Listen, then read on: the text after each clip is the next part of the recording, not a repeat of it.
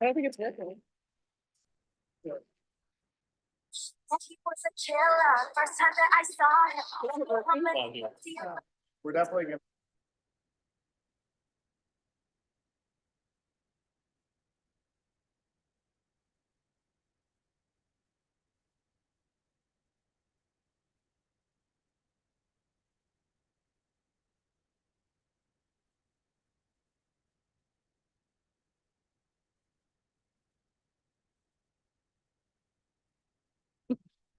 Oh, man. I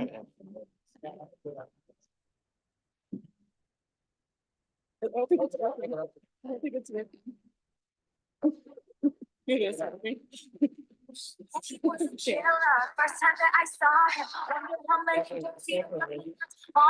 don't think it's working. No, it's It's working for working. Shannon. All right. Is it, are you working yet? Okay. Logging into unlock. Triaging. Okay. We're going to be a few minutes late tonight, guys. We're working on a technical issue over here.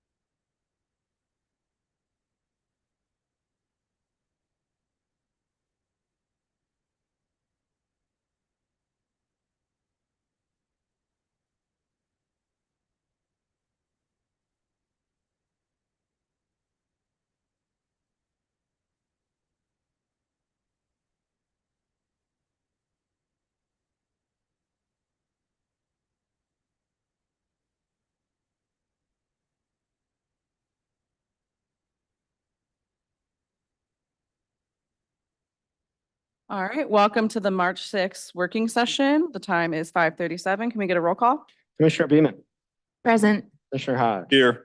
Commissioner Labar, Here. Commissioner Light, Present. Commissioner Machewski, Here. Commissioner Robbie, Commissioner Sanders, Present. Commissioner Scott, and Commissioner Somerville. Here. Thanks, Chair. All right, the next part of our meeting is public participation at working session. Members of the audience, in person or online get 1 minute during working session. Just a reminder, at our regular meeting at 7 o'clock, you'll have 3 minutes for public participation. Would any member of the audience like to give public comment at this time? Come right up. Hi, I'm Monica Prince and I live in Ypsi Township and I am the director at the Ypsi Senior Center. This year I was overjoyed to be able to hire a team to work with me at the Ypsi Senior Center, thanks to the ARPA money that was given to us by the county. My team has a lot of good ideas. They also, we are planning upgrades to the building and to make it more accessible and appealing for those that come. There are great things happening at the Ypsi Senior Center, but in the back of my mind, I am already trying to figure out how to sustain that progress. It's great to have a team for a year, but after a year, I'm going to have to try and raise the money for more. The reason I wanted to talk today is just to remind you that a senior millage would help with that sustainability. And so please consider putting a senior millage on the ballot this year. Thank you. Anyone else in the audience? Hi, everyone. My name is Luna. I'm a resident of Ann Arbor. I know you're going to be talking about renewing millages during the working session, and I just wanted to ask that you delay a vote on the mental health and public safety millage and give the public an opportunity to look at some kind of robust report of how the millage dollars have been spent over the last few years, and give us a public opportunity to provide feedback on how the money has been spent. That's all. Thank you. Thank you. Anyone else in the audience at this time? Anyone online? Yes, Chair. First, we have Francine Alexander. Okay, thank you. You've got 1 minute. Whenever you're ready. Thank you. I'm Francine Alexander, and I live in Ann Arbor, Michigan. I have a couple, thank you to the two commissioners who invested time in answering some of my questions. I'm curious about the public safety mental health millage. I want to confirm that the deadline to get that on the November ballot is actually mid-August, August 15th. And that we do have time for the conversation that I just heard the previous speaker request. So I'd like that confirmed. And thank you very much. Thank you. Next speaker. Yes, Chair. Next, we have Jesse. Okay, go right ahead. You got 1 minute.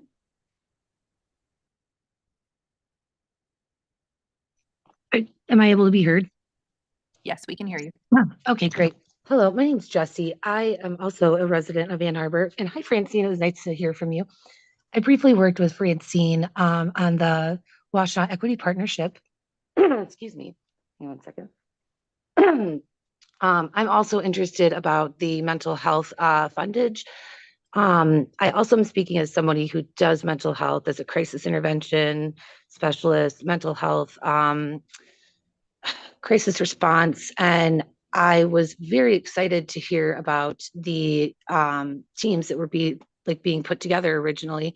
Not seen much progress on those, and I think that they would do a lot of good. And I'm also speaking as somebody who has been a participant at Hawk at Days In for like roughly a year. My mental health suffered, my physical health suffered. It was a lot. And I'm somebody who has the training to undergo these types of things. So for the people who do not have the training, it's very distressing to think about. I mean, essentially, we're willing to sacrifice homeless people to perpetuate this idea of a billionaire in our country, and it's tragic. So I would like to hear what we can do to get more happening and get more stability and go off of a housing first module instead of just buying police more guns that they don't need. Thank you.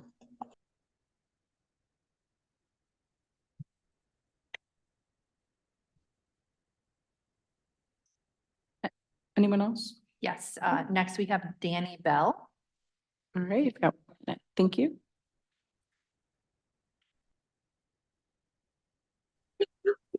Yeah, I would like to go along with what they're talking about. Um, my name is Danny Bell, and I live in Ypsilanti, and I live in the township of Ypsilanti. And community health. You would think that you guys would be there, but you guys actually are not.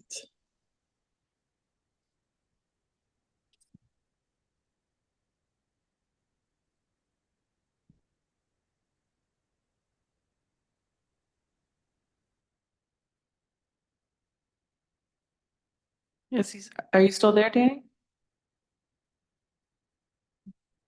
I think you might have muted yourself, maybe.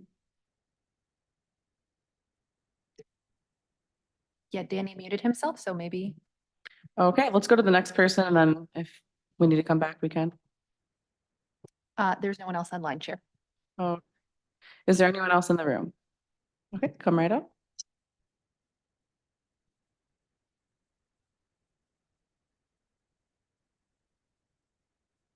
Hi, my name is Lindsay Kolka and I live in Ypsilanti City. I'm a social worker. I work in a lot of maybe official and unofficial capacities in the homeless community. And I just wanted to simply reaffirm what Luna had said earlier about the millage, the community mental health and public safety millage, that yeah, I'm just going to urge that it is not rushed into and just kind of put on the ballot the way it is. There's lots of marketing dollars that were put into putting information out to the community about the mental health side of things, but not about the public safety side. And just looking at the budget one time, personally, I was just like so disappointed and upset and wish I didn't vote for it the way the money has been spent.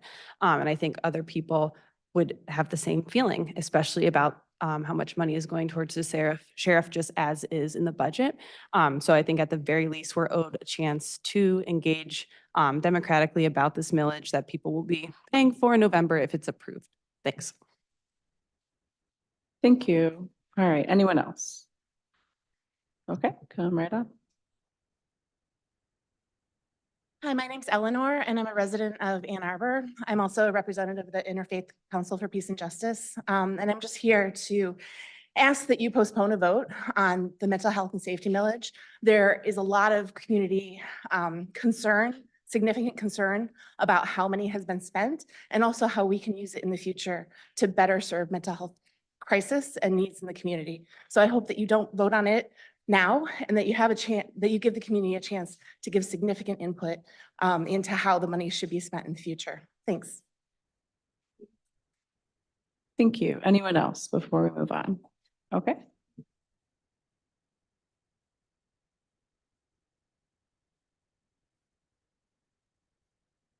Hey there, my name is Aaron. I'm a resident of Ypsilanti. And just echoing what a few people have said already, I really strongly encourage you all to postpone the vote on the mental health and public safety millage. It's, our sheriff does not need more money. He has this like $6 million stored up. And so just like continually adding to that is really unnecessary. And I feel like it's really done in bad faith. Thanks. All right, thank you. Anyone else in the room? All right, come on up. Dirk Mayhew, Ann Arbor. I'm not asking you to postpone the vote. I'm asking you to work on the wording. Everybody I talked to, my friends, family, coworkers, if they remembered the millage, they were a hard no because of the way things went. I think you can fix it. It's a noble goal and we'll support you. Don't delay it, fix it. Can you state your name and township, please? Dirk Mayhew, Ann Arbor. Thank you. I knew that. We needed it for the record there. Okay. Anyone else before we move on? Yes, Chair, there's another hand online as well. Oh, Okay. Is it a new name or? Okay, cool. All right, let's finish the one in here and then we'll go to the online and then public comment. Hi, my name is Karen Holman. I live in Ypsilanti Township. I'm a former worker at CMH and I would like more discussion. I just want to put this possibility on the table of separating the mental health from public safety, so that there's not confusion, and then you won't need to like refund money to the separate, separate municipalities that aren't supposed to, don't have services from the sheriff. Thank you. Thank you. Next. Yes, Chair. Next online, we have Tricia Duckworth. All right, go whenever you're ready, state your name and city or township. Hi, yes, my name is Tricia Duckworth. I'm a resident of Ypsilanti Township. I guess just like others that are there advocating, we would ask if you all could slow this process down and really come alongside the community as it pertains to this millage. The wording on it, as just stated, is a little problematic. And just that much money going to the sheriff's office over and over again when there are so many things within our communities that really need attention. It just seems problematic. So we would just ask if you all would just slow this process down, come alongside community and find out exactly what the needs are so that you all could execute them properly on our behalf. Thank you so much. Thank you. Do we have anyone else online? Yes, we Okay. do. Next, we have Ryan Henyard.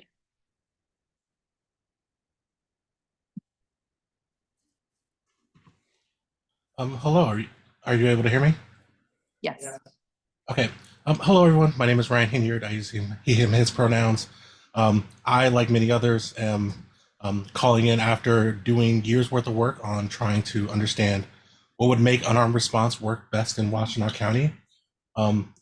Through all the research and work that community members have done across all of our social service safety net, through other partners across a number of our social services organizations, people on the ground, and people who've been just impacted, I think it's really important to separate out some of these things away from law enforcement aligned initiatives. I think it's entirely possible to do all sorts of the good work that's intended through the millage, through existing entities that are already in our county, or through purpose-built organizations that don't have the same kind of trade-offs or uncomfortable alignments that prevent people from seeking service. At the end of the day, what we want is for people to seek and to acquire the help they need, and our current alignment prevents that from being so. All right, thank you for your time. Thank you. Anyone else? Yes, Chair. Next, we have Smith.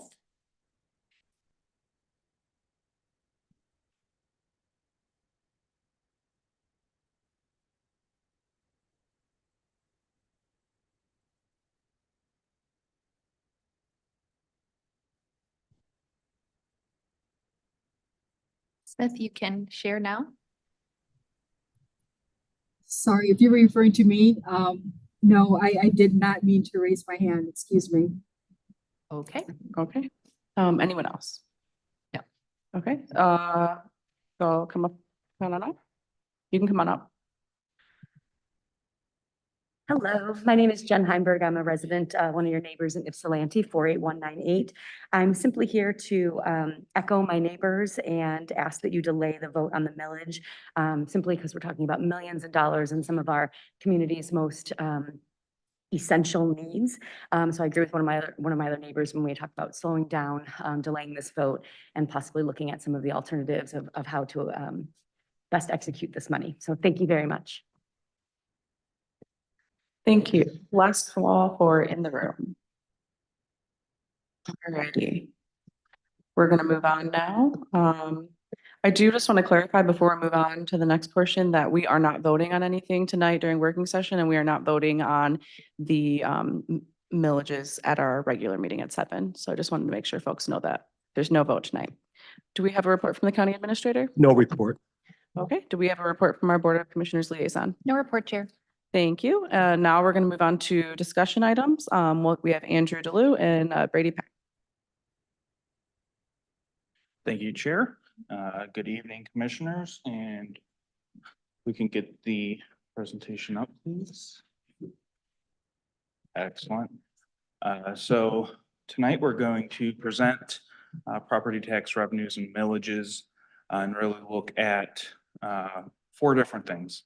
Property tax revenues, sources and challenges that we face here in the county. Extra voted millages, there are currently 8 of them here. A senior services millage proposal that was directed through a resolution in 2022. And the chair's proposal for consideration of millages this year. So with property tax revenues are our second largest source of revenue across all governmental funds in Washtenaw County, behind only state and federal revenue.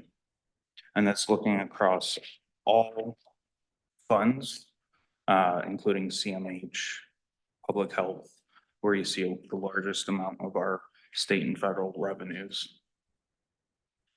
This is comparing where in 1994 to 2022, which is our most recently available audited financial statement. In 1994, we relied on property taxes for about 22% of our entire governmental fund operations, or $36.5 million. In 2022, we relied on property taxes for 37% or $131 million of our operations. So we are increasingly relying on property taxes for our revenues.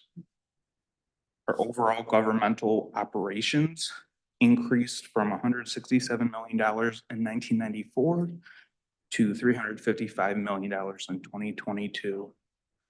That number is approaching $400 million today.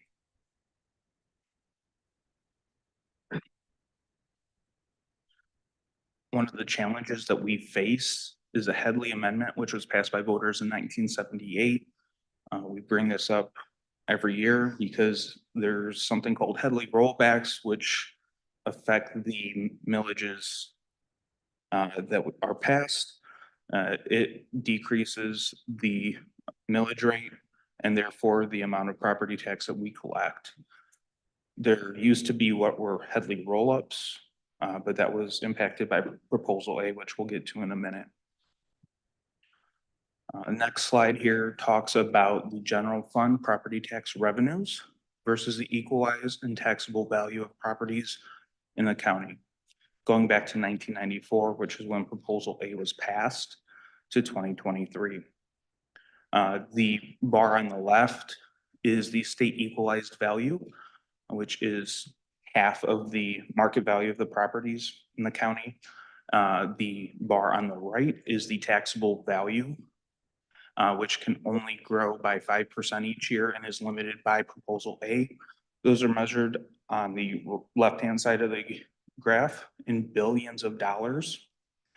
On the right-hand side of the graph, that measures the blue line, which is the general fund property tax revenue in millions of dollars. So in 1994, we collected $32 million, and this is looking only at general fund as opposed to all governmental funds, which is a discrepancy between the 32 million in 94 versus the $36 million in the previous slide. So just looking at the growth over time, and we'll get to in a second, looking at the disparity between the state equalized value and the taxable value of houses and properties that limits how we can tax and get that revenue. Proposal A was passed in 1994. There are a number of tentacles that really restrict how we are able to collect taxes, restructured school funding, eliminated the possibility of the Headley roll-up, which during a recession and property values came down before Proposal A, we could do a Headley roll-up where the Headley rate could increase back to the original levied rate. We no longer have that ability due to Proposal A. Proposal A also restricts property tax increases to the lesser of 5% or the rate of inflation.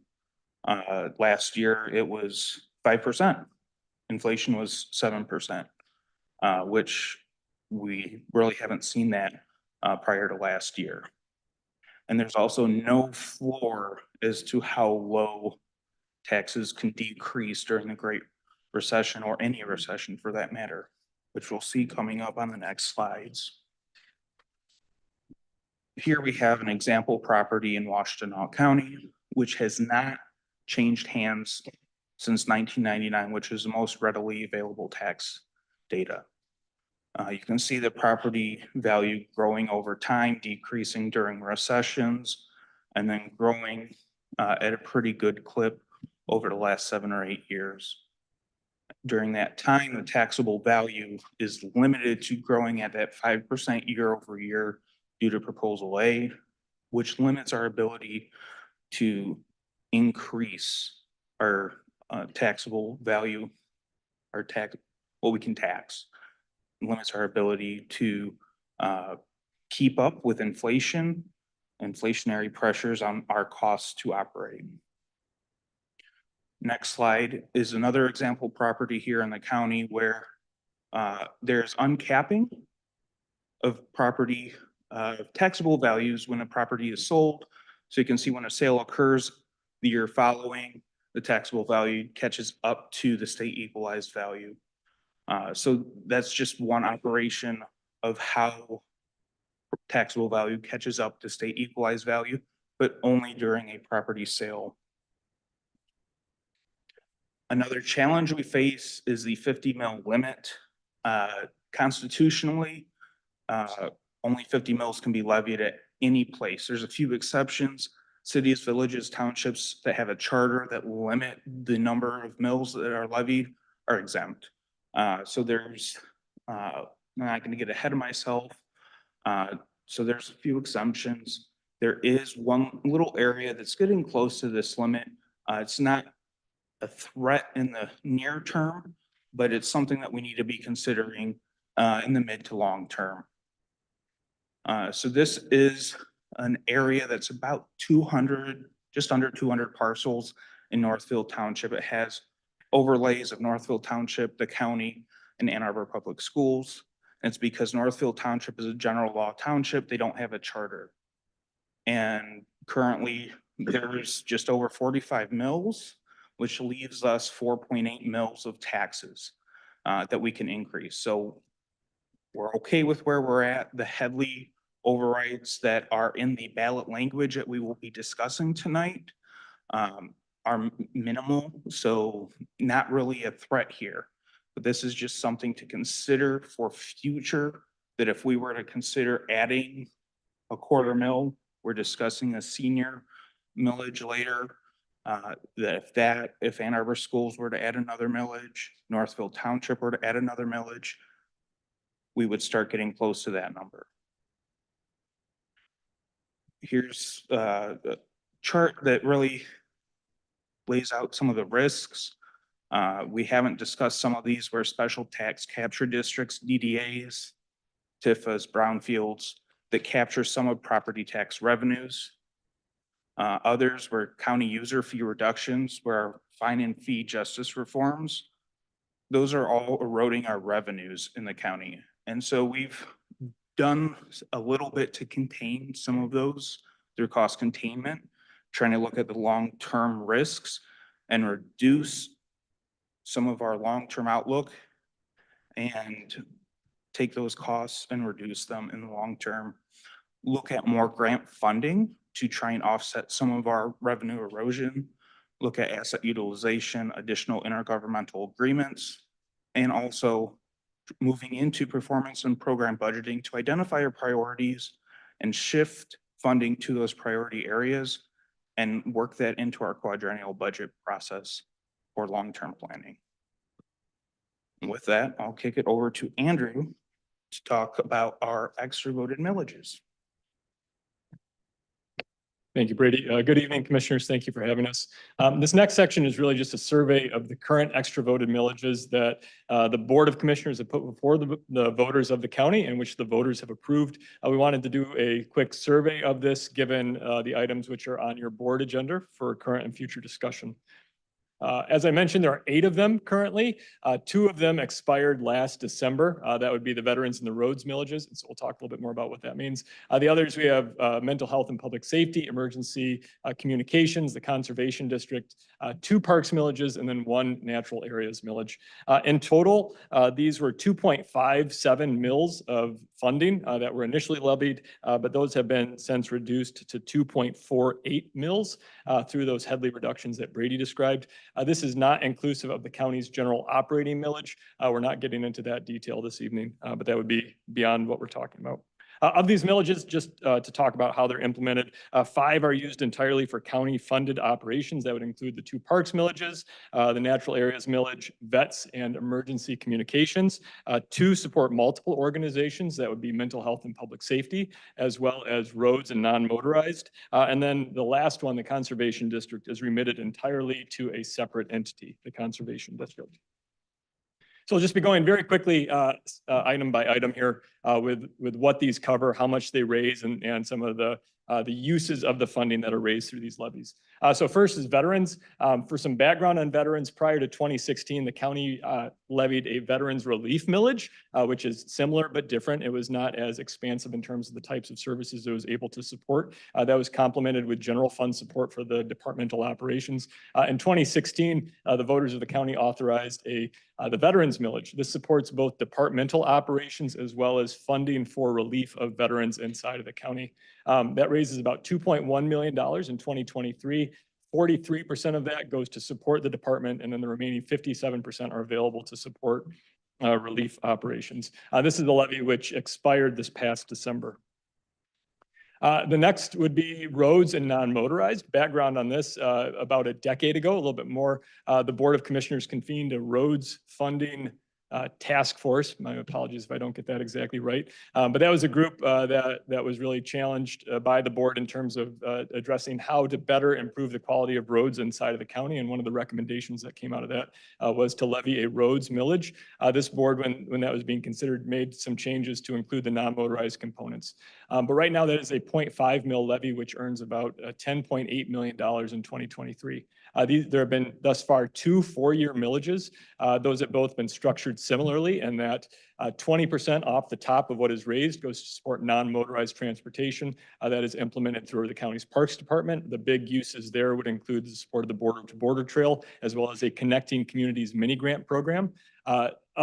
Of the next portion of this is funds are remitted to cities and townships, which are responsible for maintaining the road street systems in proportion to what is raised there. The condition there is that 50% of those funds need to be used to support projects with non-motorized components. And then the remainder of the funds are distributed to the County Road Commission. And then they use those for projects countywide. A goal that they have in terms of the distribution of those funds is that they are also seeking to return funding equivalent to what was raised inside of a specific jurisdiction. The condition on that is that 25% of those countywide projects implemented by the Road Commission have a non-motorized component. This also expired in 2023.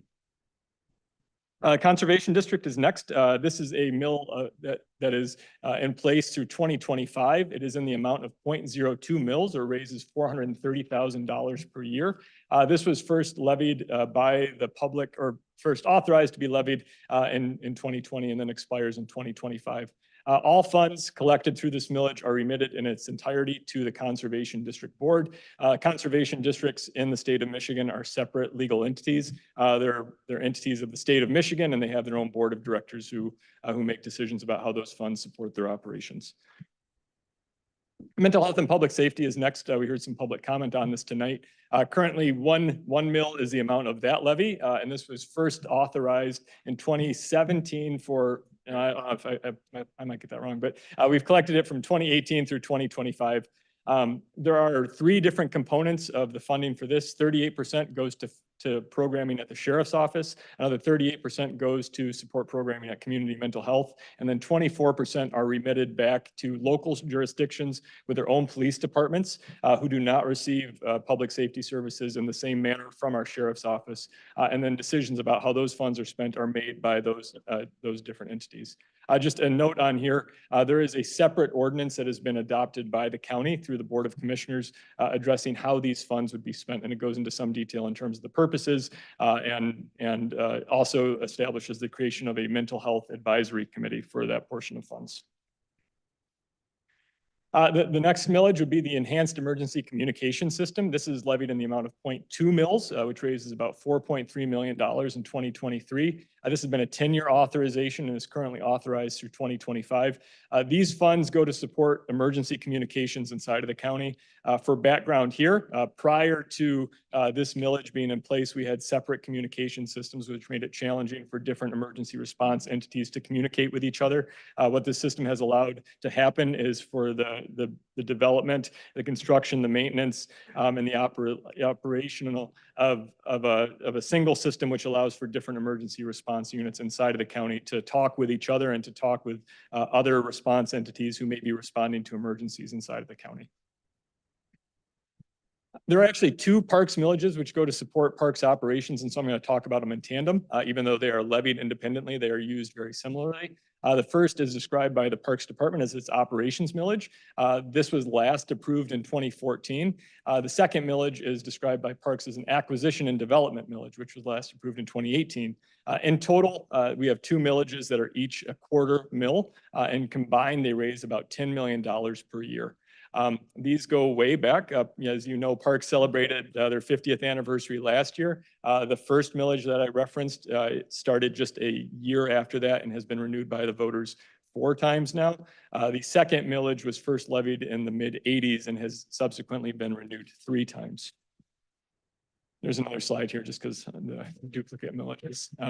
So funds are used to support parks and are included in the parks budgeting process, which is, as you all know, overseen and supported by the Washtenaw County Parks and Recreation Commission. And then finally, we have the Natural Areas Preservation Millage. This is also administered by the Parks Department and is also in the amount of a quarter mil, which raises about $5.4 million in 2023. The difference there is due to the initial date of the levy and the impacts of the Headley rollback over time. But this is used separately and doesn't support parks, but rather supports the acquisition and maintenance of the natural areas around the county. This one is currently in place through 2030. So the next item that we want to talk about, and as Brady mentioned, the board previously adopted a resolution requesting the administrator to develop a recommendation for a senior millage. We thought, given the topic tonight, this would be the appropriate place to introduce that recommendation to the board, given that you all are talking about millages. So for background, that resolution was adopted in 2022 and specified 2 things that we need to come back to you with. First, ballot language for a half mil proposal. And so we've got that covered and we'll be getting into that shortly. And then secondly, you also asked, or your predecessor board at that time asked for some recommendations in terms of how that could be implemented and how a millage, if levied, could be put into place by the county. And so that's what we're here to talk about tonight. Or part of that anyway. So just for background, as we were preparing this, we wanted to do a survey of what else is being done by other counties around the state. You have heard from the Commission on Aging and other groups that there are many counties who have senior millages or some sort of equivalent in place. This is a table here showing the 15 largest counties in Michigan, their relative populations and if they have a millage or not. And if they do have a millage, how much does that raise in terms of the size of their population? In terms of the operating models, we really found 3 different kind of standard types as we were doing this research. The first is that there is some sort of mechanism where the whole of the funding and the whole of the programming is administered by contract with another entity. I think the best example here would be Kent County. They have a contract with their area agency on aging, which is the AAA of West Michigan, to do all of this work. And so that group then is responsible for receiving the funds, the contracting process, working to distribute them, all of that. The more common model, though, and I think this tracks with more of the typical size of counties who have such a millage, is administration by county staff, or on the third one, a direct allocation following an RFP process by the Board of Commissioners. So items 2 and 3 are really different flavors of the same kind of approach in terms of an internal approach. It's just the level of dedicated staff made available to support this work. I will say we did look specifically at given that the County Board of Commissioners has established a Commission on Aging, how those types of advisory bodies can interact with this work. And what we found is that advising happens independent of the type of operating model that is used here. So with that, the recommendation for senior services ballot language, I will say this is in a presentation form tonight. We have worked to draft this language as well and can have that available upon request. But we have prepared this so that it would be, ready to be put on a ballot should the board decide to move ahead. But the purpose at this point is very broad, given the direction and the past discussion that we've had from the board, and it would just be used to support adults age 60 and older that reside in Washtenaw County. Some other things for the board to consider would be if there's any restrictions in terms of the types of programming or the types of services that that you all would want to offer, things like transportation or healthcare or food or senior centers. We did not restrict this at all, and we're intentionally broad given the language that came to us from the board. The levy amount and revenue generated aligns with what the board asked for, and that it would be $500,000, which would generate approximately $10.9 million. That is the amount which would be raised if that were to be on the 2024 ballot. We've made no presumptions about that, but that's the calculation, and that's in alignment with what you've seen of the previously shared millages. And then in terms of the use of funds, right now, the language is also broad in terms of how we would implement that. And that's another place where we would be looking for more direction from the board. But we've tried to take a broad approach and talk about the opportunity for county staffing to be involved, to work with the Area Agency on Aging, take advice from the Commission on Aging, or if this board wanted a different framework put in place to give the leeway for that as well. But this is, again, one where we think we would need more discussion would be appropriate. Regarding the operating model, the recommendation from us is that there would be staffing dedicated to support this work and to make sure that it is done in a prompt and efficient and thoughtful way.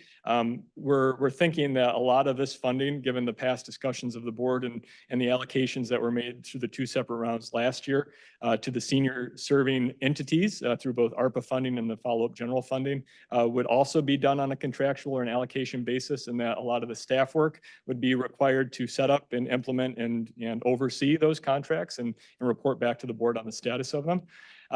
We think that would happen through an RFP process or some other procurement process, and that ultimately those funding recommendations should come back to the Board of Commissioners for approval. We see the Commission on Aging, thinking about them as an advisory body who can support that staff work over that time, similar to the way we've got many other advisory bodies supporting recommendations which come back to the board. So this sheet then, again, is that same table that I shared earlier and shows how a Washtenaw County millage levied at 0.5 mils would compare to the revenue amounts and per capita amounts raised elsewhere. I'll note it would be among the highest in the state, and that's not a judgment of right or wrong, but rather it's just where that levy amount on Washtenaw County's tax base returns and how it comes in. For your information, the 2 different funding rounds that we had last year totaled about $6.8 million between the ARPA funding and the general funding. Of that, $2 million was for capital and $4.8 million was for services. The board actually awarded $4.7 million, of which $1 million was for capital and $3.7 million was for services. So this would exceed what the board allocated last year and what was requested last year by several $1 million. And then finally, our last section is regarding the proposal for board action on this. And I think with this, with the permission of the chair, I'd like to turn it over to Chair Hodge. All right, everybody, my turn. Oh, that is loud. These new mics, I get used to this. All right, so can you go to the next slide? Thank you. So in thinking about how we're going to address the various millages that have either expired or are up for expiration, there were a few things that I thought about: the total number of mills and the total number of millages that would appear on each of the ballots. Something else for us to consider is that because of the new 9 days of early voting, we're not really in a position to do off-cycle millages, like how the public safety and mental health millage ended up on the 2017 ballot, and the county did it as a special election and paid for it because we would have to pay for it. I think it only ended up costing about $150,000 to run that special election, but because of the changes in voting laws and having the 9 days of early voting, if we were to ever do a millage or a special election for a millage, if there's not anything else in the ballot, it would cost us $500,000. So as we go forward, we're probably only going to want to look at doing millages on even numbered years, so we could use the state rep elections and the member of Congress elections. So there would definitely be an election everywhere in the county. We're also in a really unusual situation with the timing of millages, where there's not going to be another time where there would be 5 that have expired or are up for expiration. So it's pretty challenging because we don't know what local millages will pop up. So go to the next slide, please. Well, before you do that, these are the deadlines that we have to have the language to the clerk by for each of the ballots. I'm hoping that if we're gonna move forward on whatever set of millages that we move forward on, that we could handle them all at once and then be done with the millages, so the community would know what to expect with each election coming up. So the next slide will show what I'm proposing in terms of which election to put each set of the millages on there. And again, I try to be conscious of what the total number of mills would be and then the number of them, and also thinking about the electorate in each of the elections. So we would have veterans, roads, and non-motorized and conservation district in August, and then in November, the 800 megahertz mental health and public safety all together there. The other thing to keep in mind about this is that parks they wanted to come up now. I don't have that in the recommendation here because I've heard from some of you that you only want us, because there's already 5, that you would want us to only move on the ones that absolutely need to be moved on now because they've expired or are up for expiration. Parks doesn't expire to the end of 26, but I know that there are some operational challenges that they would have if we didn't put them up now. So we could certainly put them up, but these are the 5 that if we don't vote on them or put them back on the ballot this year, they have expired, so we would cease collection and they wouldn't be a renewal anymore, or the other ones expire at the end of 25. Parks expires at the end of 26, but it could still go on here. That's all I got. Back to, that's the end of the presentation too. Awesome, thanks. All right, I had Commissioner Rabi in the queue. Thank you, Chair. I've got a lot to say about this presentation, but more so about the millages themselves, and I'm not quite sure where to start, but maybe I'll start with the simpler, smaller things. First of all, I would strongly recommend that we put the Parks millage up for approval, and I'm deeply disappointed that it is not on the recommendation. We've always done 2 years early on the Parks millages, and it does cause operational issues, as you mentioned, Chair. And so I hope that you and my colleagues will reconsider that recommendation and ensure that our parks have the resources that they need moving forward. So I am disappointed to not see that on there. I hope that will change moving forward, and I will keep my comments. I'm trying not to get too elevated, but I really think that that is an oversight that needs to be put back on there. Hopefully we can have an opportunity to discuss that further. As for the senior millage, I gotta be honest, like I'm kind of tired of the county raising money, putting our, political capital and our vote on the ballot to raise money to then just turn around and hand it to outside agencies. And so, I don't have any disagreement with the concept of a senior millage. But what I would like to see with that in terms of a framework is not that we're turning around and giving the money to outside agencies, but that we're actually spending the money as a county to provide senior services. And as I've said to the activists that have met with me about the senior millage, I would like to see those dollars actually be spent on standing up new programs for seniors, and specifically seniors that are in need, low-income seniors that are, struggling with the fixed income.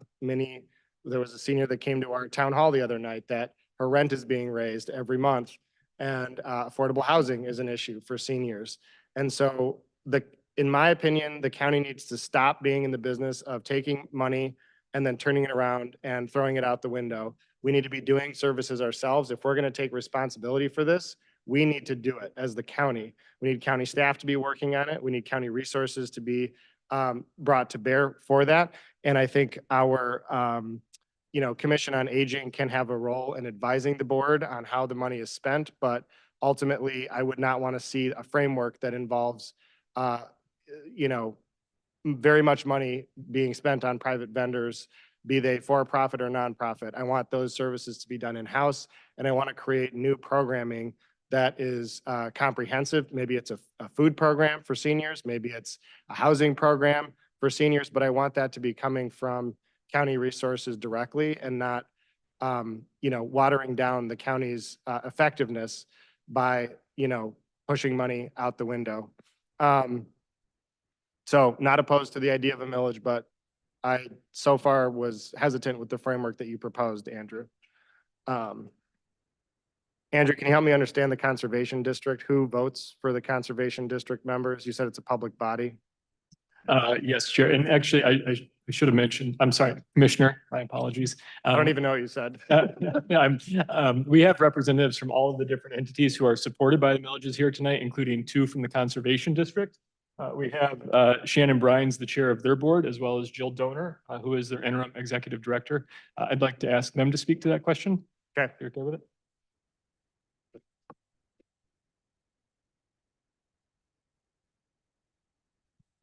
Welcome. Would you like to repeat the question? Oh, I'm just wondering, so since the way that Andrew framed it, you're a separate governmental entity and you have an elected board, who elects the board? The citizens do. Anybody can vote. We have an annual meeting each year, and anybody from Washtenaw County can vote for the board. So is that, I'm just wondering, like, is that how it's done in every county? Like, is that how state law prescribes elections to happen? Correct. Okay. I wonder why they didn't make it be like an elected position. Like, if it's another governmental entity, why not have it be elected at the ballot? It has an interesting setup and an interesting history Mm-hmm. for Yeah. all conservation districts. There are 75 of them in Michigan, and this is how they are all operating.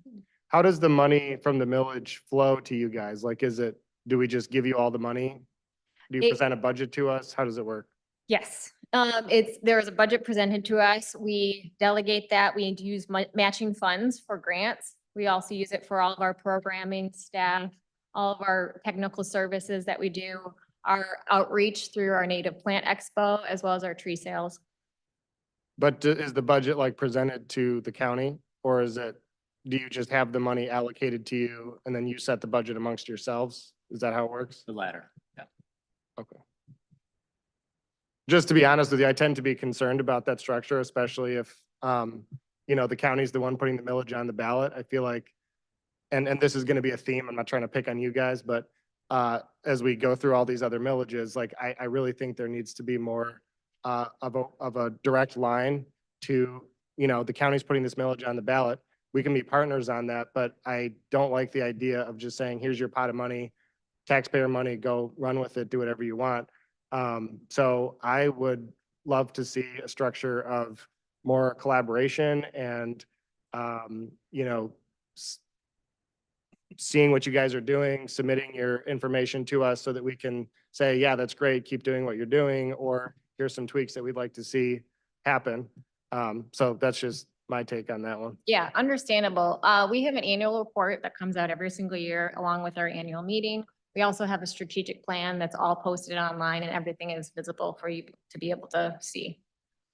And I would add, with the creation of the county's climate plan, there's been some discussions and some collaborations there. We feel like we have a role that we can sort of support that climate plan. In 2023 alone, we distributed over 45,000 trees in the county. And so that goes a long way for those climate initiatives. I'm certainly not disputing that the work you're doing is important. I certainly agree that. Understood. And, given my background, I support what's going on. What I'm speaking to is more of a process perspective.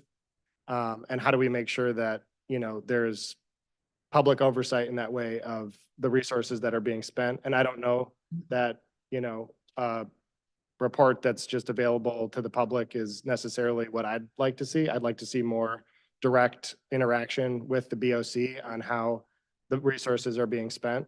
I don't have any problem with how you're spending the money, but just, it's a theme of what I'm going to be looking at on all these millages. I do have more comments, but I can wait for the next person if you'd like. No, you can continue. I have Commissioner Labar after you, and then I don't know if other folks want to get in the queue, but, okay, Commissioner Scott. So yeah, continue. Okay. I promise I won't pick on every millage, but the main one that I want to have an opportunity to talk about, and that has been causing me a lot of heartburn and consternation is the public safety and mental health millage. I will say that I've had some productive conversations within the last couple of weeks with some of my colleagues about ways that we could potentially change the millage and still allow for it to be a renewal. But as it stands, if we don't change the ordinance and we put the language up as it is, I do have severe concerns and reservations about how the money is being spent. And largely it comes down to a process perspective, once again, making sure that the Board of Commissioners has a say in what's going on with this money. I feel like we've taken a very hands-off approach. And to a degree, I question how that sits with taxpayers. I think we've heard today at this meeting some feedback that is in line with that, and I've heard plenty of feedback as well. I do not agree with the concept of saying a quarter of the money is allocated to the cities or the townships that provide their own policing services. I think that is not a correct way of doing things. And it has led to the money being spent on non-public safety and mental health related operations within those communities. I very much disagree with that approach. And without, again, changes to the ordinance that will lead to more guidance from the county on how that money is spent, I don't think I can support having that component of the millage moving forward. In my ideal world, we would reformulate a new millage that focuses on mental health, that focuses on the services that are required that surround mental health, things like housing, things like food, and again, focusing on ways that the county itself can provide these services to our citizens. $15 million to $18 million a year is a lot of money. And I would much rather see those resources be fully spent on making sure that we have not just adequate access to mental health services in the county for everyone, but also proactive access to our unhoused community, making sure that we're connecting those individuals with housing resources, but then also using some of that money, frankly, to create new housing opportunities for people, because housing and shelter is directly related to mental health. And I think that can definitely be part of this conversation, as is access to food, as is access to making sure that, people's bills are getting paid, and that they're able to stay in their homes, that they're able to pay their mortgage. I think these are all part of the conversation that we should be having with this. I am very concerned. I mean, I know some of the folks that came and spoke today were talking about, wanting a better understanding of how the money is spent. I too would like a better understanding of that. However, we did have a presentation at a former working session. I believe it was in September. I had it pulled up. I have to log back into my computer to get it back up here. But we did have a presentation where they did run through some of the line items. And I was shocked and very concerned to see some of the uses of the money, frankly. A significant amount of dollars were spent on the jail, were spent on cameras, were spent on body-worn cameras for law enforcement officers. $250,000 was spent on rifles for law enforcement officers. While I agree that there is, well, let me just say that there's, some folks have said, when I voted for this, I thought it was, more as a mental health millage. And, while the language is what the language is, and it does say public safety in there, I will say, to acknowledge and honor what has been said by the residents, that this was sold to at least us in Ann Arbor as a mental health millage. And so I would understand why many of my constituents would have gone to the ballot box thinking that this was focused on mental health services. And frankly, I think it should have been. And so I want to understand how we can refine this millage and learn from our mistakes and make sure that no more money is going to buying firearms for law enforcement officers from this millage. I think that is not a good use of millage money. And I would not support renewal of a millage that includes that even allows the opportunity for those expenditures to be included. In addition, obviously the jail upgrades that are in there, the body worn cameras, the cameras that were installed in the jail, the resurfacing of various surfaces in the jail facility. Again, I don't know that meets the line that was sold of it being a mental health millage, and even the public safety components being that overlap between mental health and public safety. And so I really feel that we need to draw a pretty strong line. If we feel that we can't change the actual millage language that's on the ballot, then we need to draft a very strong ordinance that puts strong limitations in place to prevent the usage of these dollars for those types of purposes. I do have more to say, but I feel that I'm wearing out my welcome, so I will hand it back over. I don't want to rush you. I don't want to rush. I mean, I have two more people. All right, I'll go to Commissioner LeVar. Thank you. Thanks, Chair. I will try and rush just out of the constraints of our working session tonight. I think Commissioner Robbie and some of the advocates who have spoken tonight, I think some of the folks we will hear from in the future spell out with great candor the sentiment of the need for more work in refining the mental health and public safety millage in terms of the structures around it that can help us achieve those outcomes and help speak to some of the concerns that have been raised while preserving that vital tool that allows us to have the capacity to address some of them. I was looking up on Wikipedia, which I know is a dicey source. There are two men that I believe are most responsible for the tone here tonight. John Engler and Dick Headley. Engler, because for 12 years he ran the state and managed to sort of weasel into every administrative crack in Lansing.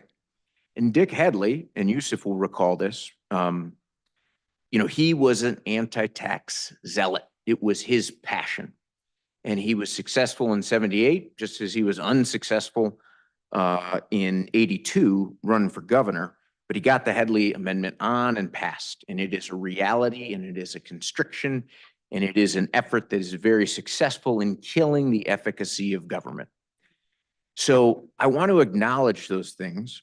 And I also want to acknowledge, especially to the audience, I've invested enough of who I am as Andy LeVar, a human being and a person, in the content of the mental health and public safety millage, and in the assurance that it was passed, implemented, maintained, and structured in a way that it could be successful.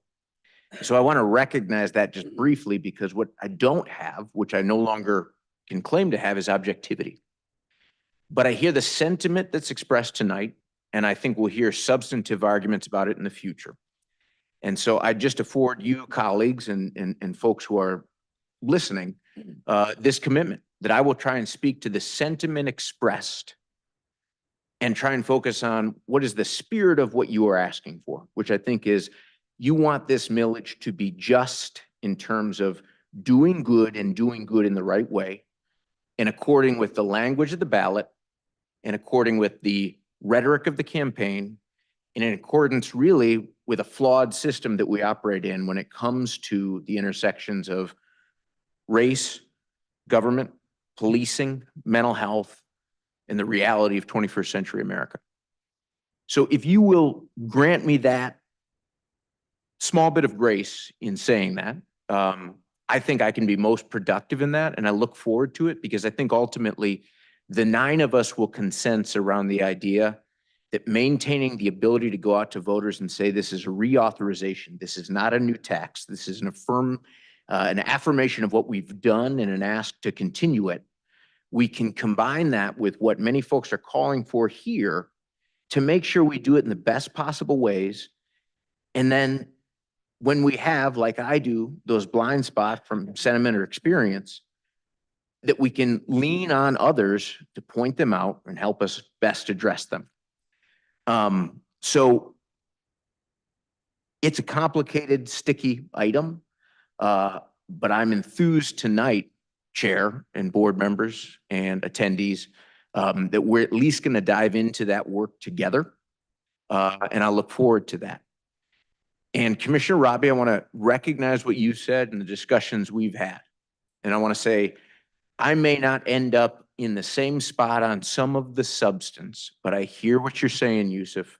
And I want to create something that gets your affirmative vote, not a tepid acquiescence. I also will say, happy to support the Parks millage if you'll work with me on that. That's no problem. Your point about custom, your point about what we've done in the past is important there. And it speaks in a way to the public safety and mental health millage in terms of what happened in this room when we got here in 2017, what had happened before, and where we were going to go in the future. And so that perspective is helpful. I appreciate it. And Chair, I'll wrap up my remarks here, but I really appreciate that you facilitated this meeting tonight. And to our Chair, Commissioner Hodge, I'd say one thing we didn't do in the past always, as well as I think it's been tonight, is present a full picture early enough in the year that we could take action, because folks will say, well, what do you mean you've got until August to do this? What we mean is, I, for one, am a very limited individual in terms of the ability of things I can do at one time. And when you bifurcate the month into 2 county commission meetings, 2 weeks apart, all of a sudden you look at that combined with a summer session where we tend to meet once a month, and 6 months turns into 8 meetings. 8 meetings that also include a number of other pressing items that we have to address. And I think, Justin, for you and for Annie especially, what you've done here tonight is ensure that we can't say we didn't have time and that we didn't have a clear-eyed look at the whole offering before us. So I appreciate that. And I'm going to lean into working with everybody in this room. Thanks. Thank you. Commissioner Scott. For some reason, thank you, Chair. For some reason, I thought Commissioner Machieski was ahead of me. Thanks so much for the presentation, everybody. I think that I'll just talk really quickly about the community mental health and public safety millage. I am a big process person, and I think that we do have time right now to think about the process of how we can improve this millage based on feedback that we're getting. I hear from people saying that they want more time to make comments on that. The community mental health meetings are definitely public, and you should go to those. I think that the millage advisory, I think they're all public meetings. The millage advisory committee is public. Go to those meetings, make your voice heard there, come here and talk to us, email us with your concerns. Be patient when we don't email you back right away. We'll get there. But I do think that there are some things in terms of process that we can do to improve this millage and make people happy with what they're voting for, because I think that it has done good in the community, and I'd like to continue being able to do that good in the community. I would like to ask my colleagues to maybe think about, I personally would like to hear from Parks about being not on this list of recommended millages, and if that's how that's going to impact them. If it's not going to impact them and we can wait to 2025, I think that's something I'm open to. I will say, as a member of the Parks Board, I didn't know about this till that slide came up. A little bit of advance notice would have been fantastic for me to understand this and be able to talk to the Parks Committee about that, rather than having it come up in the middle of a meeting and not have this presentation ahead of time. I do like to be prepared for our meetings. I will tell you that the Parks Commission, and if they want to tell us if this, how this impacts them, that's fine. But we did celebrate 50 years this year for parks. We started with 5 roadside parks in Linden Township. It is expanded to an admirable program. And I will say that in COVID, some of us, I'm not the only one, took out to the parks in Washtenaw County and walked a lot of those natural areas, and that they were maintained amazingly for the entirety of COVID, for those really dark times when you felt like all you saw was your living room and you got out into the nature and the park system that was unbelievable. The park system, and the Parks Board and the staff at Parks, I think, have their eyes on equity so keenly. We talk about it. There are amazing advocates at the Parks Department and on the Parks Board to talk about equity. We every year want to support the Learn to Swim program at Rutherford. We started the East Side summer camp programs that has field trips to the Charles H. Wright Museum of African American History, had athletes from WEMU football come and talk to them. We just had the Stabler Farm opening, Rolling Hills, which is a huge part of the community. We also expanded the Learn to Swim program to Mary Lou Recreation Center. The parks also supports the Learning Lab, the Washtenaw County Literacy, taking nature hikes for people learning English to help expand their vocabulary and meet people. And additionally, the Parks Department has made a major commitment to the East Side Rec Center coming up. So parks, I think hearing more from you about putting this off the ballot this year, about how that impacts you, will be helpful for me to know whether we should be looking to put this on the ballot this year or not. I don't know, Coy, if you're prepared to answer that right now, but if you're not, you could come back and tell us an answer too. I'm putting you on the spot. No, Sorry. thank you. Appreciate the opportunity. So I'm here as well as Coy Bond, Director of County Parks, along with Megan Bonfilio, the Deputy Director, as you know. So I appreciate the opportunity and all the kind words about what we're doing at County Parks. One thing that you mentioned is the option of us holding off and going in 2025 for our millage renewal. But the way I understand it, that is not an option because that would be a special election. So if we don't go this year in 24, it's pushing us off till 2026. And I've talked with several of you already that is not ideal for us for a number of reasons. It takes us out of our natural cadence. We've always been approved on the 4s, I like to say, for this millage. Our other one is on the years ending with 8. So it takes our cadence and then pushes all 4 of our millages in a very tight time frame around 2028, which, as you know, voters get burned out. They're hearing about parks constantly and having to vote for our millages. That's not a good look. Another big thing we're concerned about is the many good projects. You mentioned several that are in our capital improvement plan that our commission has, the Parks Commission has a pretty conservative policy on our fund balance, that we don't want to be caught with the millage being turned down and not be able to keep what we have. So we keep 1 year of our millage fund until a millage is approved. So over the next 2 years, we have over 10 million in projects that, if we stick to our policy, would have to be, postponed until we know we have an approved millage, and then we can spend that money down. We have time to build it back up before our next millage. So if possible, I submitted the request to be in November of this year. I know that, and I respect what you have a lot of things you're trying to balance, a lot of millages coming up. I understand that. We are hyper-focused, as we should be, on parks, but we know we need to fit into the bigger picture.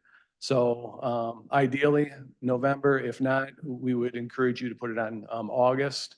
And if we have to be pushed to 26, we will try to make that work. So Megan, do you have anything to add? Thank you. Thank you. Thank you, Chair. Thank you, Commissioner Hodge. Thank you, Madam Chair. I just wanted to reiterate that the recommendation that I put out there is for the ones that have expired or are up for expiration by the end of 25. I've got nothing against the Parks Millage. We had I thought, a fantastic conversation yesterday about it. And we're gonna have to balance, 6 millages potentially, maybe more, or pushing that one until 26 when it hasn't expired yet. Part of the reason why we're doing this today and why we have discussion about millages broadly when we get to the board meeting is so we can talk about this exactly, like all the millages, what people feel. The recommendation was just a recommendation. If people feel strongly about putting parks on there and having 6 millages or roughly 6, that'll come back. We'll come back with that next meeting. Totally cool with that. Thank you. Anyone else? Commissioner Lay.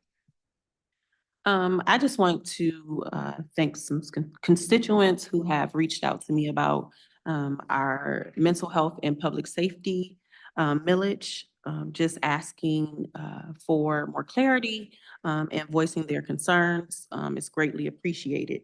I just, just thinking about it, our mental health and public safety millage go hand in hand. There's just some things to keep in mind that the reserve, or AKA the fund balance that is with our sheriff's office. I just want everyone to remember it's not a fund balance that FUN. Our sheriff's department and office is not having fun and just doing whatever it is that they please with that reserve. It's accounted for. It's public information. You can contact the sheriff's office and request to have that information in those details. So we just have to keep in mind that it is not a fund, FUN balance. It is a fund or a reserve. And if our millages don't pass, we are going to, as a county, be doomed, because that reserve is going to have to pay for the services of mental health and public safety. So we just need to consider all things. I am absolutely for making sure that our wording and clarity and information about the millage is precise, that it is what it is supposed to be. But we need to remember how that fund balance is utilized. It's public information. The sheriff cannot just utilize those funds for whatever he so pleases.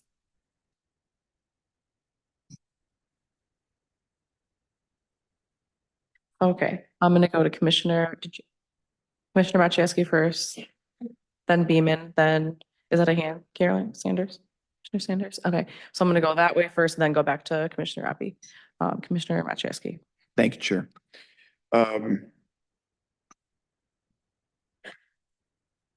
I wanted to first note about the senior millage. I appreciate the information this evening coming forward to us. And I just like to share as well, the Commission on Aging has now recommended a senior millage to us and have done extensive work and research on this matter. I would simply like to give those advocates who have been working on this issue. I mean, I'm in my 6th year here. They've been working on it before I got elected to this position. They have been a very dedicated group of people. And I would like to see this body at least take a vote and either tell them yes or no. I think they deserve that. They've put an incredible amount of time and thought and energy into proposing something that impacts 1 in 5 residents of this county, potentially through millage. And I will offer to the chair to be part of discussions or a task force or whatever you feel is appropriate to craft a proposal, a potential way of administering this, or a method or a model to bring forward to this body for consideration. And I appreciate Monica, who's come to many of our meetings and offered public comment. I feel very strongly about this issue, and it's not just because I run an area agency on aging in a different county, but when you go out and deliver meals, when you see people that are experiencing transportation issues and cannot get to a doctor and are having their health and their very lives impacted by that lack of transportation, when you see people who move out of their homes because they can't afford simple repairs, it touches on so many of the issues that we discuss at this table. I think the advocates that have been working on this deserve that vote, so that our senior centers and those that are delivering these services don't have to spend so much of their time going around begging for grants and begging for donations. but can actually provide those services in our community. So I very much want to be a part of that conversation, and in the vein of what Commissioner Labar said, hopefully bringing something forward that people can enthusiastically support for our voters to consider on a ballot. On the public safety and mental health millage, I will say that this has been a topic in my district since it was first proposed. And the first time I ever met Commissioner Labar, he was in the district I was running for, talking about this particular issue. And there are many voices in my district on both sides of this question. But what I do know is that 4 of the 7 municipalities that I represent have the sheriff's office as our provider of patrol services. And I very much appreciate when they can be there when there's a rollover accident on North Territorial, when there's a break-in at somebody's home, when there's a domestic violence situation that needs a response, and many of the other things that the sheriff's office does. And that is only possible in these municipalities, these non-charter townships, through this millage. And to give you an example of how the residents in my district might look at this, Dexter Township just approved their police millage, which pays for the township's portion of these police services with 81% of the vote. Pretty important to Dexter Township. They also approved the fire millage with 85% of the vote. So I very much would like to work with Commissioner Labar and those that are interested in coming up with something that we can bring forward that hopefully we can all stand behind and put before the voters for their consideration on the ballot as well. I very much appreciate Boy Vaughn's comments about the Parks millage. We really do have a critical mass here, but I greatly appreciate putting these issues before voters now, rather than having to pay $500,000 to do it in an off year. That's not fiscally responsible. So the idea that we have to put these together is not the most ideal situation, but I think it is the responsible thing for us to do. And so I'm very interested in many of these millages in a very deep way. I would hope that the chair of working session and the chair of the board could potentially find us ways to make sure that we have the discussions I think we need to have on these quite important issues prior to the deadlines coming. So I'll conclude my comments with that, but thank everybody for coming in and commenting tonight. I think this is the biggest working session turnout we've had in quite a while. Chair, thank you very much. Thank you. And in case I don't get to make comments later, I just want to co-sign the comments that Commissioner Maciejewski made about the senior millage. Commissioner Beaman. Thank you, Chair. I'll try to be brief so you can have some time for comments. I also am going to speak to the mental health and policing millage, as that's the hot topic of this evening. Like Commissioner Maciejewski, I have 3 municipalities within my district that only receive policing services through the Washtenaw County Sheriff's Office, and one of those does include a high school.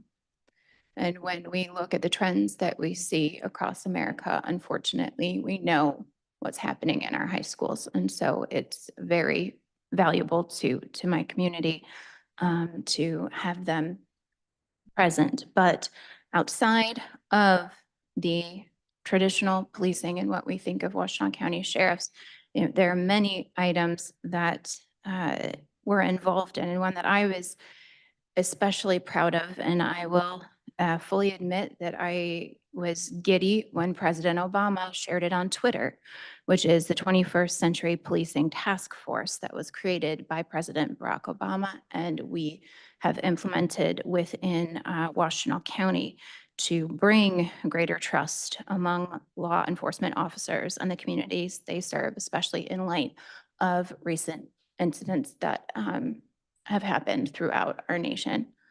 In addition to that, programs like Sure Moms, which is a weekly peer support group that brings mothers together of juveniles that are within the system.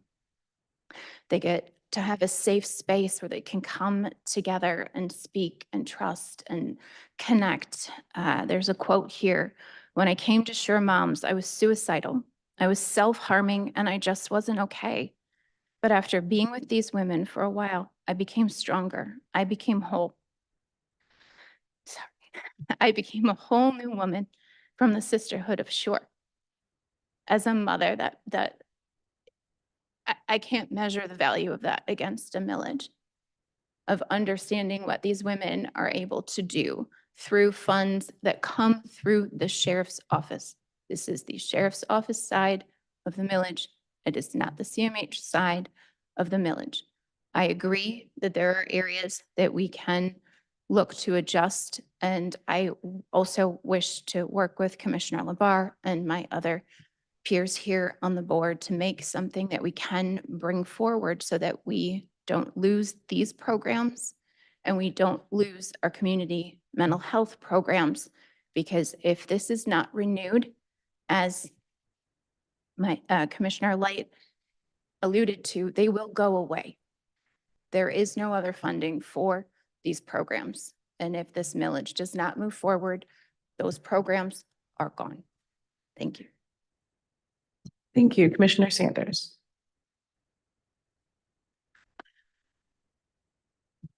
So I'm gonna start by saying that until and unless I am provided with some concrete alternatives for the public safety and the mental health millage, I will continue to support it. As someone that has people in my family that have experienced mental health issues and crises, and as the ex-wife of a former police officer, I look at this millage and some of the stresses that our community is experiencing differently. And I've not heard really, okay, so I've heard that people have concerns about the language, but I haven't been provided with any alternative language. And so this is, there's been plenty of time between the original passage and now that it's up for renewal for us as commissioners to be provided with some concrete information. I've not had anyone come and say there's been fiscal malfeasance. What I hear is that they may not like how the money is utilized. But this is, to me, it's a public safety issue that's not just about our residents, it's also about our first responders. They should have the right to go to work and come home to their family safely, because we're giving them the tools that are necessary in order to get their jobs done in situations where they have maybe not previously been provided with the training, because we've cut budgets for police training and professional development nationwide. And so how would I put this? When people come to me whining, and I'm not being disrespectful to our voters, they have a right to their opinions. But when a friend of mine comes to me whining about something, I'm either gonna offer them some cheese, or I'm gonna say, I need you to tell me, so what's your plan? You don't like it this way. So what are your options that I'm aware of? I'll say that I have not been provided with anything. And I won't go down this long road, but I will say lately I've been excluded from some communications that are important, that we should not be doing amongst ourselves as commissioners. But I don't have anything, I haven't received anything that is showing concrete reasons. It presents itself as being more personal attacks against people that are affiliated with the departments. And that's problematic to me, because I don't have to like you to respect that you're doing a good job and that you're doing the job that you have been duly elected to do and or appointed to do on behalf of our residents for their well-being. So if there are people that don't like the wording, you are welcome to provide us with some sort of alternative. But I think we're playing with people's lives here. And unless you're on the other receiving end of making a call, I mean, and I'm gonna just say this. When people say they want to defund the police, who are they calling when there's an emergency? Are they still calling 911 and expecting somebody to show up and help? I think they are. So unless you've been on the receiving end of needing some support, of having a family member that may be having a crisis, and you don't necessarily want the police to use their training, but you have an opportunity through this millage to have a social worker show up and try and de-escalate the situation, I'm just confused. And I don't think that if the sheriff's department utilizes some of this millage money for resources that they need, it doesn't have to just be targeted to mental health. It is resources that they need to respond to us who are having crises.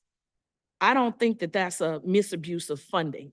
Maybe I'm wrong. You can email me after this meeting and tell me respectfully that I'm wrong. But I don't hear any fiscal malfeasance going on here.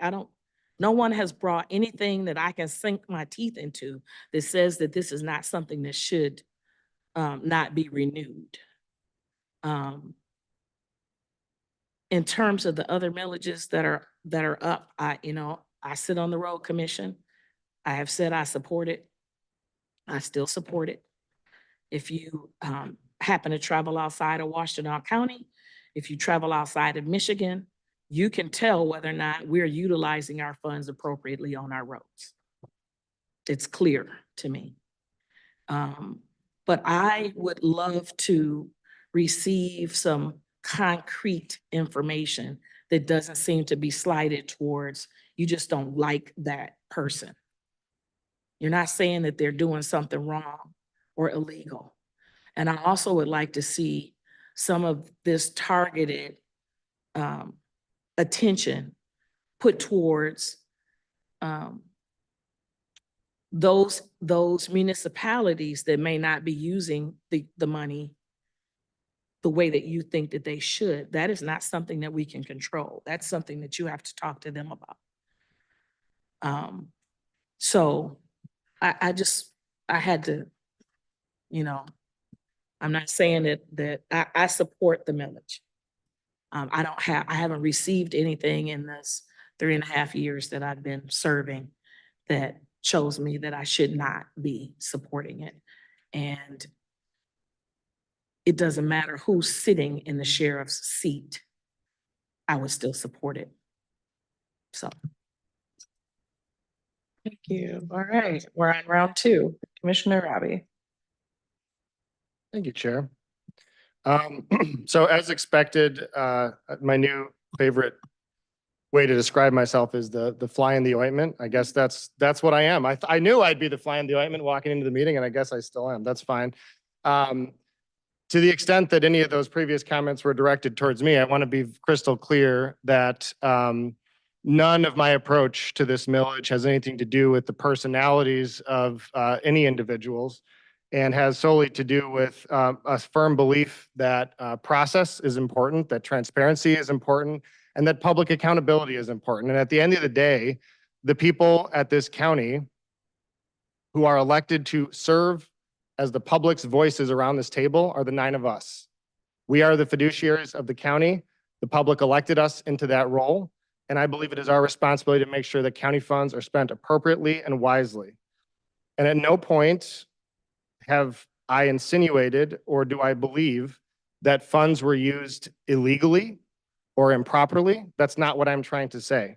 But let us be clear that every dollar that is spent for one purpose is a dollar that isn't spent for another purpose. And we say that all the time. So if we are deciding, we are consciously deciding we want to spend X millions of dollars on policing, that is X millions of dollars that is not being spent on housing, not being spent on food, not being spent on mental health. It's all about priorities. Let's be clear about this millage. And I thank the sheriff's office for providing us a breakdown. This is the first time I've seen this breakdown. I'm glad that they provided it to us. I'd be glad to make copies for any member of the public that's interested. But 45% of the investment from the millage from between 2019 and 2023, says it right at the top of the chart here, $14 million is police service grants to contract partners for police services. So this is police services for communities, basically. I personally don't see the connection there to mental health. The next item is mental health. So 17% is corrections, mental health services, and diversionary services. So that's $5 million. 13% for dispatch investment. There's about $657 million for jail upgrades. Again, this is, I believe, $300 million of that was a corrections officer duress alarm system for the jail. Technology investments, in-car videos, body cameras, $1.7 million. Perhaps a representative from the sheriff's office could explain this one. 8% is unspent millage transferred out for future expenditure needs. I assume that's the amount that was put into the sheriff's reserve fund, which, by the way, again, to the question of that reserve fund, I certainly did not mean to imply, nor have I ever said that the sheriff is using that money for anything fun. But once again, $6 million that's sitting in a fund balance that's not being spent on housing, on food. These are people's needs in our community right now. And when you're not using that money for those actual needs, I have questions. So perhaps somebody from the sheriff's office could explain what that $2.6 million is. And then $1.6 million is basically COVID pay matching ARPA money for COVID pay for police officers. And then the other line item is 1.5 million. So of this, it looks like 17% is on the sheriff's office chart here relating to mental health by their own calculation. So again, it's not to say that any of this is, an improper use of funds. It's to say that, is this still a priority for our community? This was 10 years ago that we passed this millage. And the community at the time said, yes, it is important for us to have public safety and mental health. Though, as we discussed earlier, I think it was sold differently in different parts of our community to be doing different things. And so it's 10 years later, it's a decade later. Is this still a priority for our community? That's a question only the community can answer, really. And so for me, it's about how do you allocate resources? Is it still appropriate for us to be spending $14 million on policing over this period of time, or should we spend that money on something else? And to the point that was made, to the extent it was again about me, I have already stated and will state again that I absolutely do not believe that we should be giving a quarter of this millage to our cities and jurisdictions that do not contract with the sheriff's office, because again, they did not spend the money in ways that are appropriate and in line with what the millage was initially intended for. And so when we look at this millage, when we go to the drawing board, and I do look forward to having the discussions and delving into this and understanding and figuring out what it is that we can do to make this millage better from an ordinance perspective. I want to make sure that that 25% of the money is not going to be spent as basically a check that we just give to the cities and townships. I do not support that. I do not believe that we should continue doing that. And that's not the right approach here. And so to the extent legal counsel that you can walk us through what is doable, I'd like for us to explore options. I'm okay with the idea of saying 25% of the money is reserved for these communities, but we're not going to give it to them basically as a check. Here's a blank check to do whatever you want. That we reserve that money and say, okay, cities and non-contract policing townships, apply to the county for funds for certain programs, and we will grant those funds from the board, and they're allocated to you, but we want to make sure that those funds are being spent for appropriate purposes. And so that would be something that I would love to explore as a control and an option with this system.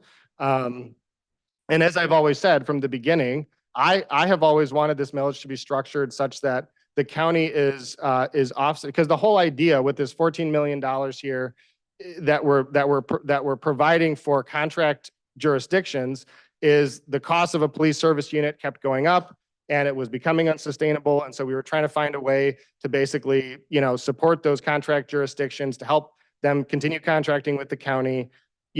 Okay, that was the initial concept here. And the reason that we're giving all this money to the cities is because they're not contracting with the county. And so this is money for those communities. But, and as I've always said since the beginning of this millage, what we should have done is to say, the county is going to cover services for these municipalities that they will no longer have to do, such as dispatch.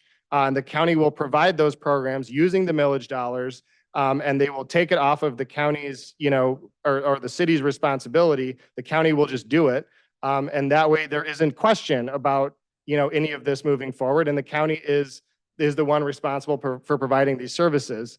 I really bristle at the idea of saying, here's a blank check for communities, do whatever you want with it. That does not make sense. That is not appropriate for this money. And so bottom line with all of this, again, I would like to see a mental health only millage. That would be my ideal situation, is to see a large investment in mental health and to expand as we think about mental health, to be about not just the traditional forms of mental health, but again, also housing, food access, all these other services that you need that are part of the mental health equation. That's what this millage should be focused on. And that's what most of the money should be going to.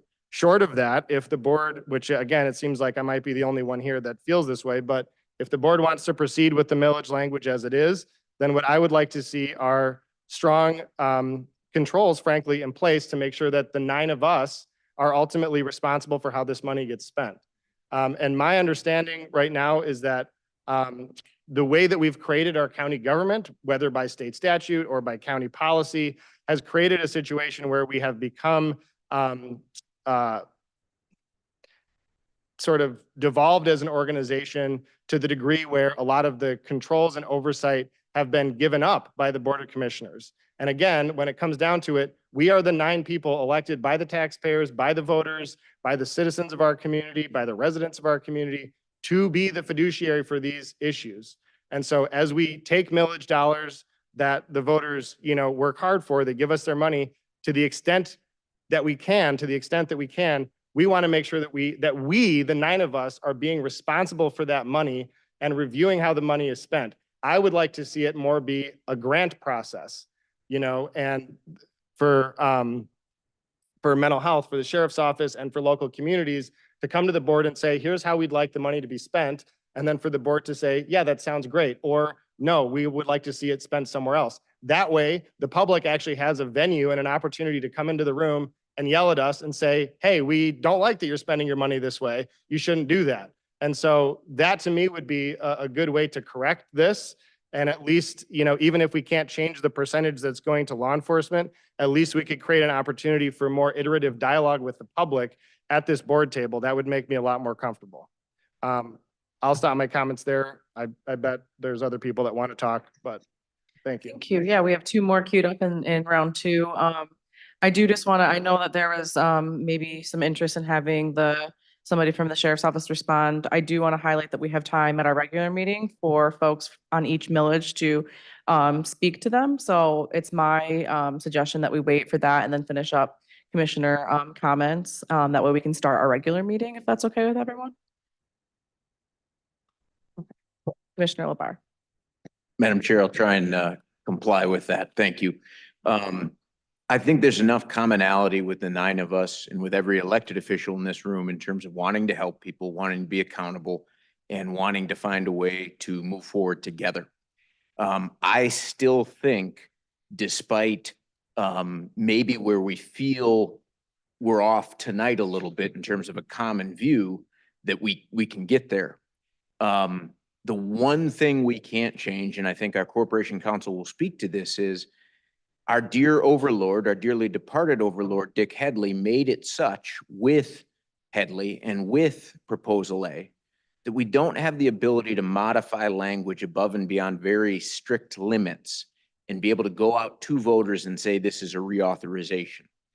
And I think the most important thing to get right is the policy. I think everybody in this room agrees. And I think candidly, the folks in this room who aren't staff, and them especially, you all care about this and care deeply, have invested time and effort.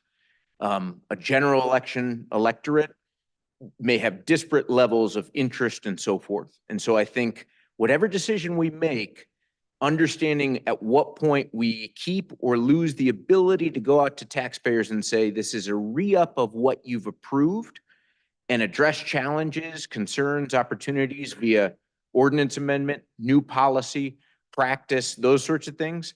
I think that will be important, and I hope is achievable. And I think the intensity of discussion tonight, Chair, speaks to the importance of the issue. And I appreciate being at this table with 8 of you, because I know you want to walk away with its solutions in hand. Thanks.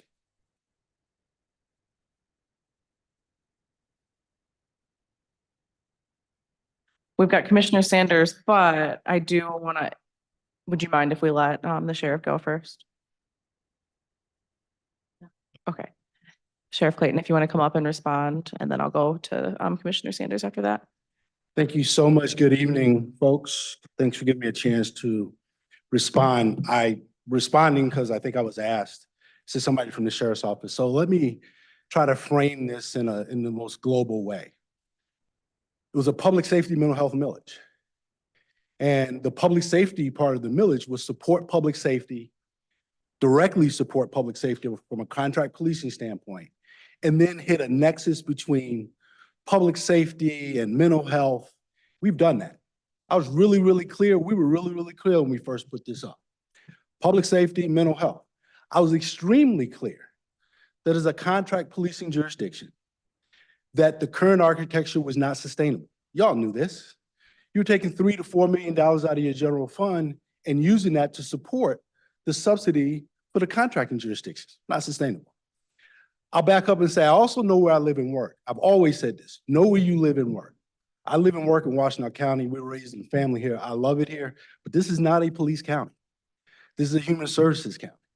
There are sections of this county that don't even think you need the police. I'm okay with that, but I know that's not the reality.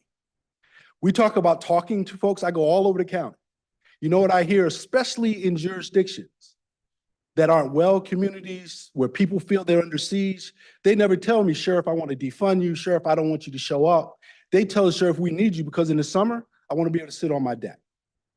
In the summer, I want to be able to walk my dog and have my wife walk with their kids and not worry about getting shot. I want to be able to leave my car in my driveway without worrying about somebody coming and stealing it. I don't want to feel like I live in a fortress. Now, we can't do that alone. Many of the jurisdictions that say that to me because they have suffered from decades of disinvestment in their community. Decades that started in boards like this and others throughout the county. So not once did I say the sheriff's office is the answer. Police can't be the answer to everything, but we are the answer to some things. I believe we've been chasing the wrong thing, this whole public safety thing. I think we should be chasing community wellness, which will give us safety. The stuff that Commissioner Robbie talks about, I'm right there. You don't have to convince me. I'm right there. That's exactly what we need. As a Black man that's been on this planet for 59 years, that have in-laws that live in communities that are under siege, you ain't got to tell me that. I'm there. But I know this, you will not do that without having some segment of public safety in your community. Now, some of you live in areas where you can walk your dog. You can sit on the deck. You can walk and sit on the cafe and not worry about it. We all think that crime is jurisdictionally bound. It is not. So you can weaken the fabric of Washtenaw County's public safety if you want to. You don't have to pass this millage if you don't want to. But what I say to you is simply this. If you don't, you better have a strategy to cover it. Not an idea, not I woke up in the middle of the night with an epiphany, a strategy, a plan that is funded, that when this millage does not pass, we can pick up the pieces. I'm not one for hyperbole. I'm not one for scare tactics. I've been doing this for 36 years. I know if you do not have a robust, connected police services organization that's connected with community, connected with nonprofits, we will fail here. The public safety millage was about securing part of that. The police services contracts. You can eliminate them if you want. This board is not going to allocate $4 million if that millage doesn't pass. Maybe you will, maybe I'll be surprised. But there is nothing that has told me that that's going to happen. So what are the options? Those jurisdictions are told, well, you fend for yourself. You could say that, but that's not how I think we operate in Washtenaw County. That's not the brotherhood and sisterhood that we operate from. That's why now I've been so proud to be the sheriff of this county. That's not what we do. Leave people to their own devices. They have one option if this don't pass. State police, and as a sheriff, I will take this hit. They're rarely in the county anyway. And when they are, they're on the highways. Forgive me for saying that. State police, right? They can start their own. And now you have a proliferation of small police agencies that, despite their best efforts, are going to be understaffed, undertrained, under-resources, and we're going to have issues. And, oh yeah, by the way, you're going to spend more Washtenaw County taxpayer dollars doing that than you would with the millage. Those are facts. A large percentage has gone to that. The others has been about diversion, deflection, and reentry. Diversion, deflection, and reentry. We have hired caseworkers, case managers, all of that. Everybody talks about law enforcement assisted diversion, deflection. That's a sheriff's office initiative that's partnered with CMH. But that came from millage dollars. And you know where that came from? Everybody talks about we want engagement with community. Nobody's been more engaged in community the last 15 years than us. LEAD came as a result of conversations in community where people say, look, people with low-level offenses, why y'all taking them to jail? Give them an option where you can connect them to meet their basic needs so you don't have to put them in the criminal legal justice system. That's what LEAD came from, our conversations with community. Our co-response unit came from our conversations with community. That when you look at risk and need, there are situations where police have to respond and clinicians have to respond together to make sure we de-escalate, we save a person's life and get them connected to the resources. That didn't come out of my idea. It came because we were interacting with community and they told us what they wanted. Our investment of hundreds of thousands of dollars in community corrections, that came from conversations with the people. I will remind you of this. Washtenaw County has the smallest jail per capita in the state. 1 bed per 1,000. The average in this state is 3 beds per 1,000. The only reason we have that is because of all the robust alternatives to incarceration that is funded from the Sheriff's Office General Fund and from the millage. That's what we said we were going to do. So my passion comes from this. We told you what we were going to do, and we've done it. I will comment on the patrol rifles. I'll just say this. Public safety. Public safety. Right up the street in Lansing, when that active shooter started, you had to have police officers that were armed and had the right equipment to take that person down if they had to. Listen, I don't ever want that to happen in Washtenaw County.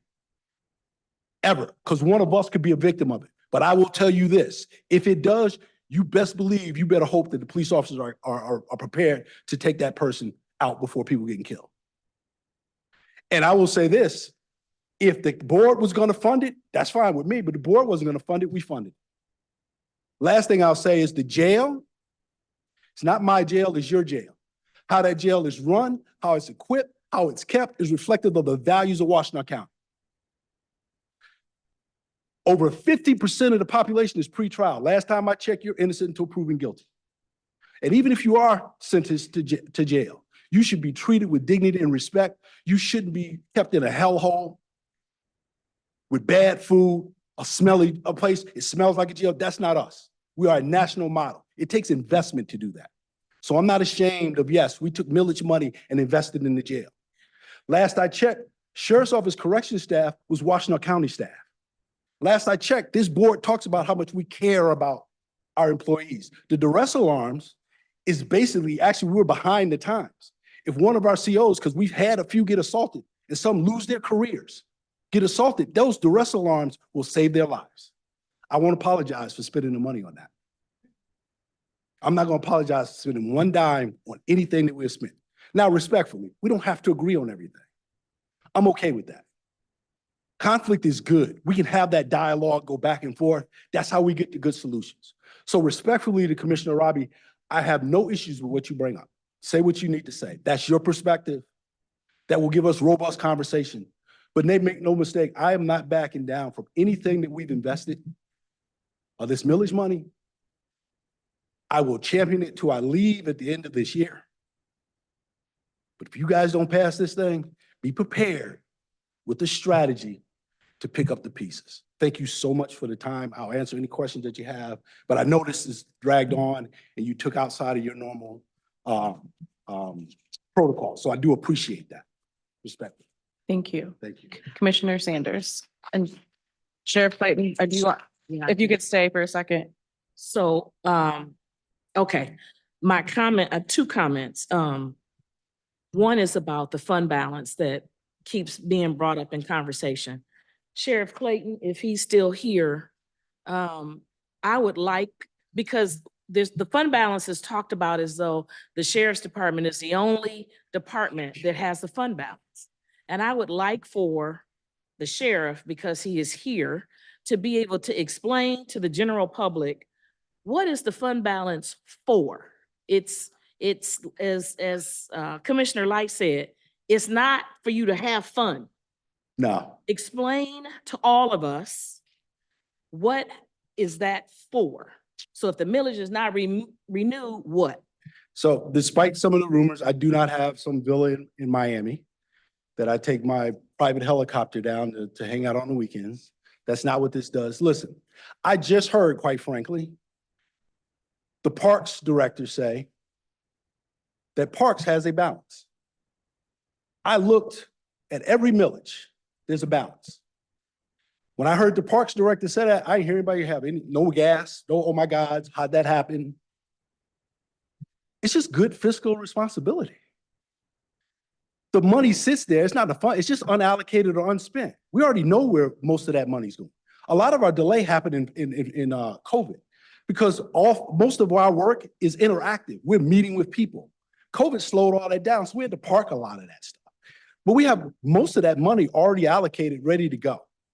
The other thing, if the millage does not pass, and I'll remind folks of this, when we talk about the programs and the things that we're done, those are done by people. We're hiring people. If the millage doesn't pass, that amount of money will get us through maybe a year of continuing to operate. Those people keep their jobs for a year. Oh yeah, by the way, a lot of those programs, we're building, the folks that we're serving now depend on those services. They depend on those programs. We don't want to just cut them off. Nobody that is fiscally responsible or care about the people they're serving is all of a sudden going to say, well, the grant ran out or the millage ran out, we can't help you anymore. It buys us some time. The other thing is, I don't know what's coming next. So I don't know a business that operates, whether it's governmental or private, that operates successfully, that does not look towards their future and make sure that they're planned for both from an operational standpoint and for a financial standpoint to meet the need, both known and unknown. So that's what that's laid out for. We're not intentionally trying to hold money. We're using the money as it's needed. And again, no different than anyone else. My only question is, why is the question about us? Our partners in the millage has a fund balance or unallocated resources, unallocated funds. So that's, again, I wouldn't do it any differently. Not going to do it any differently. Thank you. I'm done after this. Thank you. Continue. Sheriff Clayton. The other thing that I wanted to say that I got lost after Commissioner Robbie's first comment is that I too have been continually asking for better accountability with many of our nonprofits. And as we talk about fund balances, the only time we brought up a fund balance was related to the Huron Valley Humane Society. But when we have nonprofits come and talk to us about how unfunded they are and the desperate state that they're in, we never hear discussion from them about what their fund balance is. And a fund balance is essentially an emergency fund. I've sat on enough boards, they have to keep a reserve. And so to target one fund balance, not look at the others, and more importantly, for our partners, because the nonprofits are our partners, when they come and ask us for money, we're really not requiring that they tell us how they're spending that money. And why is the majority of it being spent on all staff salaries and not necessarily the services that will help move the needle? And we never ask them what is their fund balance. I might be more moved if they came to us and said, you know, we've gone through half of our fund balance and we really are in need of support. Not ever heard that once. No, I've only been here 3.5 years, but never heard that. So that is something that I am in agreement with Commissioner Robbie about, that accountability and my insistence that we continue to make sure we know where every penny is going and be able to question whether or not that penny has to be spent there. So, and thank you very much, Sheriff Clayton, for answering. I know you're tired of hearing me. One more thing. As I quickly reach 60, I forget things, but I want to speak to this last thing. People talk about accountability. There's not a position that we have hired as a result of the millage that didn't come before this body. You have ultimate accountability. I mean, the fantasy is that the sheriff can hire who he wants, spend the money the way he wants. That's not the reality. When we want all those positions that you see that we put in place, we had to work with county HR, make sure that the salary was right, everything was right, and then it was brought to this board to vote on. So the accountability is there. If you want to do it in a different way, that's fine. But the accountability is there. I can't just unilaterally decide how I'm going to spend the money. It comes back to you. The programs have come back to you. The positions have come back to you. When we wanted to pursue a grant to use millage dollars to match, it came back to you. So you have the ultimate say. I am not the final and only arbitrator of how those monies have been spent. To Commissioner Robbie's point, you are the fiduciary. I totally respect that. And we operate within the framework of the county to bring that back to you and for you to approve. That's it. Thank you. Thank you, Sheriff Clayton. And then we've got another Commissioner Robbie follow-up. Yeah, so I just wanted to not really respond, I guess, to anything, but just make a general statement, which is, you know, and thank you to Commissioner Sanders for her last comments there. I think that's spot on.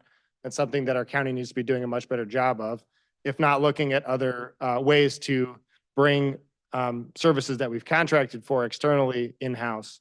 I think that we really need to look at that as an organization. But I want to be crystal clear here, and to, you know, as a general comment, you know, nothing that I have said is intended to be personal nor directed at a specific office. The fact that I, you know, asked the Conservation District to come up here, I think is indicative of that. I want to make sure that there are strong checks and balances in place that exist with this body, because we are the ones that are putting this millage on the ballot. We are the ones making that vote. And so at the end of the day, I want to make sure that we have a say in how that money is spent, regardless of whether it's the Conservation District or the Sheriff's Office or mental health, because we are the ones elected by the voters to have that responsibility. And the more that we give that responsibility up, the more that we open up opportunities for things that we don't approve of to happen. And I'm not saying that anything that we don't approve of has happened. I'm just saying those opportunities could exist. We didn't always have Sheriff Clayton as our sheriff. We had sheriffs before him, and we will have sheriffs after him. And I want to make sure that regardless of who's in that role, that there are the conditions in place that make sure that the public's money is being spent with the full knowledge and approval of this Board of Commissioners moving forward. And again, what I was saying about the way that the money has been spent is more an indication of, again, questioning over 10 years, perhaps the priorities of our community have changed and it's time for us to look at that. So that's how my comments were intended, and I hope that that's how they will be received. But for me, it's about process. It's about making sure that we have, firm understanding as a board of how this is all moving forward. And if I could just ask on the mental health front, I don't know if somebody could respond to this, but on the mental health front, how does the money flow currently, like from the millage? So your taxpayer, you pay your money, where does it go? Yeah, hit me with the flow chart here.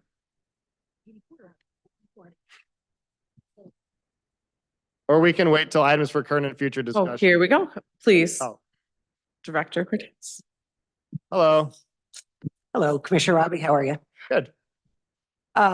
So the technical flow actually might need some assistance from somebody from county finance in terms of, I don't know if you're getting from all the way from like it does go to the treasurer to us. What I do know is it ends up in a fund of CMH. Is that correct, Tina?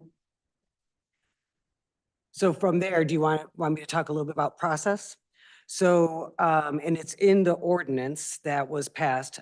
We, under the CMH bylaws for their board, we are able to create an ad hoc group for other business. And in that, we could actually invite community members. So the CMAC, the Community Mental Health Advisory Committee, is actually, it has to be at least a majority of commissioners, of CMH board members that you all appoint. And then the minority can be individuals that we invite from the community.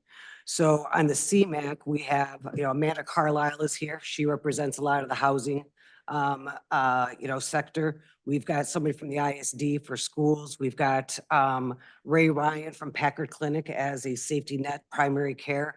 Except we've got community members like Pastor Waddles, and so on. So you can see the list of who is on there. So when we are looking at, when the millage passed, we did do a whole round all across all of your jurisdictions to find out how people wanted to spend the millage dollars. From that, we have also done a new strategic plan on the CMH board. At some point, it made sense not to have two parallel strategic plans because mental health is mental health, and trying to leverage, the Medicaid and the millage dollars made most sense.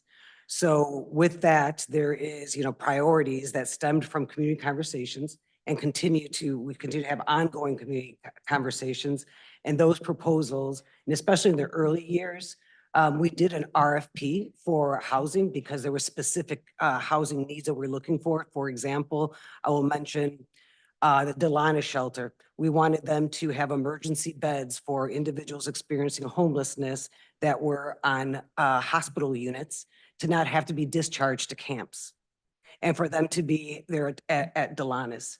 So we did RFPs for specific needs that we were seeing from the CMH end, and those all got responded to. Some of the agencies that we fund are more like more single source, where, for example, the Student Advocacy Center works with a lot of youth that we work with. And so we have funded them and helped them expand the work that they do. All those proposals go to the CMAC. They're questioned there, there's dialogue there.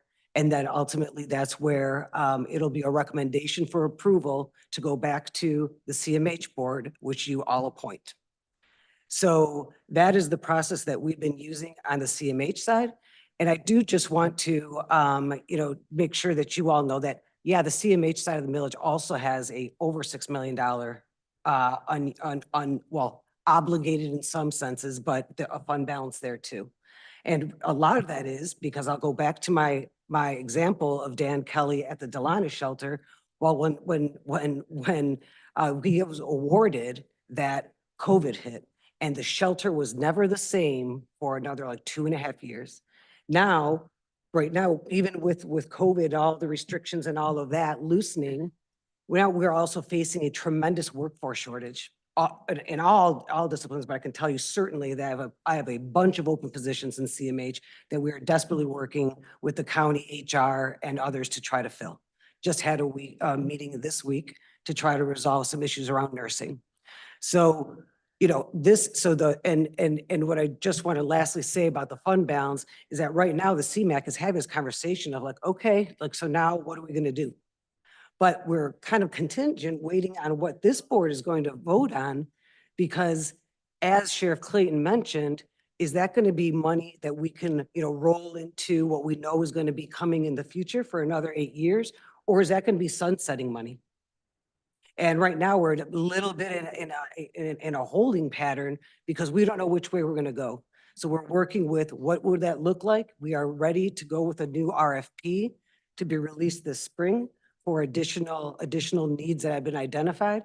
But we're cautious about actually releasing that RFP because we don't exactly know what the future of these millage fundings are.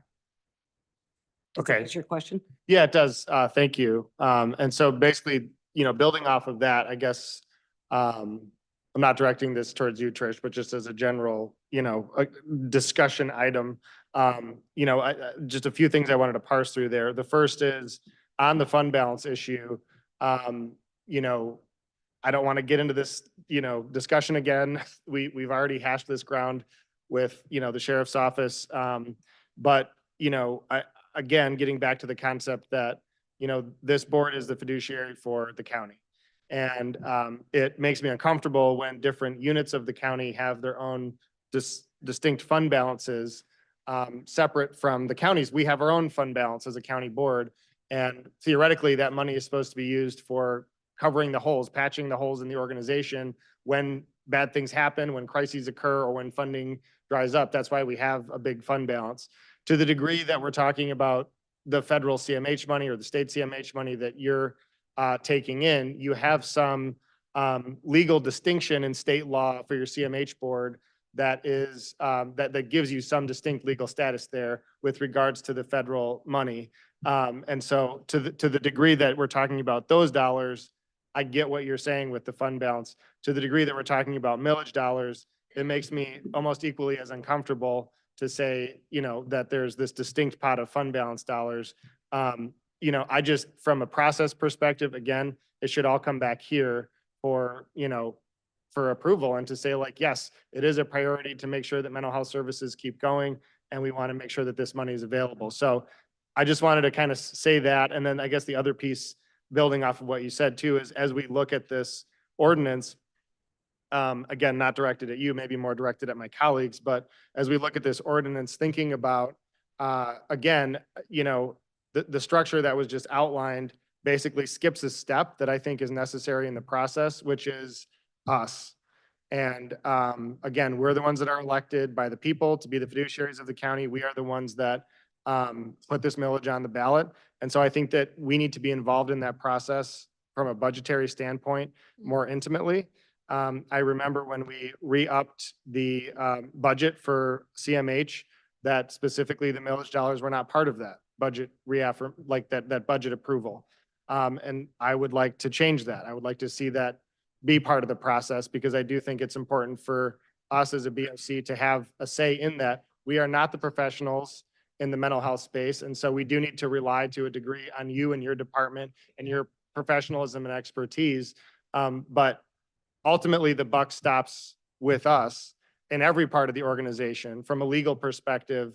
And so I just encourage my colleagues to think through that because we have gotten stuck in the past for things that have been done before our time, decisions that have been made outside the BOC that have had a ripple effect that now we have to pick up the pieces on. Not saying it's anything that you did, Trish, that's not what I'm trying to imply, but even before your time at the county, before the current sheriff's time at the county, there have been many things that have had a ripple effect that now this board has to deal with.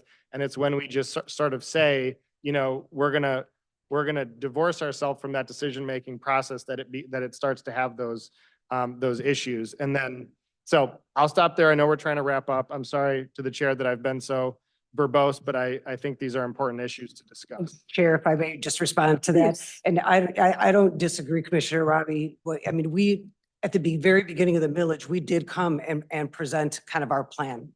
I remember because we met at the LRC for some reason. I can't remember why. But I mean, I will say that, you know, with COVID, that really did kind of interrupt the cadence of what we were doing. And as you and I discussed, last week. You know, I absolutely see that there should be an opportunity to come back to all of you to share more so out of just, you know, reports and all of that, and also how things are funding and what's being invested in. You know, absolutely. And not just because of the reasons that you're saying, but because I think that me and all of the agencies that are being funded collectively in partnership with CMH are pretty proud of what we're doing. Thank you. Thank you. I have Commissioner Light and then Commissioner LeBar in the queue, but I'm going to let the county administrator make a comment first. Thank you, Chair. Well, really quickly, some of the dialogue this evening has led me to feel as if some might think that we don't have the appropriate safeguards in our organization to make sure that we continue to be strong fiscal stewards. That is not the case. Candidly, every position that is created in this organization comes back to this body. We balance our budget on an annual basis, year over year. And I believe we have the safeguards in place to continue to do that moving forward. Clearly, if there's additional dialogue required and additional fiscal control that this body wants to see, we will move in that direction. But I don't want to leave this space without everyone understanding that everyone has fund, most departments have fund balance. All positions come back to the County Board of Commissioners, and we'll do everything in our power to continue to be strong stewards of taxpayer resources. Thank you, Commissioner Light. So that we are able to continue into our next board meeting, I would like to move to adjourn. Support.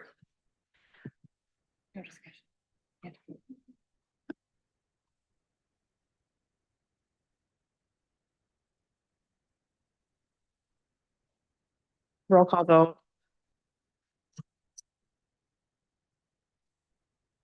Commissioner Hodge. Yes. Commissioner LeBar. Yes. Commissioner Light. Yes. Adjourning. Commissioner Machieski. Yes. Commissioner Robbie. Movement to adjourn.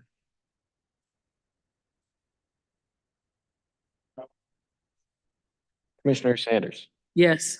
Commissioner Scott. Yes. Commissioner Somerville. No. Commissioner Beaman.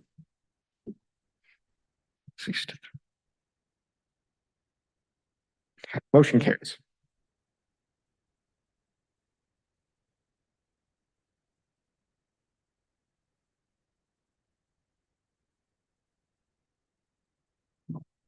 We're going to start the next meeting at 8 o'clock, 10-minute bathroom break, and more millage discussion after that.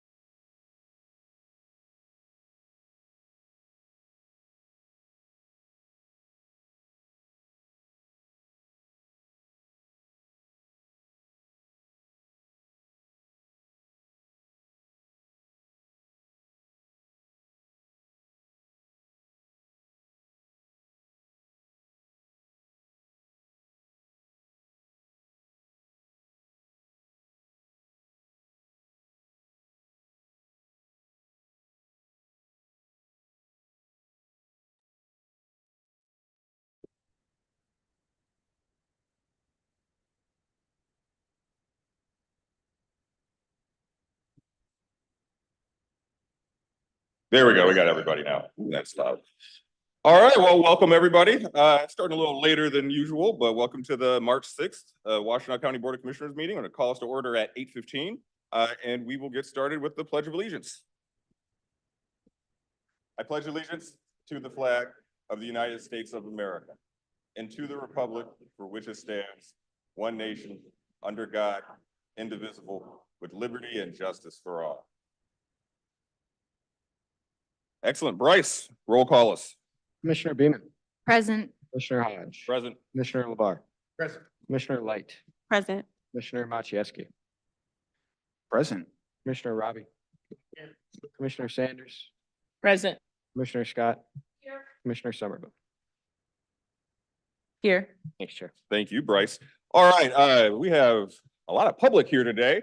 And before we get into public participation, we have a number of resolutions that we're giving out to honor people or recognize celebratory months. So we're gonna do that first, and then we'll get into public comment. So I am gonna go down to the podium to do the first one, and then Commissioner LeVar will do the second one. So please hold.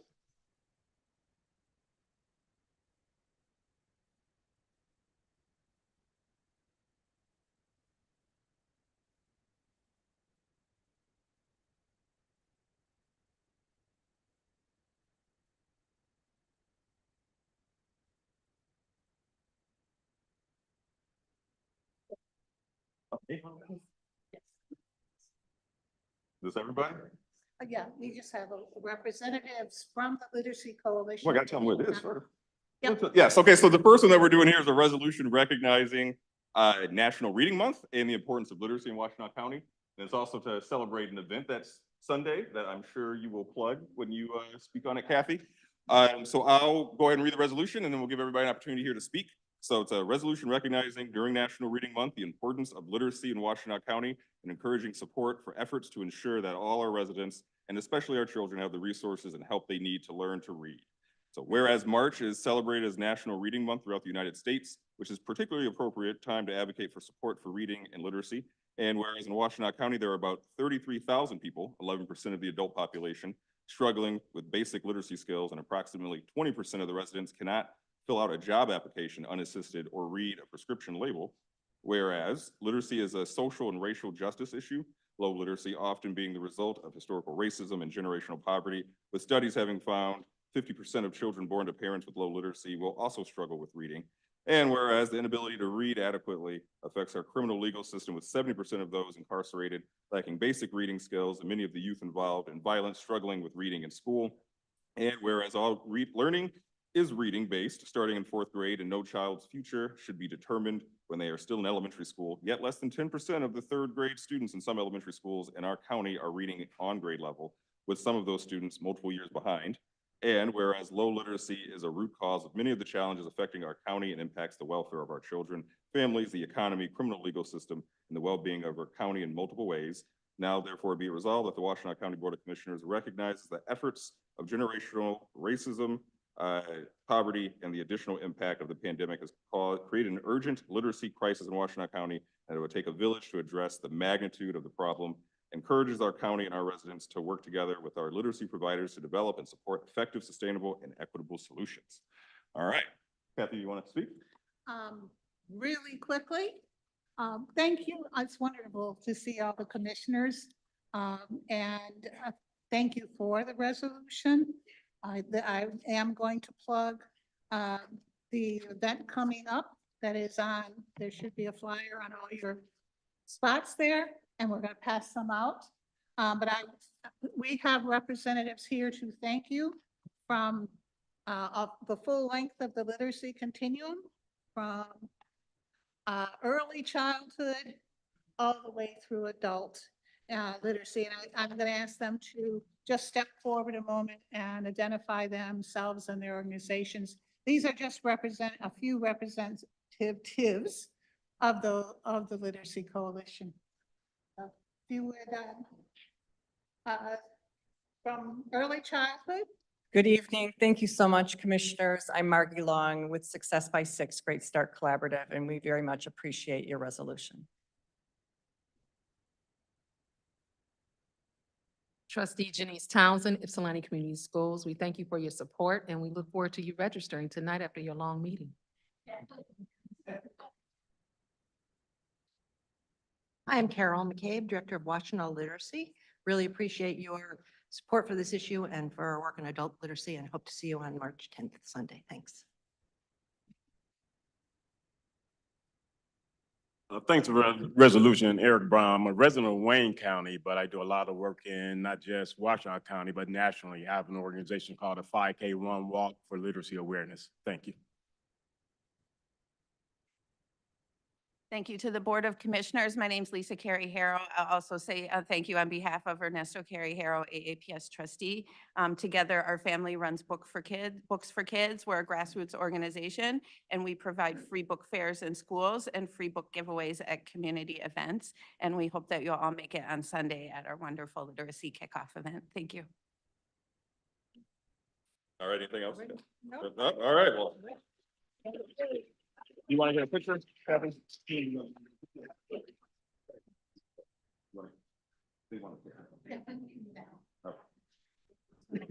We're taking a picture.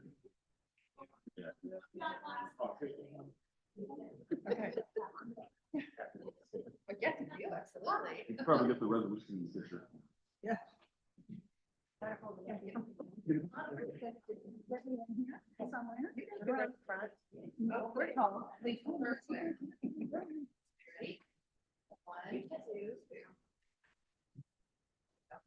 you. All right. Hey, thank you.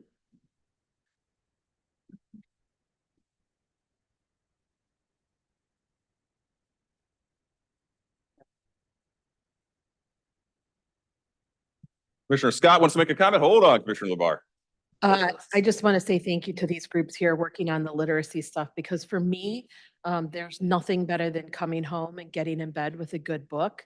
And if you can expand that joy to other groups of people so they know the pure bliss of reading a good story and discovering new worlds, that's great. And I'm so thankful you're doing the work. So I just wanted to say, is like books being my second love, my son being my first. Thank you for the work.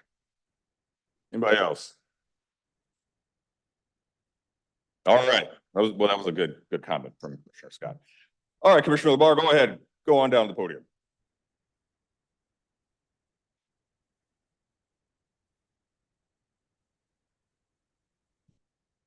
Sure, I apologize about my aggressive maneuver to come to the rostrum here.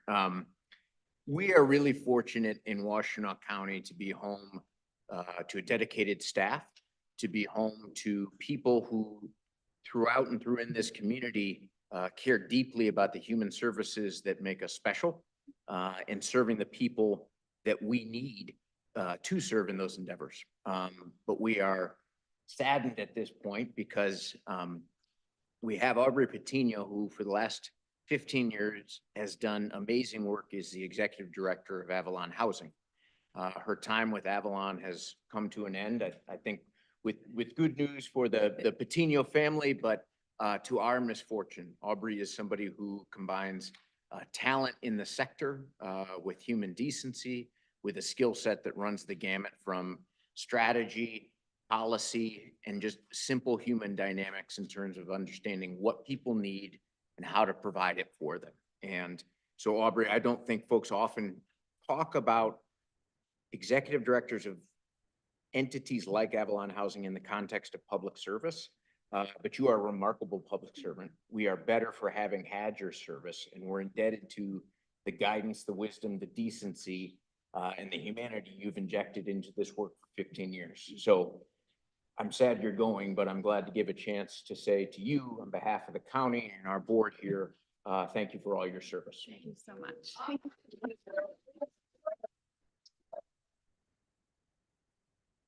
Okay. Thank you.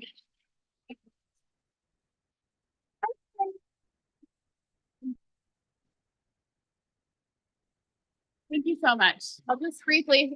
Thank you so much. I'll just briefly say it to those of you who are so deeply knowledgeable and invested in supportive housing. and Housing First as a solution to end homelessness, and for the ample support that you have provided to us in order for that to remain possible in our community. Thank you. And may we continue to be steadfast in our commitment to bringing all of our houseless neighbors home and to help them stay housed. Thank you so much.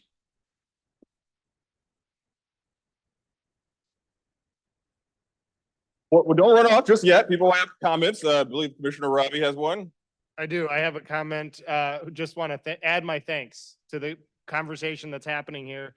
Aubrey, you've been a fantastic asset to this community, and it is in this world hard to find people quite like you who are willing to roll up their sleeves and fight for every single one of our community to make sure that everybody has a shelter, place to stay.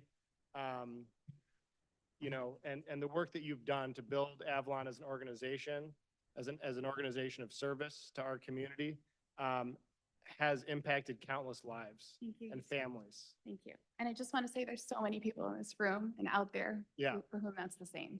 Well, and it is true, right? And and I think it is often hard to accept accolades as one individual, but I want to make sure that you do, because this is your moment. And one of the qualities that you bring is that you are able to bring other people together to the table to help fight for a cause. And the way that you've been able to organize the community and bring people together around this issue has been commendable. And you have even built a group of activists out there in the community that are ready to continue this fight. Even as you step back, you're not fully stepping back. You're still going to be involved in this space. You're still going to be, I just know it. Just knowing you, you're still going to be passionate about these issues, but you've built a generation of people that is also ready to fight and join in this to make sure that we have shelter in our community for everyone. So thank you for Housing First. Thank you. Housing First. Yes. Don't leave yet. People still, Commissioner Somerville, go ahead. Yes, I was gonna come out there and give you a hug, and then Commissioner Robbie made comments, so now I have to. I don't think people in Washtenaw County realize that you've actually made a difference in Michigan statewide. We were able to get $6 million in the state budget for the first time ever for supportive housing to expand services in the state of Michigan 2 years ago, and that was because of you and the work that you did in reaching out to our state senator's office and getting me, quite frankly, to better understand what even permanent supportive housing is. And me figuring that out and having it click in my head has really changed the way that I work on a daily basis. And I just want to say we now have the opportunity in the supplemental budget.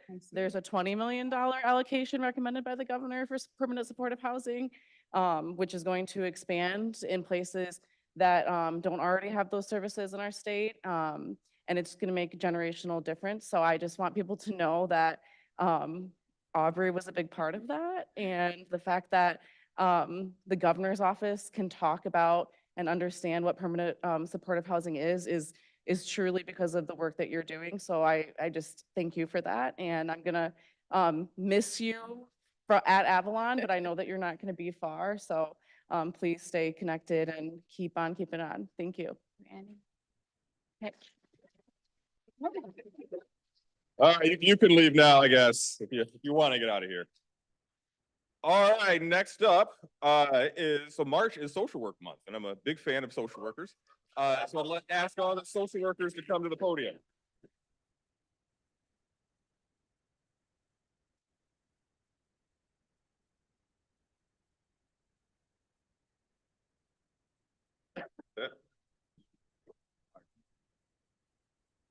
I think I see other social workers in the audience that are up here. I mean, you know, everybody, you know, staff too, and everybody. It's a joyous day here.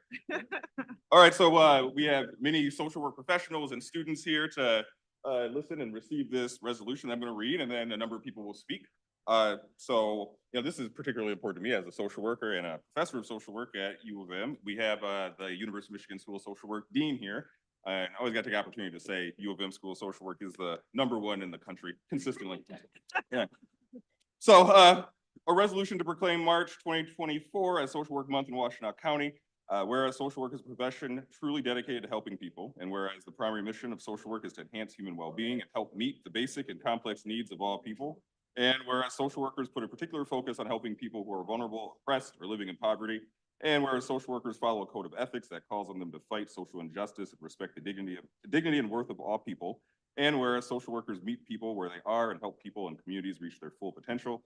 And whereas the social work profession for more than a century has worked to improve this society, with social workers playing a role in establishing a minimum wage, Social Security, Medicare, and working to ensure equal rights for women, African Americans, and people who are LGBTQIA2S+. And whereas social workers work in all facets of our society, including schools, hospitals, community organizations, the military, mental health centers, social service agencies, corporations, and local, state, and federal government.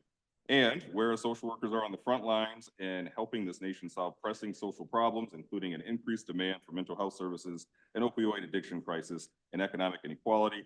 And where social workers are in high demand, with some states reporting shortages in social work staffing, and the Bureau of Labor Statistics predicting social work will be one of the fastest growing professions in our nation during this decade. And whereas a public opinion survey from Ipsos and said social work has a public approval rating of more than 80%, and more than half of Americans say social workers deserve higher pay.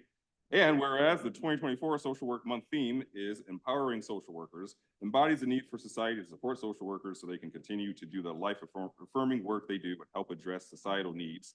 And whereas social workers in turn empower people, communities, and our nation, helping everyone achieve their full potential, now therefore be recognized and resolved in recognition of the numerous contributions made by America's social workers, the Washtenaw County Board of Commissioners hereby proclaim the month of March 2024 as National Social Work Month and call upon all residents to join the National Association of Social Workers and Washtenaw County in celebration in support of the social work profession. It's a large resolution. It was a lot to read there. All right. So you want to speak Sure, first? I'd be happy to.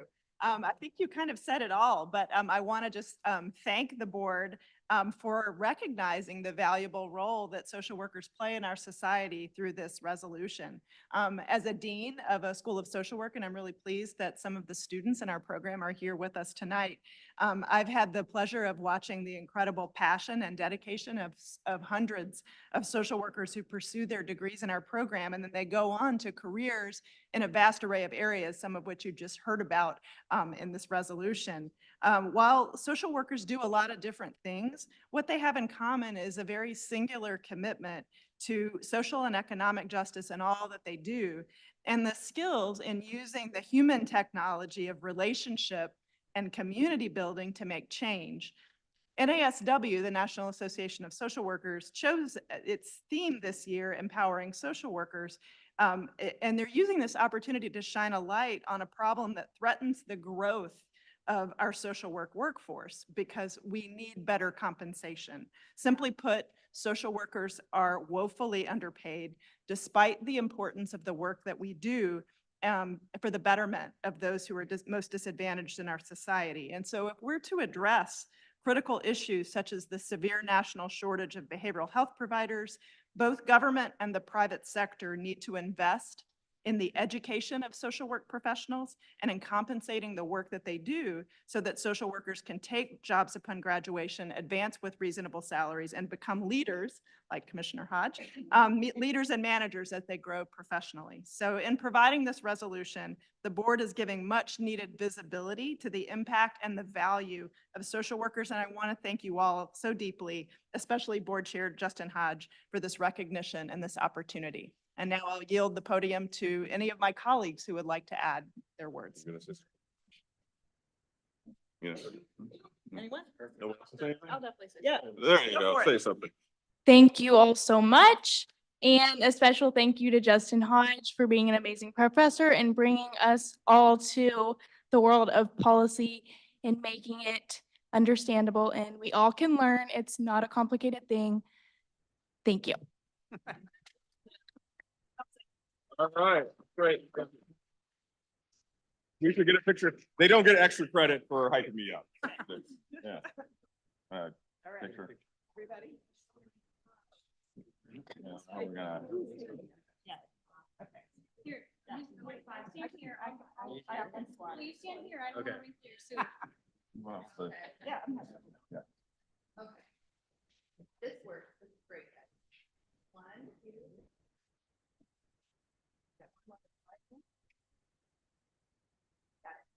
All right, thank you. Thank you. All right. Chair, you get a photo of you and me, but I don't- Oh, sure.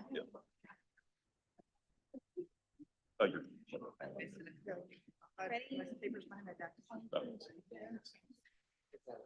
All right, awesome. All right. All right.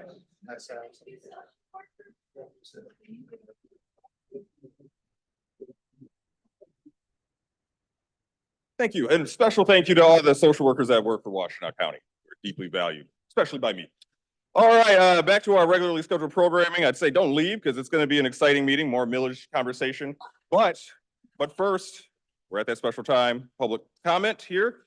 So I tell you here at the Washtenaw County Board of Commissioners meeting, you get 3 minutes for public comment. You will approach the podium, state your name, city or township that you live in, and then you can begin speaking. We have a nice color-coded system right there. Starts at green, goes down to yellow when you have 1 minute left, then it hits red. That means you got to stop talking at that point. I don't want to have to interrupt you or stop you, but that's our board rules. If you're joining us via Zoom, through Zoom, you will click the raise hand icon to indicate that you'd like to speak. I will call on you. You will state your name, city and township, same rules apply.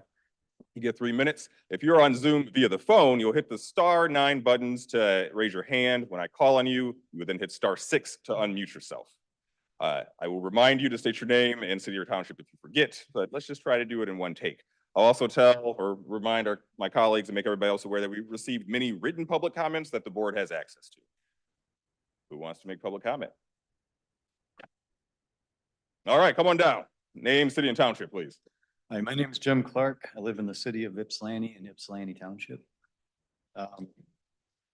First thing I wanted to do was I believe that some of the council members are listening to us. I belong to a community action, activist group called Washtenaw.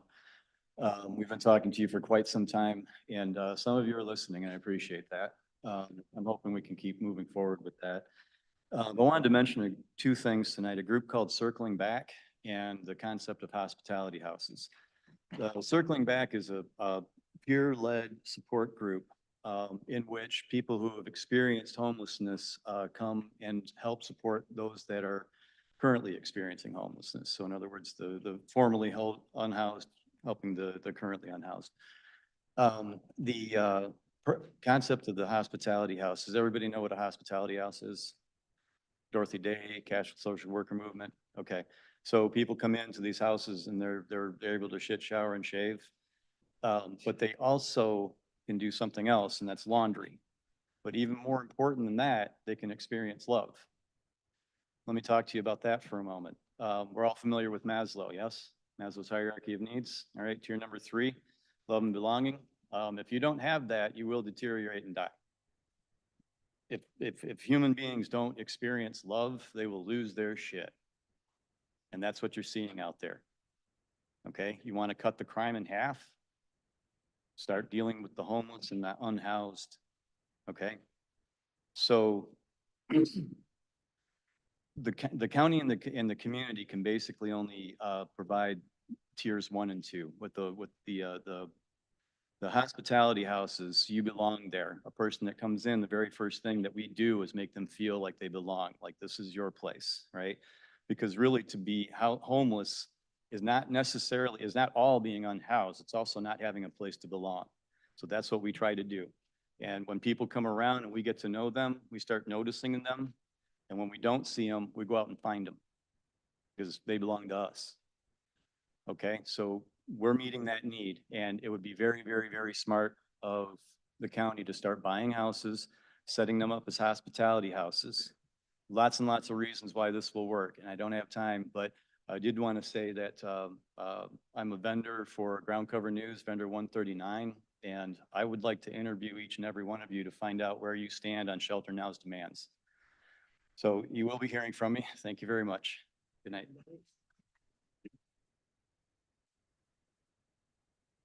Thank you. I also want to let everybody know we can't respond immediately to you. So if you're expecting a response, you have to wait till all of public comment has finished and then we can respond. So I beg your patience. Please, name, city, and township. Hello, I'm from Ann Arbor. I'm Nathan Baggett. Nice to be here. Nice to be seen. First, want to talk about the Delana Center. It's lacking and it's a defective system, to be quite frank. There's a lack of alcohol and drug monitoring. Back in 2010, we used to have breathalyzer and drug tests. We need to have that again. More security, specifically on-site police presence because of the fact of violence and intimidation alone. Crime only occurs when this can happen and when there's no law enforcement. There's no need for a lawless environment. I want to talk about extended security, I call it. The longer the housing can stay open, the less crime is committed. There's a thing called church rotation between 6 and 7 p.m. through Delanis that I know of. And that is when we can go to churches that can hold maybe 24 beds, I think the policy is. We need that extended. Let's see. As well as to give us a choice to find a place to live and a job to carry. Even the 30 days would be amazing to have. That provides a person to have more dignity, responsibility, integrity, honor. I'm speaking on behalf of what we are called as homeless, to me, which are mothers, aunts, fathers, uncles, brothers, sisters, and cousins. Some of us work where companies actually hire. Some are just too old to even work. To the board, I want to thank you for allowing the time and to listen. Hopefully we can make a change and difference in this community. There's very little help with, even we have TAC boards where jobs can be shown where to get hired, where to work at, what locations. At Delanis, where I stay, is a very unorthodox place with a lot of honest and loving people. I have personally been there for 7 months myself, and the routine is lights out at 10 p.m. in a 60-man pod with only 2 cots, or cotted beds rather, and 58 other blue light jail, 2.5 inches of pad to sleep 6 inches away at best from your neighbor. There's a woman's floor for their own sleeping arrangements upstairs. With limited security, only usually 1 man punched in for a later evening till we wake. That who actually secures the indoor premises. You can only access your storage after 6:30 p.m. That gives the ages of 20-year-olds to 75-year-old gentlemen and women to retain their things, being forced in the morning at 7 a.m.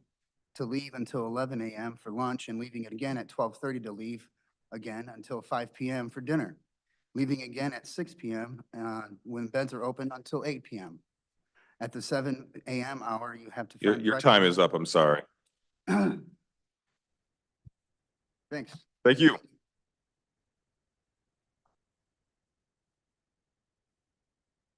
Name, city, and township. Alicia Dyer, Scioto Township. I am a former Washtenaw County Deputy Sheriff, a social worker and therapist, and currently running for sheriff in Washtenaw County. And today I'm asking the board to postpone reauthorization decisions on the mental health and public safety millage to allow for more time to have more thorough discussions on this. The sheriff's office has a ton of funding. 32 million allocated for sheriff operations, an additional 22 million for corrections, 5 to 6 million for emergency services, a few more million in special line items, and has been receiving since 2019, 6 to 7 million from the public safety and mental health millage. This is a behemoth amount of funding. CMH can barely handle caseloads, there's serious funding gaps, and spending this money on sheriff projects not mental health related. I support Shore Moms and We Live and all of those good community engagement programs, but the other spending is out of line with community values. I was a police officer in this county. I'm very aware of the gaps and risks when we don't properly address this. I was responding to homicides of children in our community, seeing the needs not being met to keep people safe. It keeps me up at night. The sheriff used millage funds for rifles, new floors, cameras, new gates, boats, and kept $2 million a year, which is now accumulated to $6 million. Voters expected these funds to go to addressing mental health and public safety crisis. Also, please do not be fooled by the PR. The sheriff's administration is using these dollars for a few good programs, but is neglecting the mental health of incarcerated people, causing harm in our community and hurting their own workers. Let's talk about mental health programming. Does anyone know how many classes the Washtenaw County Sheriff's Office has canceled in the jail just this year? 64%. 88 classes of 137 have been canceled. The jail does not have in-person visitation, so people cannot see their children when they're incarcerated. And addressing these gaps is more important than sitting on 6 million or resurfacing floors and infrastructure upgrades. Free and open jail visitation reduces recidivism, and we have one of the highest recidivism rates in our state. The sheriff's office also used millage funding to fund things in community corrections, and then came to this board and asked for more general fund dollars, knowing they had 6 million in the bank. A lot of sheriff's office workers aren't being supported either. The sheriff administration has not spent a dime on first responders' mental health. You have officers in our community. They work on 2 hours of sleep routinely with PTSD and a gun on their hip driving around, which creates a safety hazard. I have my own priorities, with one being using this funding to invest more upstream and on mental health. I worked in the Washtenaw County Sheriff's Office for a long time on the front lines, and I saw how these decisions really impact our community. As your next sheriff, knock on wood, I don't want special treatment. And I'll end by saying this. Commissioner Sanders asked a really important question when this was brought up in the past during working session. And that was, can you eliminate the memorandum of understanding that allows the sheriff to keep this excess funding? I urge you to consider that. And I urge you to postpone any decisions on the reauthorization so that way accountability and more thorough discussions can take place. Thank you so much. Thank you.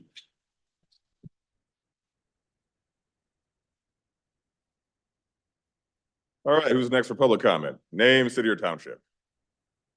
Hey, my name is Emmy Dusto. I live in the city of Ypsilanti. I am a mental health advocate and someone with mental illness. I support the mental health millage, but I do not support how it is being currently utilized, nor do I support the current language of the next millage. The sheriff's office receives the same percentage of the current mental health millage money as CMH does. I am a client of CMH, and I was only able to have 8 sessions with my therapist. 8 sessions is not sufficient for someone who, like me, who lives with chronic mental illnesses. And I was only able to have 8 sessions because there is such a high demand. Meanwhile, the sheriff's office has used most of their mental health millage money to buy firearms and other equipment and make building renovations. People with mental illness are statistically more likely to have force used on them in interactions with police. And when mental health millage money is used to buy firearms instead of funding much needed resources and programs, all you are doing is increasing the likelihood that those interactions turn fatal.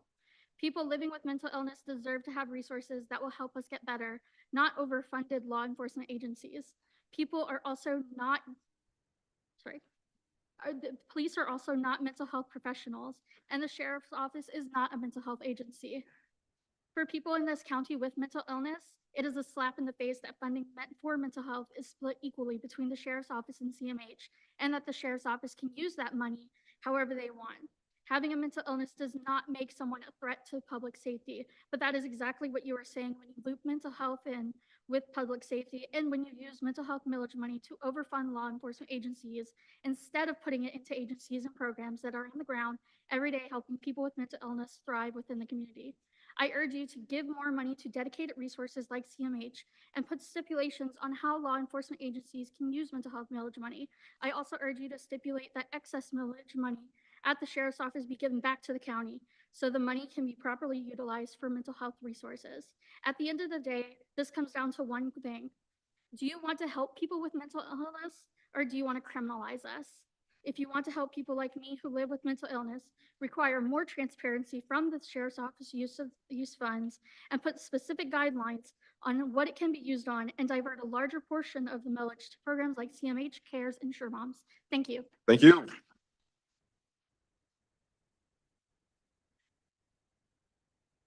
All right, name, city, and township. York, Mayhew, Ann Arbor. That was a tough act to follow. First, thank you, Commissioners Robbie, Scott, and LeBar for all that outreach you're doing. I know you guys are working multiple jobs and running town halls, trying to communicate to people, to educate us on how these things work. It's time out of your family life, and it means a lot. So thank you for that. It's inspiring. Commissioner LeBar, you asked us to come in when I said, what can we do to help? Speak your mind. Well, I think I hear over and over again that people on this side of the podium think they voted for a mental health millage with some public safety. And people on that side of the podium think you voted for public safety, the sheriffs, with some mental health. And there's a gap there. I know Commissioner Sanders is going to challenge us all to come up with a better option, so I'm going to try. If you've got 2 different missions, 2 different departments, they need 2 different funding streams.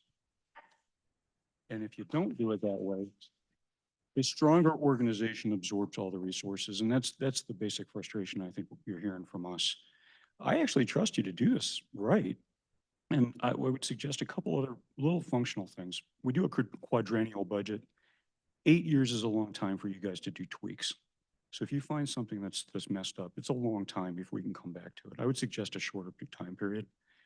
And also point out that as I told my family I was coming in to speak tonight, my kids told me they were going to vote against a renewal, which is shocking. They remembered it. They don't pay for it. And they felt cheated because Ann Arbor diverted the funds away from anything that we cared about and instead used it for sidewalks and global warming initiatives.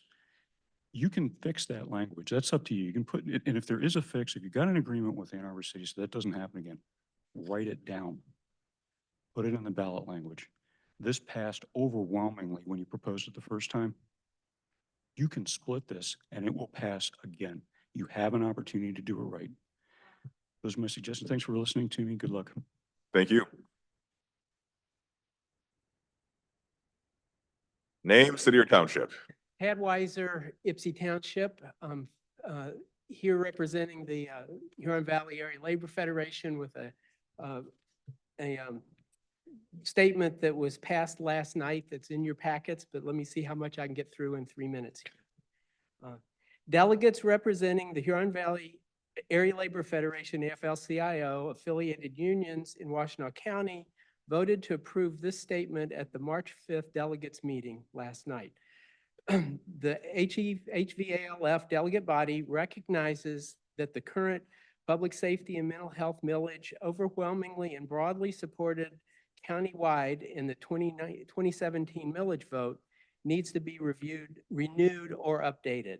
We're also keenly aware of the major changes that have happened in our county since that time.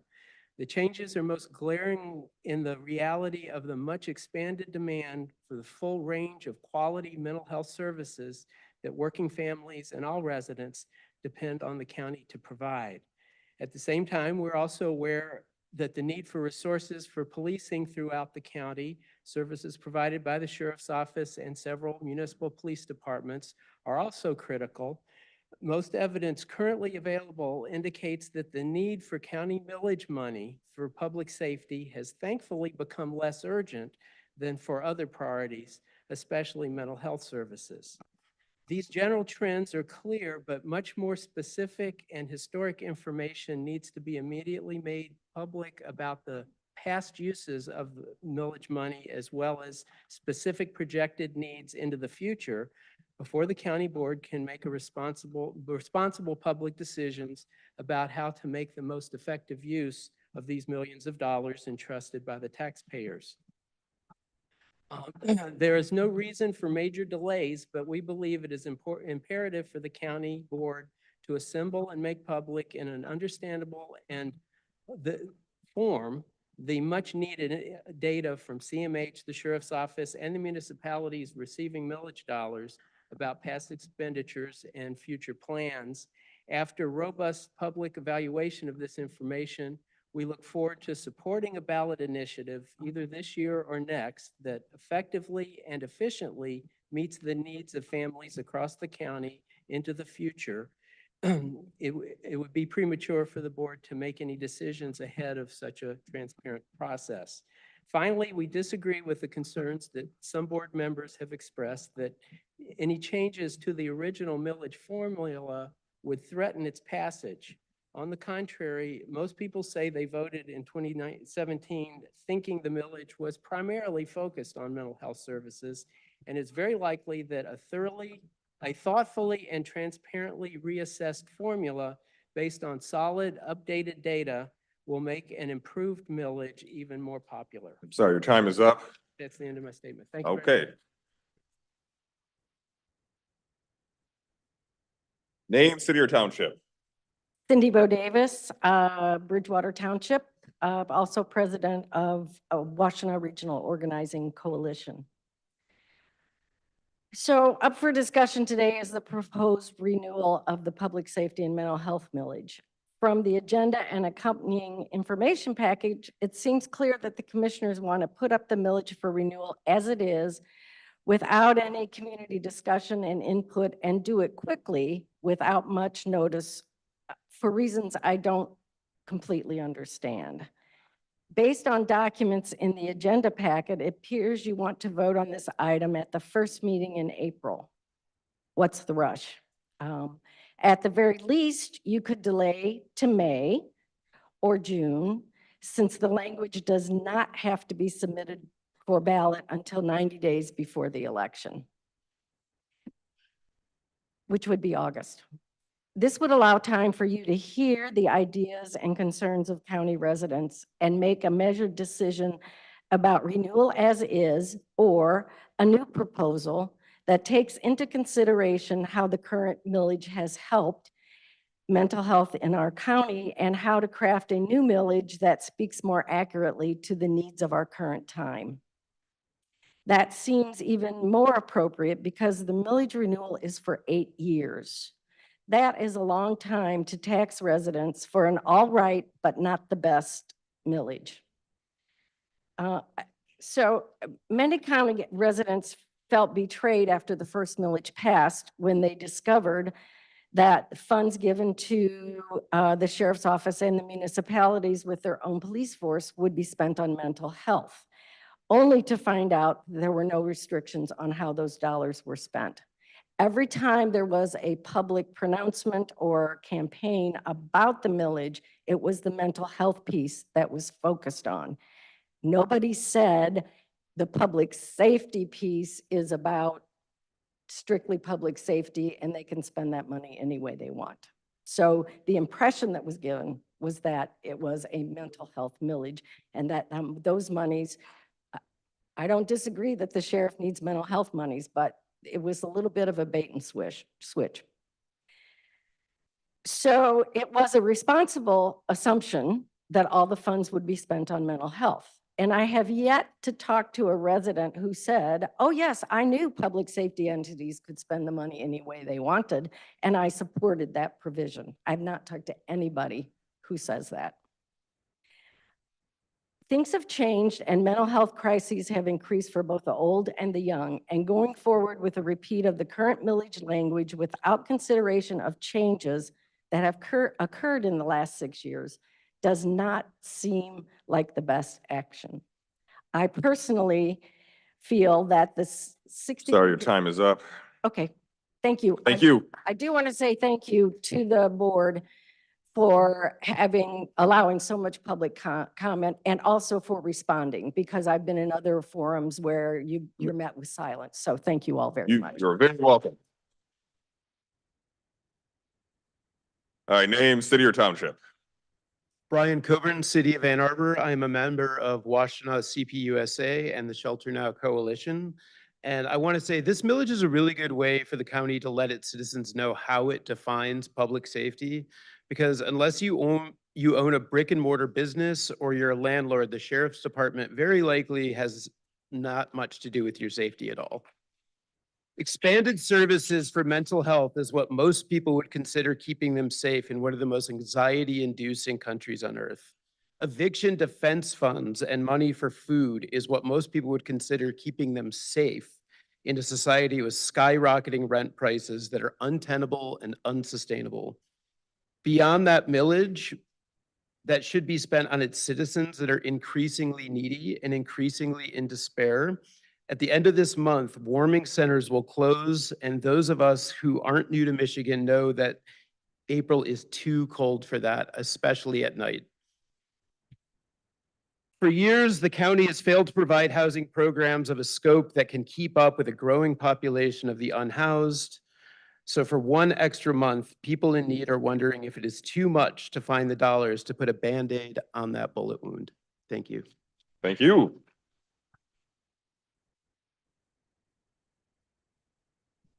Name, city or township. Hi, my name is Sherry Wander, and I'm from the city of Ypsilanti. I wear a lot of different hats. One of them is that I help to facilitate one of those shelters that's going to be closing in just a few weeks, the daytime warming shelter that is at its best run by the homeless community. I also live at a house of hospitality that one of our first speakers mentioned, and I currently am employed with Care-Based Safety. And people kept asking me, what are you going to speak about tonight? Housing, shelter, the need for an unarmed crisis response team that is not connected to the police department? And I answered, as I always do, I don't know. I'll figure it out when my mouth starts moving. And what I realize is I don't need to choose because it's the same thing. What is public safety? As the previous speaker said, public safety can be defined in a lot of ways. We pretend that we don't have an unarmed, non-crisis response team, but we do. It's just unstaffed, unpaid. It's the grandmothers and the mothers in the community. It's the uncles and the fathers who are looking out for each other's children. I get calls every day from people in crisis. I am nobody. I am a mere mortal citizen. In the last week, I've gotten calls from the Ann Arbor Police Department, the Ypsi Police Department, Washtenaw County Sheriff's Office, CMH, SOS, someone who told me my bunkie gave me your number. These calls are because people have nowhere to go. I was trespassed from Delonis. It is cold. Where am I going to sleep tonight? I just got out of jail. I went back to my apartment, and the person I let stay there changed the locks. And I'm afraid to tell my caseworker, or I will lose my voucher and be back on the street. Can you help me? My friend needs Narcan now. Do you have it available? Here his body that I've brought to your doorstep. Paying for this will make sure that the people who are doing it have support, have training, have a way to do it safely. Funding people's basic human needs so they're not living constantly in crisis because they have food, they have shelter, they have support, they have community. That will ensure that when people are responding, they are doing it safely. It will ensure we have less to respond to, and that we can truly do what we need to do, which is take care of one another. We are doing that. We can do it better with the support from the county. Thank you. Thank you. All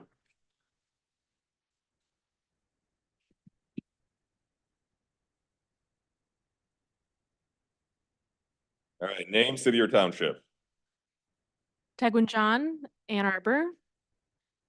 I'm here like many speakers today to ask that you reconsider and rework the language in the community public safety and mental health millage so that it actually serves the mental health and well-being of this community. Sheriff Clayton made a point about community wellness. I don't know why a sheriff is making a point about community wellness when the person who is maybe most apt to speak to what community wellness actually looks like who is in this room and has been in this building all night just spoke. And as we said, is getting calls from the sheriff very regularly because the sheriff is not equipped to actually respond to the needs of this community. Commissioner Sanders asked about accountability of how this money is spent. And I ask you, accountability to whom? I believe that this funding and this body is accountable to the people of Washtenaw County, and in particular to the people whose survival is dependent upon the public services that this body provides. So when we are asking ourselves how we're going to spend this money, that is who we need to be considering.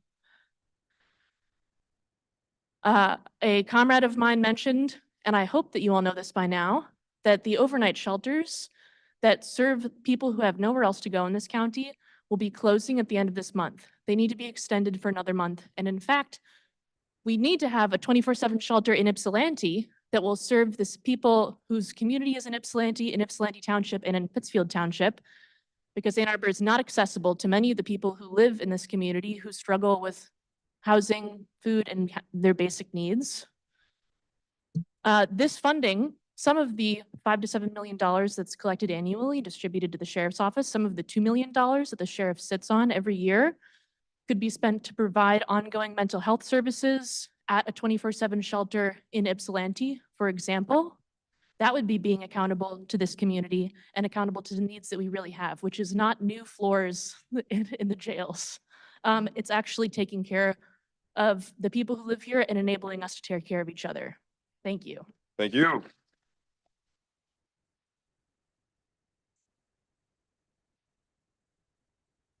Name, city, or township. Awesome. Hi, I'm Kat Layton. I live in city of Ypsilanti, and I'm here speaking to you all as not only a tax-paying citizen of this county, I'm also speaking. I feel like I have to build up a little bit of credibility here. I moved here in 2016 for graduate school to go to U of M School of Social Work. From there, I graduated. I was a clinician. I worked in criminal defense social work for a few public defender offices. Before I started my career at CMH in February 2022 until my resignation just short 10 months later, that December 2022. My professional career has roots in personal experiences, though. My father was formerly incarcerated in the state of Texas. Your felony conviction casts a shadow over you for the rest of your life with no ability to vote until his death in 2004, and it still impacts my life to this day. And I'm honored to be recently appointed as a commissioner for the City of Ypsilanti Human Relations Commission to address these issues on a more local city level.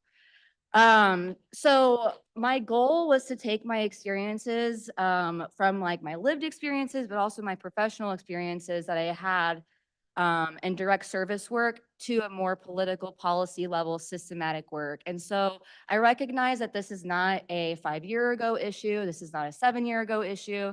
We can go back to the 50s to look at the deinstitutionalization of the state hospitals to show why there's a high increase of people in the criminal legal system who have mental illnesses. And so we have ordinances now that continue to target people for being poor, unhoused, Black, disabled. And so Sheriff Clayton mentioned the need and importance of dialogues, and with dialogue comes acknowledgement, but it doesn't just stop there. You can acknowledge that we have issues in the county, the state, and the country, and we have acknowledged this, but now we have to do something in replacement of acknowledgement and take response. And so as a former CMH employee with my master's, being paid on average 50, later parts of the 50,000, seeing the weight of the salaries that someone spoke about, social work salaries not being equitous, and it's important to recognize that over the 7-year period, the executive director position of the CMH has gotten over $60,000 of an increase of pay, but the people who are doing the direct service work, like myself, for the 10 short months that I did, only saw an average $11,000 pay increase over the 7 years. And we wonder why people are burnt out. We wonder why people have compassion fatigue. We wonder why people are being unserviced continuously. And to be a little personal narrative, it is exhausting and it needs to be addressed. And so 750 Towner is a great place to put a warming center. There's money being allocated towards it that's not being used. So look there. Thank you so much. Thank you. Name, city, or township. I'm Monica Prince, and I live in the city or in the township of Ypsilanti, and I work at the city senior center.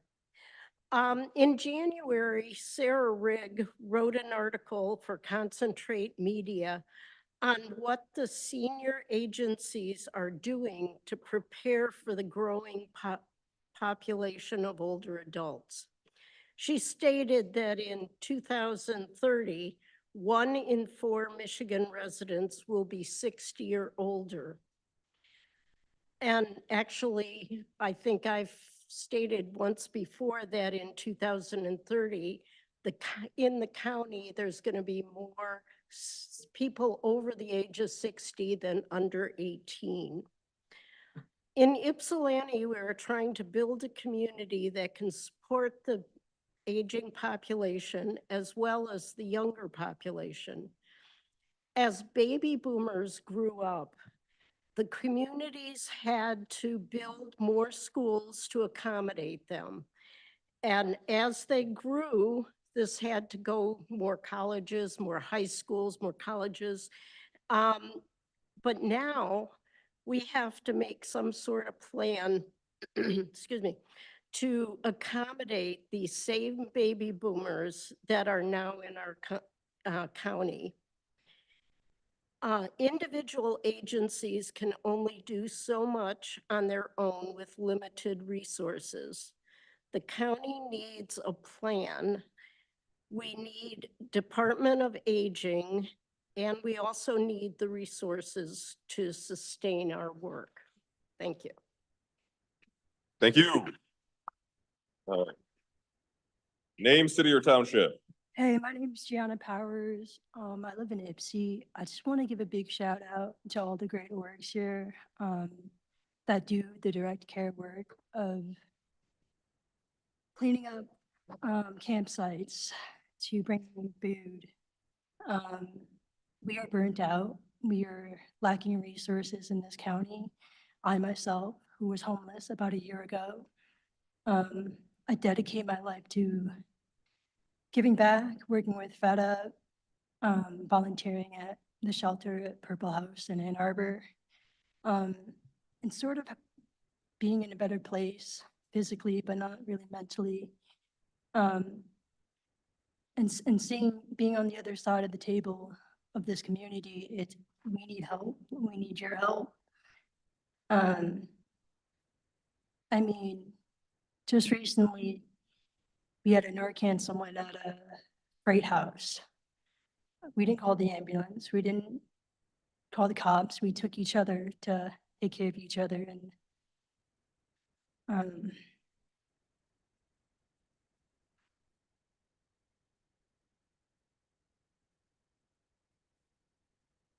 you can find a house for us, but we also need more resources for mental health.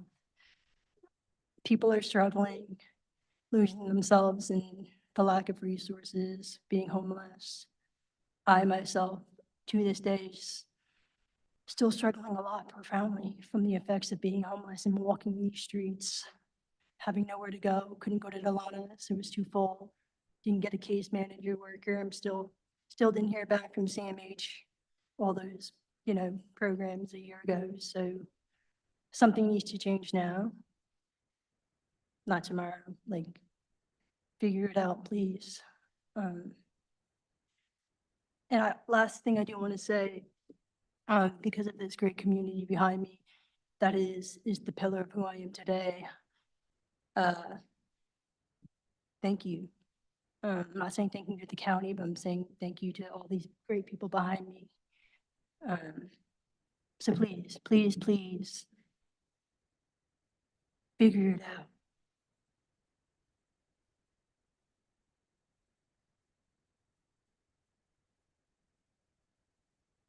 Name, city, or township. Cynthia Price, City of Ann Arbor. I know you people are sick of hearing from me. I mean, I say the same thing every time.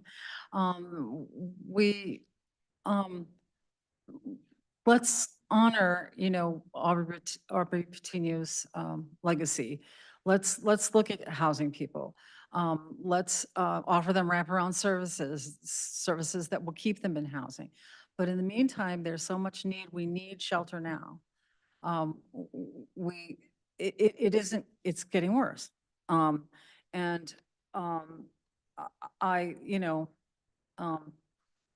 Yeah, it's getting worse, and everything that people have said before me is true. I get, I certainly don't get the calls that Sherry does, but I get plenty of calls every day.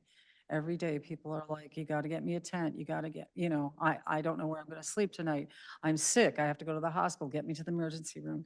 It's ongoing. But I just want to reiterate, shelter now. Thank you. Thank you. Name, city, or township. Karen Holman, I live in Ipsy Township, and I just want to, I think this will be brief. I just want to address Sheriff Clayton's kind of prophecies of doom and other commissioners' prophecies of doom. And I just want to reiterate my solution is why isn't there a separate public safety millage, right? What are they afraid of? Right? Separate it, make the issues clear. And I also want to respond to something Commissioner Beeman said. That's a really great program, Shore Moms. 318,000 out of a budget that went from the millage to the sheriff's office, 21 million, right?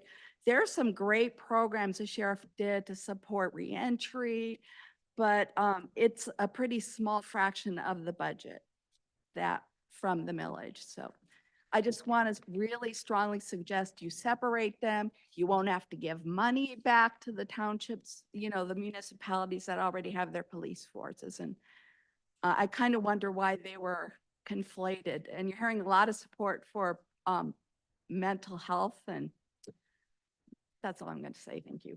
Thank you. All right, come on down. Name, city, or township. Hey, my name is Adam Cecil. I live in Pittsfield Township. I am a therapist and a social worker in the community. I'm on the board of directors for the National Alliance of Social Workers, member of Social Service Workers United. I've worked on the inpatient psychiatric unit at St. Joe's, where I connected people to mental health therapy or services once they discharged. I've been a therapist at Packard Health, and now I'm currently at Michigan Medicine and doing private practice therapy. I agree with so much of what was said already here tonight, but I think I just want to use my time to highlight about the CMH portion of funding and how I think we can do better there, especially if we keep the millage as is. I would encourage kind of what Commissioner Robbie was saying, which is more public accountability, transparency, and safeguards. And I'll conclude with some specific recommendations on how I think those could go, as Commissioner Sanders recommended. But I guess I would pose this question. If this mental health millage was working, why can you not get a therapist at community mental health? Why 8 years ago could you and you can't? And I would encourage anyone to call tomorrow and see if you can.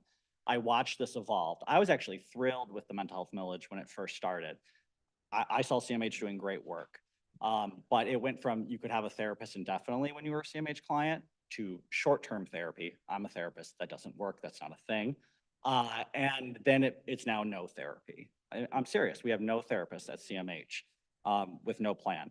When they first rolled out the millage, they had public group therapy sessions. That is awesome for mental health. That is so good. And anyone from our community could go to CMH and participate in those public, those group therapy sessions. They could get a therapist. COVID hit. They shut those down. We get it. They never brought them back. Never. I have seen a decrease in mental health services since the millage. But like I said, I do think COVID got us off track, but no one's bringing it back. And I think that's really disturbing. So some specific recommendations in terms of accountability and what I think could make that portion of the mental health millage work better. I think it would be great if we had a public dashboard showing CMH statistics. This is public money. This is our money. It's our taxpayer dollars. You should be able to see what the wait time is to get a therapist. You should be able to see caseload sizes of our case managers, of our psychiatrists. If it's possible within the laws of the millage, a guarantee of therapy for everyone in Washtenaw County, if you want it. We started off that way. And we lost it. Bring back the group therapy. And lastly, please increase the salaries and working conditions of CMH workers. Working conditions are directly connected to the outcomes, and there are contract negotiations going on right now. I encourage everyone who with a voice in the matter to encourage a significant bump in pay for our CMH workers to lower retention and people can keep their therapists. Thank you. Thank you. All right, who's next? Come on down.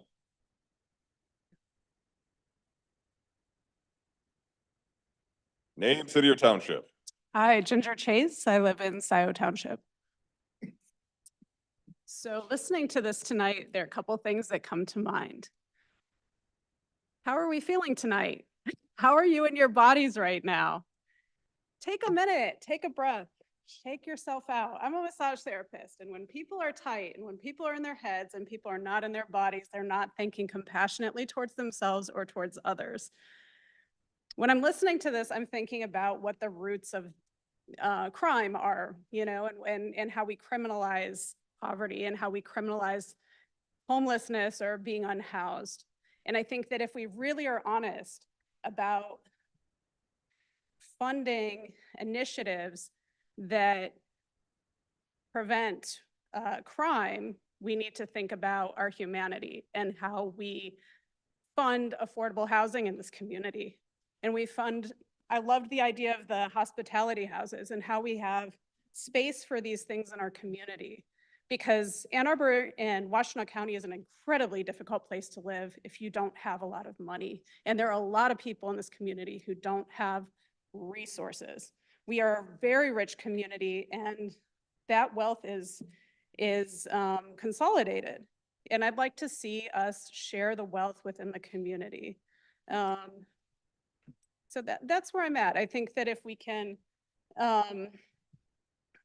really look at the roots of things, we can have Band-Aids. I think that mental health issues, often are stem from trauma, and they stem from poverty and the combination of not having resources to heal if you've experienced trauma, right? So I think that if we're really honest about it and we fund initiatives that address those things, that we're in a good place. And the other thing I'd like to think about is it's not a black and white thing. I hear a lot of arguing here, and I'm really curious if we can get down to an authentic conversation about what the real needs of the community are, not an idea of who, of politicization of it, or needing to defend a particular idea, but let's be practical about solutions here. There are real issues in the community, and if we can talk openly, honestly, I'd like to see us get to that place I'd like to see your body get to that place where you're actually talking about the real issues as opposed to, I guess, fronting, what are the real issues and how can you actually solve it? Because I believe that if you get to a place where you let go of your ego and you're like, okay, but what are the real solutions here? You can find them, and they're going to be more dynamic and they're going to be bolder than any one of you could solve by yourselves. So I really encourage that, and I thank you for your time. Thank you. All right, name, city, or township. Hi, my name is Shannon Armstrong. I'm a lifelong Ann Arbor resident and former Washtenaw County Youth Commissioner. I'm speaking in support of the mental health millage and for using that for organizations that actually benefit mental health, such as Community Mental Health, Corner and Packard Health, Neutral Zone, Ozone House, and much more. That this list absolutely does not include the Washtenaw County Sheriff's Office. The Sheriff's Office is not the proper institution to be supporting people with mental health illnesses and needs. Community health organizations can effectively support community members in mental health treatment and in establishing themselves financially. Staff at Neutral Zone have helped me establish housing, apply for necessary financial aid, navigate life challenges, and gotten me ready to start college this summer. The Sheriff's Office does nothing of the sort, spending the majority of their money on criminalizing and punishing community members. According to a report done by the Vera Institute of Justice, this current Sheriff's Office administration arrests Black youth at 11.1 times the rate of white youth for nonviolent low-level offenses.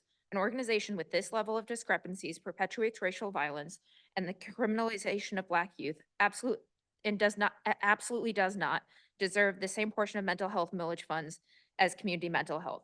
I urge the commission to put more money towards dedicated community health organizations like CMH, Corner Health, Neutral Zone, Ozone House, and put stipulations on how law enforcement agencies can use mental health millage money funds, including the excess funds, must be given back to the county. An ounce of prevention is worth a pound of cure. This money can be spent drastically more effectively by organizations that actually support community health. I also want to uplift the solutions Adam Cecil and Alicia Dyer and Ginger Chase offered, specifically supporting public data on how public money is used. Thank you. Thank you.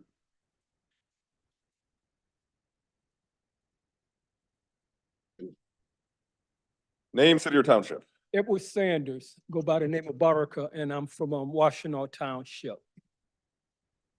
If I'm getting it right, the idea is to take and give money for mental health. We know that there was one public institution, which was our schools, that got real bad reputation, whether rightfully or wrong, that had a pipeline that was going from its playground to the state prisons. And get me right or correct me, so the solution is to give it to law enforcement and let them see if they do a better job than the schools. That's the idea. I mean, hey, I've been set up to do debates, but this will be easy. That's not a good idea. There was no integrity in the school pipeline, and there can definitely be no integrity in a county jail pipeline. There is mental illness in their pipeline. There's homelessness in their pipeline. unemployment and underemployment. Those are the predominant residents in the county jail, and they have the largest recidivism rate. And many of them are U.S. soldiers, veterans, where our government cuts off the medical care for them the moment that they step in there. And you think that they will have the solution if you gave them some money to govern mental health. Well, I worked it in Washtenaw County Prosecutor's Office in their Integrity and Expungement Unit, and you guys funded it. We asked you to, and thank you. You helped bring people home. Thank you. But the idea, again, money, when we were there in that space, when I was there working as a paralegal in that Integrity and Expungement Unit, investigating wrongful convictions, the biggest problem was we don't want to get on the sheriff's toe. Don't step on his toe. I'm like, I need the records for this. I need the records for that. We have to figure out how to do it, but that ain't the way to do it. We can't go to him. He's upset because we opened this case or we opened that case. And that's what you want to do? That's the wrong case. Thank you. Thank you. All right, come on down. Whoever's next. Anybody in the room, public comment before we turn to our friends online.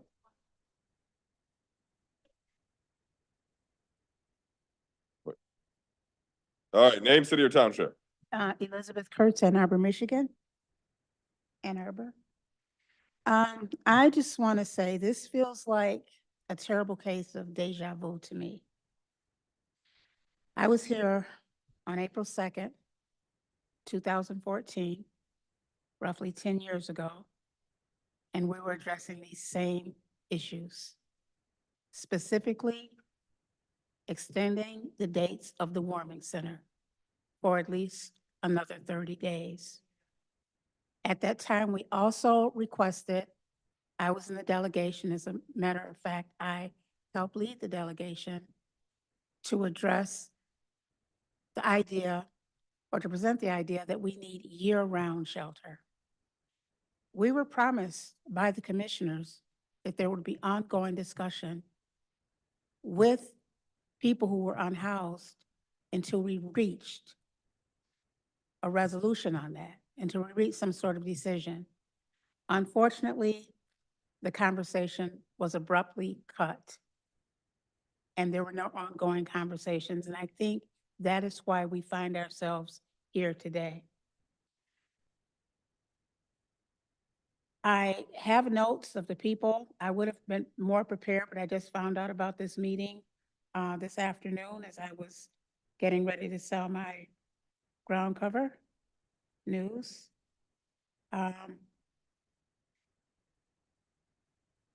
They extended the warming center that year for another 30 days. But as I said, there were no further discussions on it. Dan Smith, I don't know if he's here. I haven't kept up with the commissioners. At the time, called it a completely and entirely inappropriate to be making policy and budgetary decisions on the fly in response to a few people who showed up to speak during public commentary. And I just want to address who those few people were. We were people who were experiencing the problem. We were people with lived experience. And unless we have constant input into the decisions that are made, we're going to be here again. And it is important that the dialogue for any decision-making going forward include we who are experiencing it.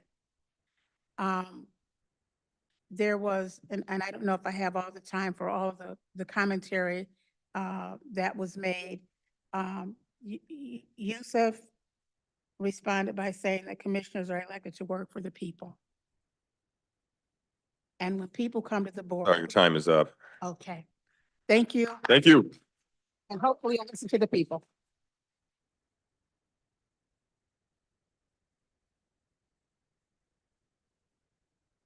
All right, come on down. Name, city, or township. City of Ypsilanti, Courtney Labby. I come here tonight to ask you for partnership. I work with several grassroots organizations within the city. Hello, Yusuf. You and I spent a lot of time together. I would like to spend more time. My first question is, well, it's an ask. I would invite and ask you all to please come visit these warming shelters.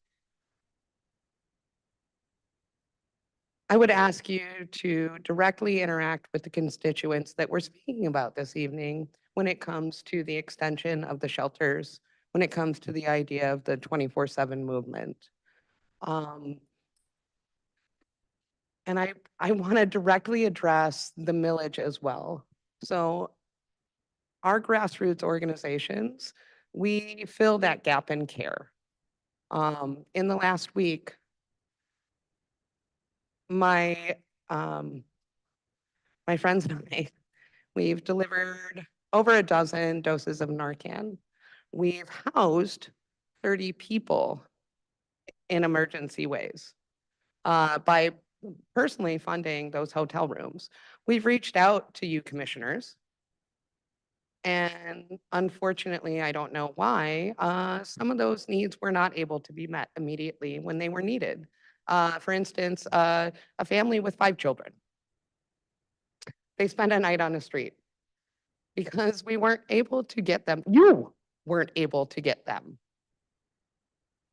a hotel for the night. I'm just begging you to please interact with us, to please open this dialogue, and to please let's rethink this millage, the way we're going to spend that funding. And instead of going through the sheriff, who, for whatever reason, so many of these constituents are unable to trust, please come to us, the folks that these people do trust. Tonight, I've already taken 2 crisis calls and had to step out during this meeting to address immediate needs. Please engage with us. Please, like I so respect the work of CMH and all of the, and SOS, but we get referrals from SOS, from police. We need your help. We need you to incorporate us into this budget, and we need you to engage. That's all I have to say. Thank you.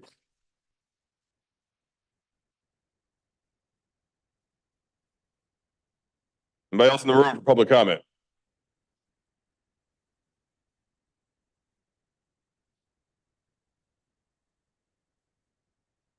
Hello. Hi. Last, I'll try to get somebody I want to say, I'll try to organize. Hi, Yusuf. Good to see you. I'm Allison Diver. I live in Ann Arbor. I have supported the millage for community mental health and public safety the last, 2 or 3 times it's been up. I haven't been in my hometown, but I haven't been here, but I was gone for a few years. Anyway, I'm both a consumer of mental health. I've struggled for 30 years. It's under control now, but I have witnessed waiting 3 months to see a psychiatrist. I've witnessed the Chelsea inpatient unit close and bed shut down due to funding, and had to see a psychiatrist and no longer can go to Chelsea Hospital. I went to University of Michigan Hospital one time because I was in a crisis, and spent 24 hours sitting upright in the emergency room while they tried to find a bed. And the closest bed they had was Great Oaks, which is about 45 minutes away. So although I support the millage, I was glad I watched your work session. I was glad to hear you talk about accountability. I think there needs to be a lot more strength to the millage on making sure that the funding meets the need. There's a lot of need out there that's not being met. I also, however, support the police. And to say that they do not deal with mental health and are incapable is not true. They see more ungodly things than we could ever dream of. They take that home and they live with it. And they have very few resources to do with it. So Jerry Clayton can talk a good game and great things are being done behind the scenes. It's a little different. And I think he needs to support his deputies and mental health issues when they see murders or crime or God knows what crashes.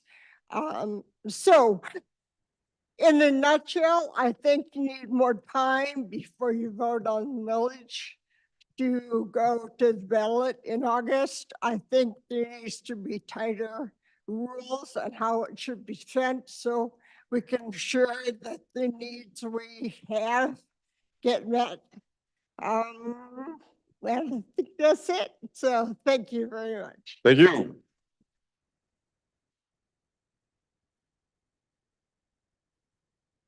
Name, city, or township. Hello, Hi. my name is Lindsay Kolka, and I live in the city of Ypsi. I'm wearing two stickers right now, and I'm going to read them to you. The first one says, "Shelter now, defund the sheriff. Public safety and mental health come from housing, not cops." The second one says, "Shelter now and defund the sheriff and power over housing, the budget, and our lives." You know what that means? Because everyone here has said that already. You know what shelter now means. We've been coming since August to tell you what shelter now means. It means more than just shelter now. It's 3 demands. You know what defund the sheriff means. It's 9:40. Everyone who has spoken tonight is saying, defund the sheriff. Do something different with this millage. Shelter now, defund the sheriff. Public safety and mental health come from housing, not cops.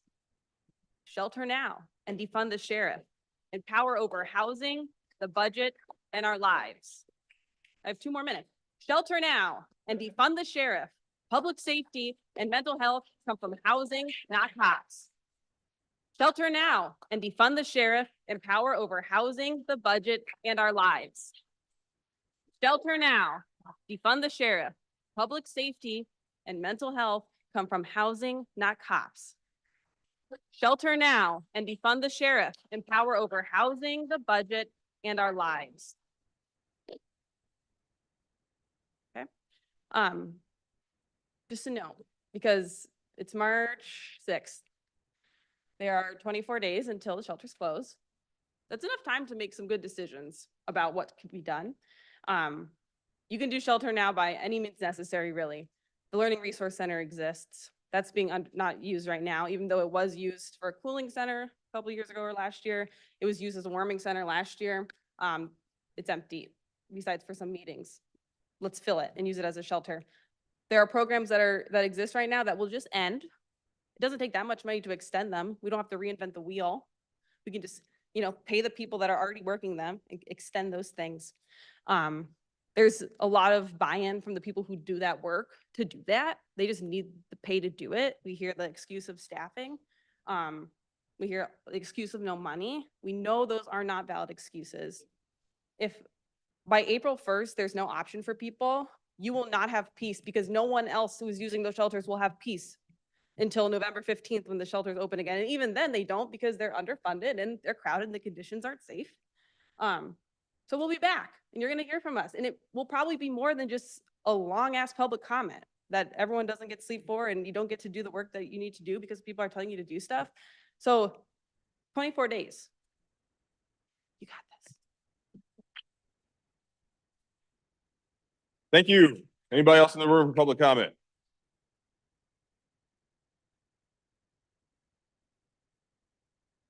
Name, city, or township. Hi, Hi. Claudia Grace at Ypsilanti. I just came to reiterate some of the points people made, like the really pressing need for a 24/7 shelter in Ypsilanti, hopefully administered by the county, but governed by the people who actually stay there. Also, to reiterate the need to extend overnight shelters through April at the very least. I also wanted to say, like, we know like mental health and housing are really deeply linked issues. By expanding mental health services and funding them, it's a form of eviction defense. I've had many friends fall into homelessness, all of whom experienced mental health issues and trauma due to domestic violence that led them to become homeless. And the same issues made it so that they were unable to retain housing over the years when they would get housing. So it's really important not only to have a shelter, but for it to have services that people can continue to receive afterwards, because if people aren't able to continue to receive their mental health services, it's very difficult to retain any like meaningful gains. Yeah, and also we just know that like jail is like just like a pipeline back to homelessness. So in no way is it helpful to people except for people who have property that needs to be protected. Shelter now, I guess that's all I have to say. Sorry.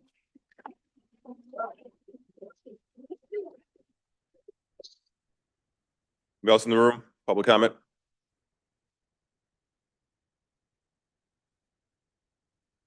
All right, name, city or township. Yeah, Alexandra Granberg, I live in Ann Arbor. What everybody said here, I agree with 100%.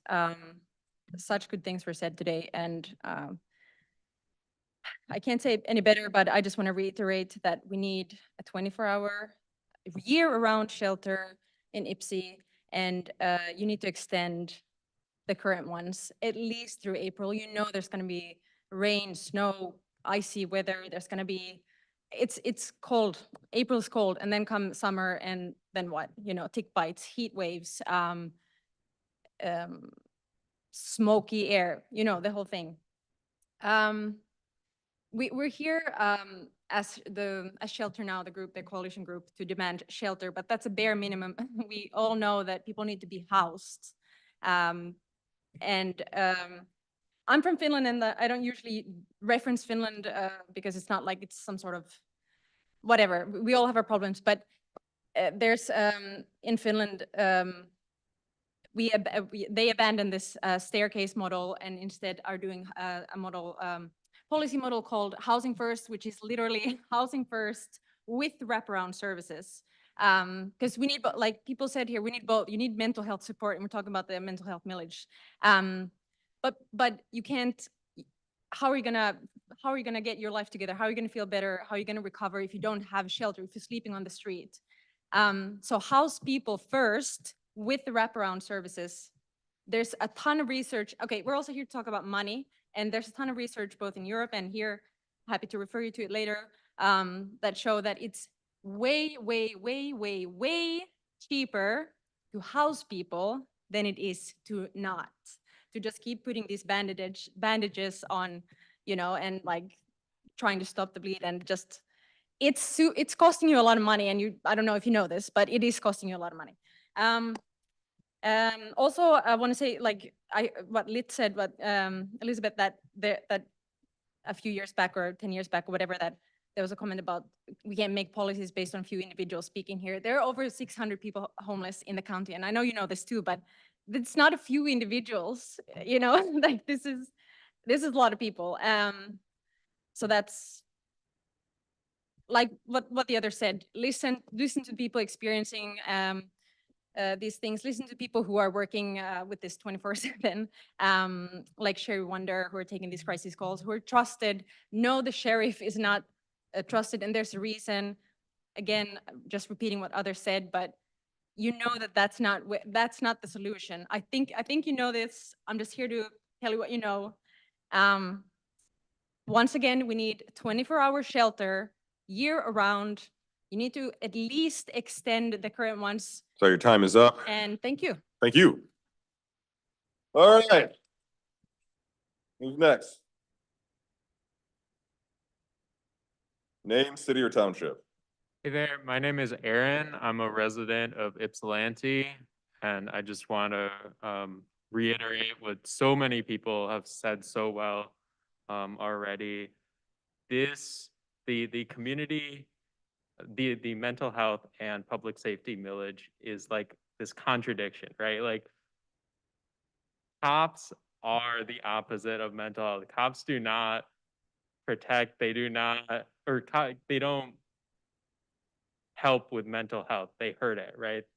They are really like, yeah, it needs to be separated. Sorry, I'm mumbling my words a little bit. But yeah, this millage really just needs to be postponed so we can have time for community discussion. We need to thoroughly think this out. The conflation of these two things, the police and mental health, is really this like, yeah, this artificial construction. We need housing to protect mental health. We need better mental health services. You know, we need permanent supportive housing, right? And all of like these really great grassroots efforts that are happening already, we need to be supporting those, not giving more money to the cops who have so much already. You know, the sheriff is hoarding this 6 million, and like, what's he doing with it? Is it making people safer? Is it getting more people housed? It's clearly not. You know, more people are ending up on the street year by year. More people are getting evicted, not just here, but everywhere. But like, this is where we have the power to deal with it. Yeah, just emphasizing what people have said so far about shelter now. We need a shelter in Ipsy just to protect people from the elements, just to like provide some like basic needs, provide like somewhere to sleep, go to the bathroom, get food so people can do better for themselves, like just make a better life for themselves. And yeah, like you go around like at night and you see like, the other night I saw this guy just like hanging out, sitting next to this restaurant. 2 Ann Arbor cops pull up, just start harassing him, like kick his drink over. I think like, and people just don't see, and there just isn't like the accountability with these police. Yeah, that's all I've got to say. Thanks. Thank you. Anybody else in the room for public comment? Name, city, or township. Shep Jackson, Ypsilanti. I just wanted to point out something that, you know, first of all, I wanted to express my support for my comrades, you know, and they've said so much that I don't think I don't have anything new to add to that, other than that, in the city of Ypsilanti particularly, the warming center has turned into effectively, we lost our library, right? So we don't have the library, and now the warming center serves as that third space that we just don't have like that in our communities anymore. So I just urge the commission, I'm gonna keep this short, I just urge the commission, urge the community to really start rethinking these third spaces, that like, that places that you don't need to spend money to just exist, to live, right? Working at the Warming Center, some of the folks that appreciate it the most are our senior citizens, right? Who are not homeless, but they come to volunteer, they come to get a cup of coffee, they come to just interact with the folks there. And it serves just as, it's just as fulfilling for them to come and volunteer and interact with the community as it is for some of us who have been homeless and who benefit from those services. So it's a really symbiotic relationship. Like I've heard from the community, it's a very appreciated and loved space. So that's all I have to say, y'all. Thank you. Thank you.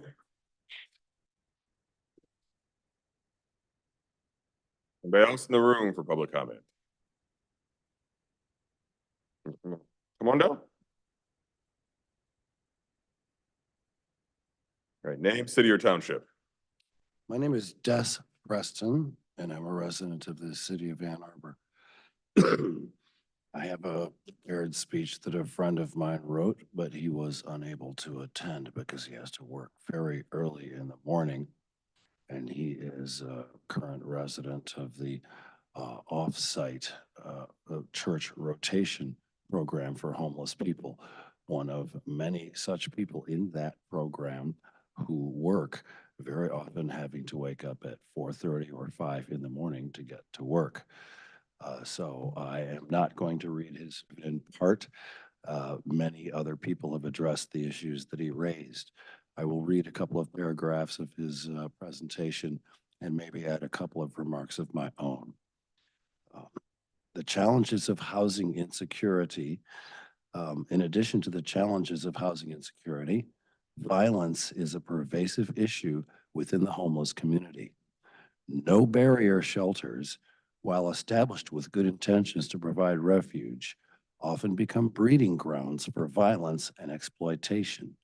These environments do little to address individuals' drug and alcohol issues, but instead enable and perpetuate substance abuse and violence by turning a blind eye to rule infractions. This cycle of violence further marginalizes and endangers those already in vulnerable situations. I can personally tell you that I've heard many stories of serious violent incidents that have happened at the homeless shelter that have sent people to the hospital where the police were never called.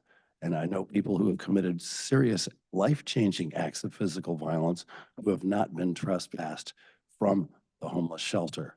I can also say that the problem of homelessness will never be solved as long as Ann Arbor, Michigan and Washtenaw County allows itself or themselves to be dumping grounds for homeless people being sent here by hospitals and police departments in surrounding counties and municipalities. And this is an endemic problem. No barrier shelters that do not address detrimental behavior do nothing but bring the same elements to our community that have destroyed other cities. They perpetuate a cycle of dependency and enable destructive behaviors, ultimately harming both the individuals they aim to help and the community they reside in. Proper auditing of agencies tasked with the stewardship of government funds allocated to help the homeless is essential. This ensures transparency, reduces corruption, and guarantees that the funds are used to assist those who need it the most. Accountability and oversight are crucial in ensuring that the resources are utilized effectively. Sorry, your time is up. Well, thank you. Thank you. Anybody else in the room? Public comment. I see you're waiting. Come on down.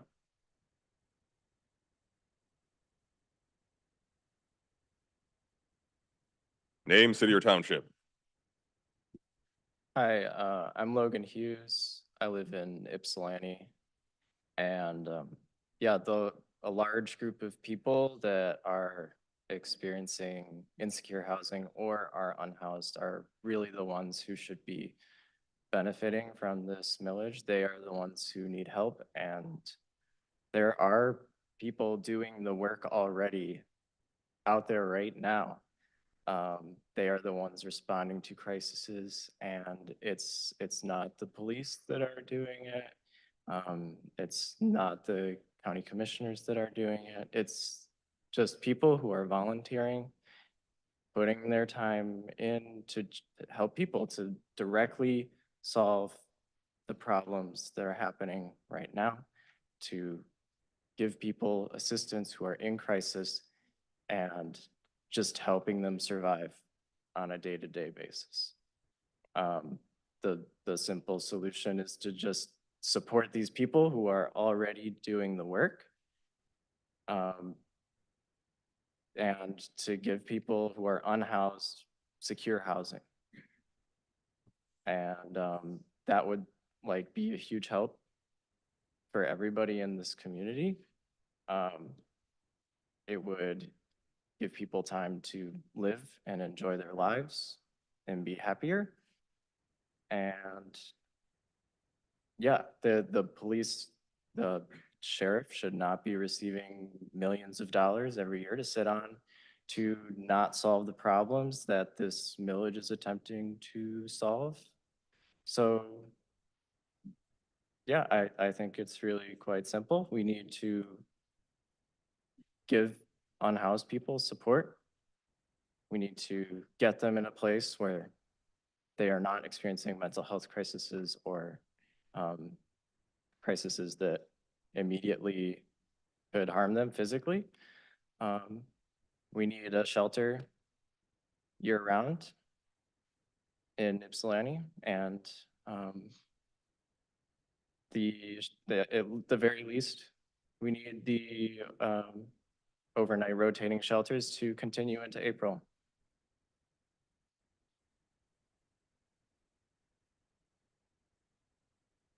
That's all I have to say. Thank you. Mouse in the room for public comment. Not seeing any. All right, Ashley, who do we have on Zoom? Or do we have anyone on Zoom? We have people on Zoom. We have people on here. Zoom. Okay. First, we have Danny Bell. Danny Bell, please state your name and city or township. Yes. As you can see, the picture on there, that's my mother, okay? My real name is Robert Moore, Justin. We used to be neighbors, okay?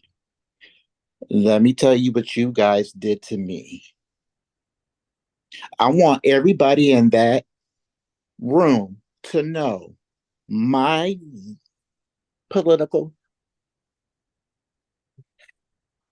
I have to calm down because you guys want to sit up here and take over my personal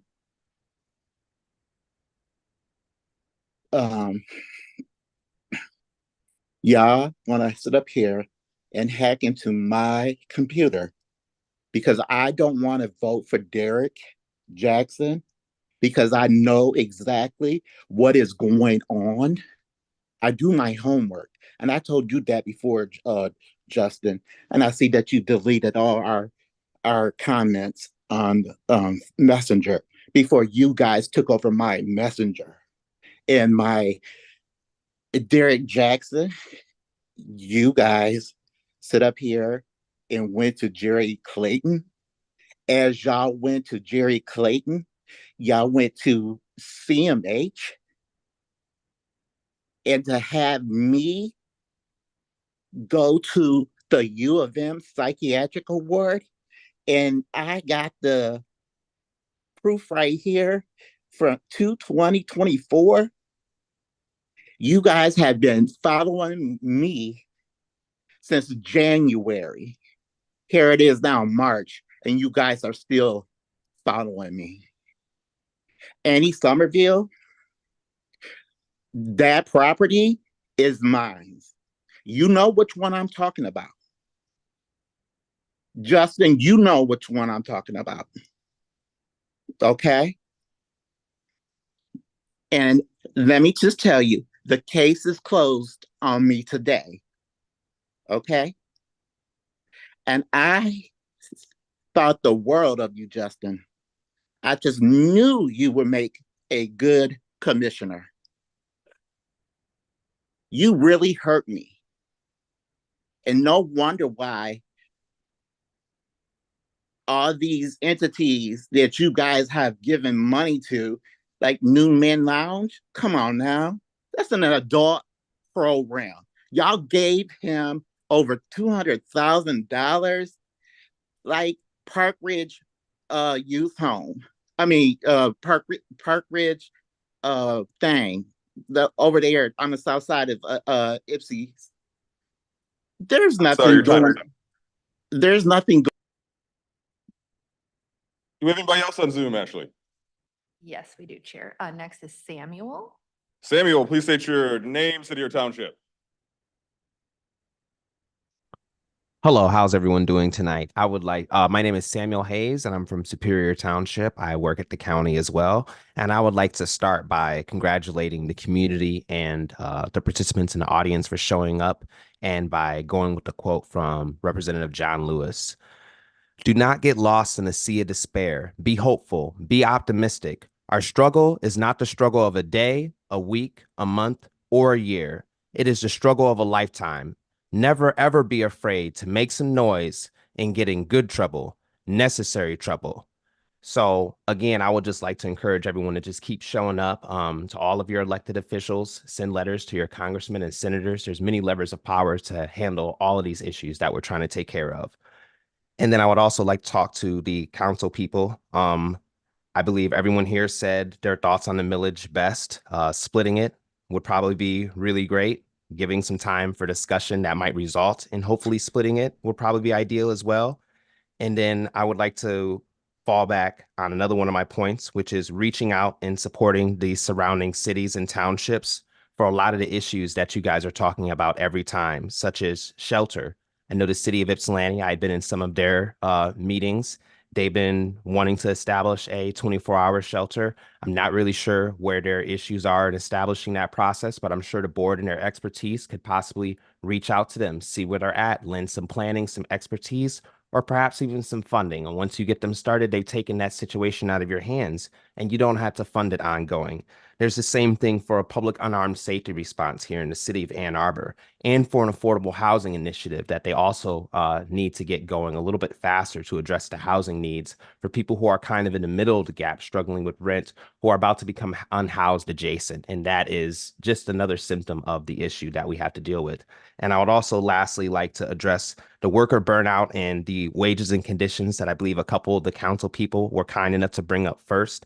Thank you so much for your attention on all of these things. And I look forward to, as we all move forward in especially contract negotiations and all the other things that the board is able to do for the employees of the county to address worker burnout, because we're the people who are doing the work with all of the clients, with the members of the public, and we are literally public servants. And it's not glorious, but I think even as someone in the middle of the pack, it doesn't really have to feel like this all the time. So thank you so much again for your time and attention, council people, and thank you, members of the public. Everyone have a great night. Thank you. What do we have next, Ashley? Next we have Jesse. Jesse, please state your name and city or township. Hello, my name is Jesse, and I am a new member of the city of Ann Arbor. But I've been like living in Ypsilanti and everything for a long time. I spoke earlier, you know, I want to say I'm working at something I plan on bringing between both councils for a 24-hour homeless shelter, emergency shelter to be built at that Ford plant off Spring Street in Ypsilanti, Michigan, because like it's right in the area, concentrated area where a lot of the needs really do need to be met. And I would just encourage members to like think outside of the box for solutions. I was a member of HAWK from February 22nd, 2023 until January 30th of this year. And I stayed where people were being staffed, and I know how to handle these things in life. To the families that were up there that had no idea how to, and no training on crisis response or any of this, the impact was tragic. And we have to do better. Why aren't our agencies more interlinked? Why aren't they helping one another?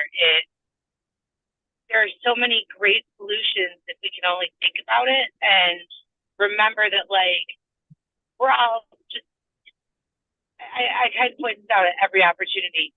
I don't think many of the board members have had to worry about homelessness. You're too young looking because the age is physiologically 7 to 12 years. Every single year you are out on the street.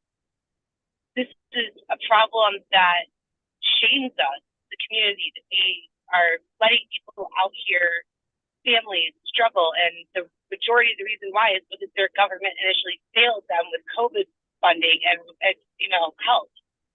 Many people would not be in this position if the elected representatives at that time had done their jobs and done right by us. Thank you for your time. Thank you. Anybody else online, Ashley? Yes, Chair. Next we have Nancy Hine. Nancy Hine, please state your name and city or township. Good evening. My name's Nancy Hine. I live in the city of Ypsilanti, as well as I'm a long-term county employee, and I'm president of one of the AFSCME locals at Washtenaw County. I support everything that was said tonight, and my We Rock family, great job tonight. I support everything and lots of coverage from the east side of Ypsilanti. One thing that has been forgotten is that when this millage was originally put through, there was a crisis center that was supposed to be part of this, that was actually supposed to be at 750 Towner in Ypsilanti. And that opened to a certain degree. It was supposed to be a 23-hour hold center. COVID hit and the center was closed down and has never been reopened. Part of that millage money was supposed to go to this crisis center. And a lot of us, especially in Ypsilanti and on the east side, approved that and voted for that because there was going to be a crisis center. We were asked questions about what happened to that. And we were told there was a staffing issue as well as some of the money was diverted to youth services. So that has never opened. And I think people should be held accountable to that, as well as get ready for the next phase, because there's a proposal that's been put to the Board of Commissioners to remove all the mental health services from the city of Ypsilanti and moving them over to a brand new building in Ann Arbor. So that's going to be the next fight. And this all needs to get taken care of and needs to get settled. The millage needs to be for mental health services. Thank you and have a good evening. Thank you. Anybody else online, Ashley? Yes, Chair. Next we have, I'm going to say Daniel B. because I cannot. Daniel, please state your name and city or township. Hello, my last name is Daniel Burt Bickler. I'm a proud social worker that moved to Michigan from the state of Texas. I was a housing and LGBTQ advocate, and that was fairly active in Dallas, Texas. And honestly, I ran screaming after my governor left me to freeze during the snowpocalypse in Texas. There was a lot of problems in that state, and I came to Michigan hoping that could be of use here, and that maybe I'd be working in a government structure that would be very conducive to work. And I just wanted to say thank you to all the commissioners for the hard work. I know each of you are doing things from the perspective individually that you think or believe in what you're doing and how you're doing it. But I also like to remind each and every one of you that the only time I've seen this much public interest or involvement, I came to this commission meeting tonight not knowing what to expect. This is the first meeting I've attended virtually or in person of the Washtenaw Commissioner Board. And the only time I saw this much interest or public involvement was when I was in Dallas and a school board was being admonished for its deeply homophobic practices. Public individuals do not get involved unless there's a problem. And I would please beg you to listen to your citizens and try to work towards a compromise or a manageable solution. Thank you so much for your time, and thank you to everyone for being involved. Also, happy Social Worker Month. Thank you. Anybody else online? That's it. Anybody else in the room? This is too loud. All right. All right. Well, we will move out of public comment. We will move to commissioner response to public comment. And Commissioner LeBar was so early in the queue. Give me some sort of indication if you want to get in the queue. You got in the queue like an hour and a half ago. I had a suspicion we might get here, so I appreciate that. Good planning. Thanks again for all the comments. I think just a few common themes here. Nearly everybody's talked about some form of need that they believe is either going unmet or needs to be met at a higher level, and the use of accountability mechanisms. It's been primarily in the context of the sheriff's office. And one thing that I think gets overlooked in this is the inclusion of the sheriff's office is important in a political context too, because this is the person that is directly elected by the county to provide those services. And they are the only person that's elected to run that office.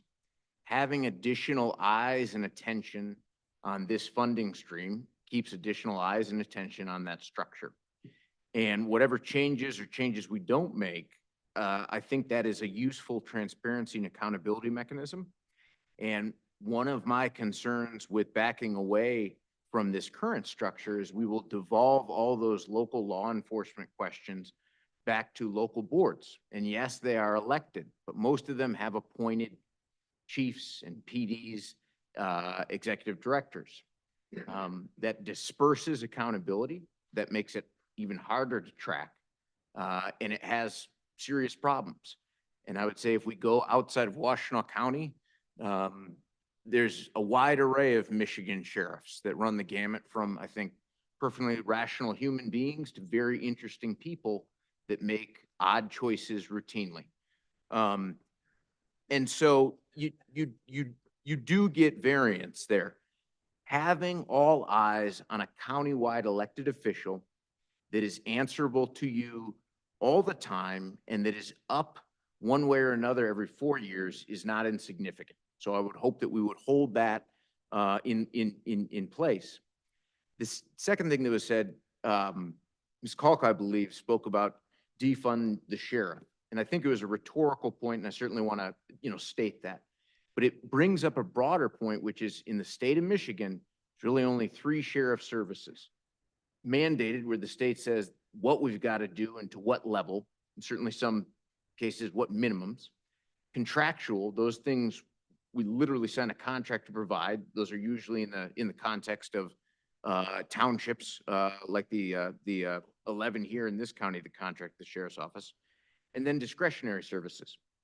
This millage, warts and all, imperfections and all, provides largely discretionary dollars.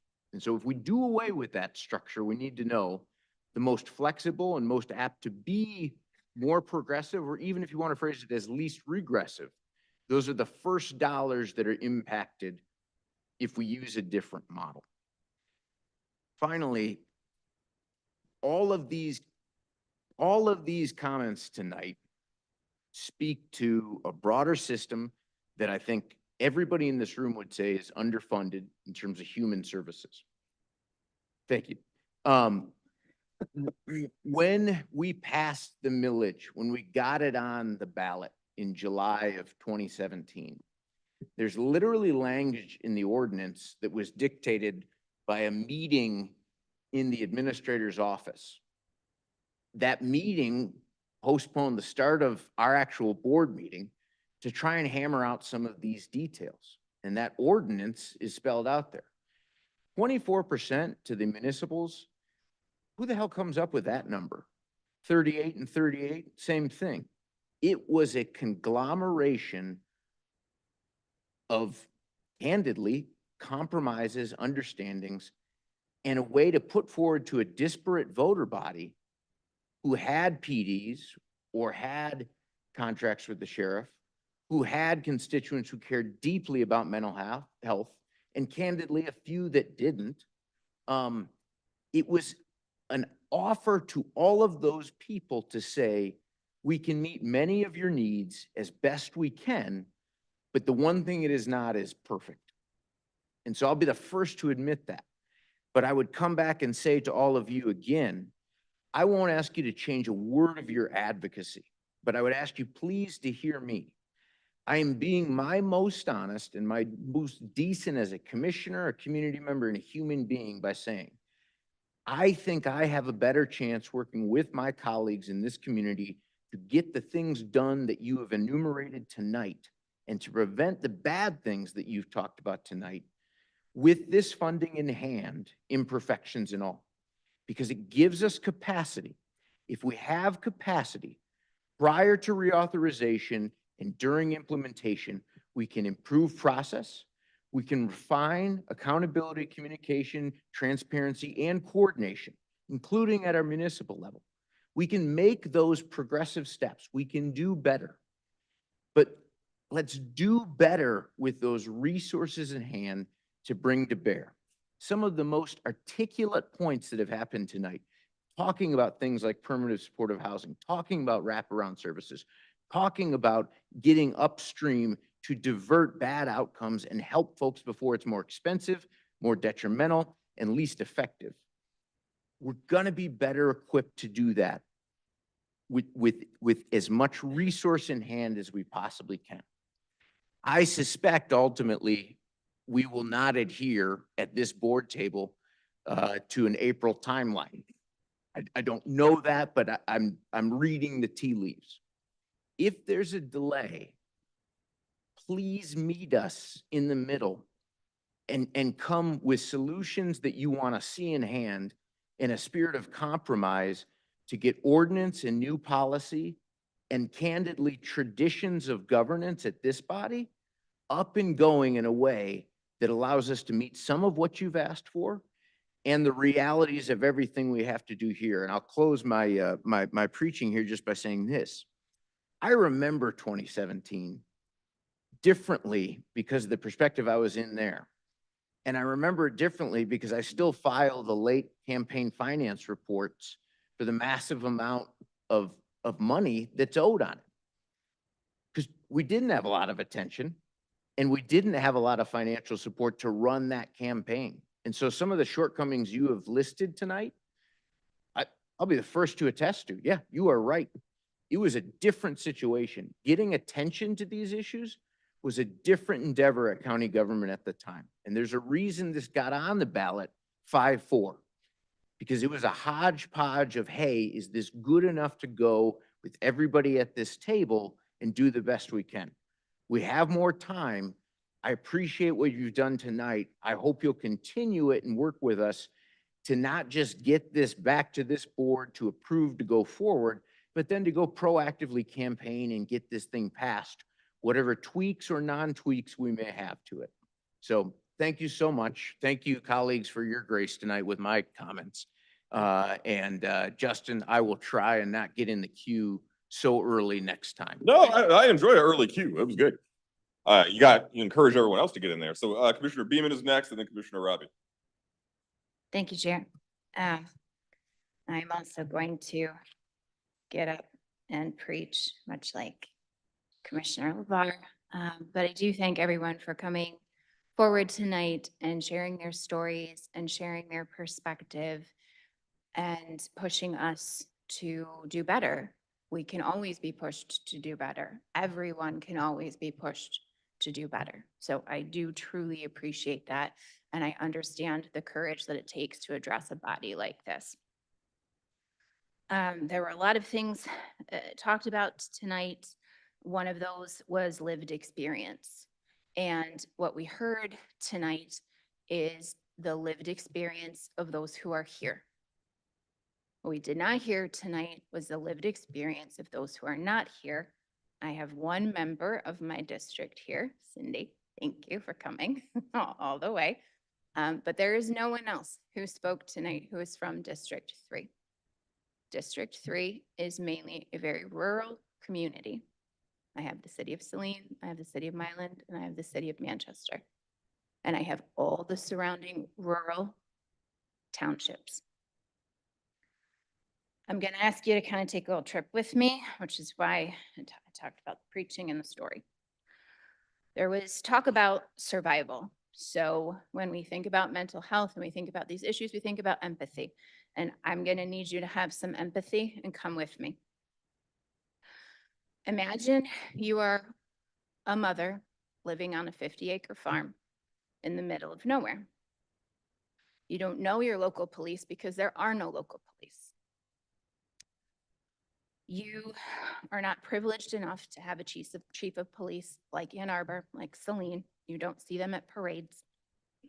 They aren't an entity that you communicate with, that you interface with on a daily basis, weekly basis, even once a year. You are a woman who has lived on the land. You are someone who is strong and does not rely on others until you are faced with a situation where it is the life of yourself and the life of your child. And you have one call to make to an unknown entity because you are that desperate. You are in a domestic violence situation and you need help. You call 911 and you receive the services, given through that line. This was my resident. This is my resident that I hear of, unfortunately, time and time again when I go to my township meetings. And this is my resident who doesn't even technically receive Washtenaw County services. It's a township that doesn't contract with Washtenaw County. But it is a life or death situation. And so Washtenaw's closest, and that's who comes. And that's who comes and saves the life. And I have my city, my municipality that does contract with Washtenaw footing the bill. Because how could they not foot the bill for saving the life of a mother and her child who don't have a neighbor they can even run to? You can't run that far. So when we look at these issues, we have to look at it as a whole county. There are different issues across this county. There are different issues on the east side, on the west side, in our cities, in our rural areas, in townships. There are different issues. And so when we look at this millage, it is a community mental health and public safety millage. These dollars are what saved that mother and her child and the other mothers and children that I hear about again and again. Because domestic violence is an issue that we are facing. And it's not something that is easily addressed in a way outside of policing. I wish that it were. And that's what these funds can do. We can revolutionize policing, but we can't do that without funding. And we can't do that without movement and support and push from you, what you are doing tonight, what you are asking for tonight. But what I am asking for is when we talk about survival, when we talk about lived experience, we need to look at it from a holistic view. We need to look at it from border to border within our county. And we need to look at the different crises from homelessness to domestic violence that we are facing, that our neighbors are facing every single day. So I appreciate you taking that journey with me. There has been an issue throughout the night where we're talking about split the millage. Is that impossible? No, I'm not going to say it's not impossible. What is impossible is to split the millage and bring it forward as a renewal. If it were split, it is a new tax. It is a new proposal. It is something for residents to debate. Why are we having a new taxation? Not fully understanding that it's actually replacing something. And we see these millages fail all the time. A school doesn't go for a renewal, they go for something new. The voters don't understand, and so they turn it down, not understanding the services that are going away when they vote that down. Because again, of messaging that we've heard tonight, the messaging wasn't clear enough. We didn't understand it. I understand someone said doom and gloom. It is doom and gloom. If we do not have the funding for these programs, they go away. If it is not this millage funding those programs, it's the possibility that they will go away. If we do not have an identical funding source coming through to provide the services that we give right now. And I'm going to say it, and I'm going to be the one at the table that says this. That is for both public safety and mental health, because it is hand in hand. And if you want to see revolution in policing, you have to not only have the ideas, you have to have the dollars behind it to do it. So thank you. I appreciate all of you. I take everything that you have said to heart and hope that you can see from the views that I have and the lived experience that I have within my district, the disparities. So thank you. Thank you, and thank you for taking us on that journey. Commissioner Robbie, you're next. Mr. Chair, appreciate you. Thank you for the time. To the members of the public that came out, appreciate each and every one of you for speaking your truth and for telling your story about what you are experiencing and what you have seen personally, lived experiences, and what you've seen on behalf of others in the community. And so I think what I want to start by saying here is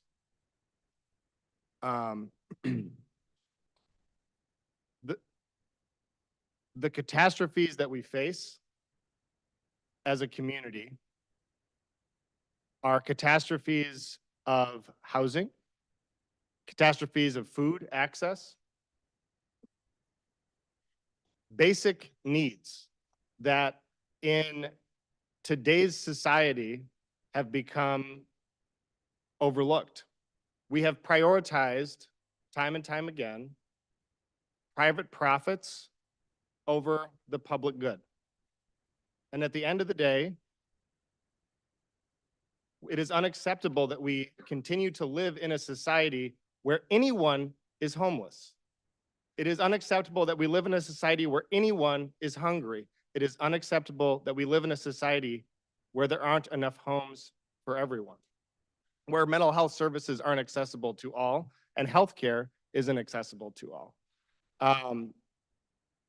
Somebody said it's becoming increasingly hard to live in Ann Arbor if you're on a fixed income or you have a minimum wage job. But realistically, it's hard to live in Ann Arbor even if you have a moderate amount of resources.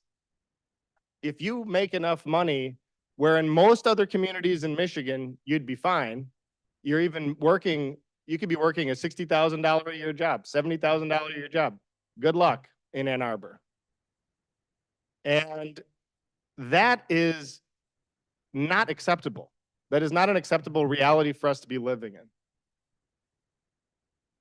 And so this crisis that is hitting our community, and again, it's hitting on all fronts. It's basically, we are becoming, and it's increasingly expanding out into other parts of the county too, we are becoming a country club community where only certain people can afford to live, where only certain people can afford to shop, where only certain people can afford to eat.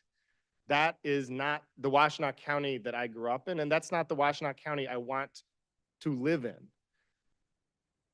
When we look at the county as a whole, when we look at our government, when we look at our functioning, we have to focus ourselves on how do we address those problems? How do we alleviate the needs of our residents and make sure that we have programs in place that help everyone? There were some great ideas that were talked about tonight. Somebody said we should have universal access to mental health services. I love that idea. Universal access in the whole county. Everybody, no matter who you are, whether you're insured, you're not insured, doesn't matter. You should have access to regular mental health appointments. That's a great idea, universal mental health access. We should have a universal housing right. It should be just a right that's guaranteed. Anybody, any resident in Washtenaw County is guaranteed a home. To think about ways that we could spend our money. Somebody mentioned, why don't we go start buying houses in the community? I love that idea. I love that idea. That is a great use of county resources. We should be seeding cooperatives and building more cooperatives like Arrowwood and other cooperative housing developments in our community. Let's have more of those where it is governed by the people that live there for, you know, for the benefit of their community. And I think as a side note that we should do that using public land, using public resources, maintaining it as public land so that it can't later become a private sector good, so that it can't later be sold, that it always will remain a community that is governed by the people that live there, and that it will remain affordable in perpetuity. We can do all those things. The thing is, the ideas that are coming forward, some people may see those as these are lofty goals that we'll never achieve. That's nice, you're dreaming. But the reality is, as our friend from Finland said, it's doable. People do it in other parts of the country. They do it in other countries. We just somehow don't have the political fortitude in this country to say, hey, we're going to roll up our sleeves and actually do this for our community. And I agree actually with my colleagues that said, all these things we can't do without money. 100% agree with that. We need money. We need resources in order to do any of those things. But what I heard loud and clear from the public, and what I want to just reiterate, is we need, as a body, to listen to the people. That's what I heard, is when you all come forward and you say, these are the needs in the community that we would like you to address. We need to take time to listen to that. And so there's a few things with that. The first is, I hope that this board will take the time to fully engage the community in envisioning how you all want $15 to $18 million to be spent in the community. I think that, again, I'll reiterate, I think that this should be a mental health only millage.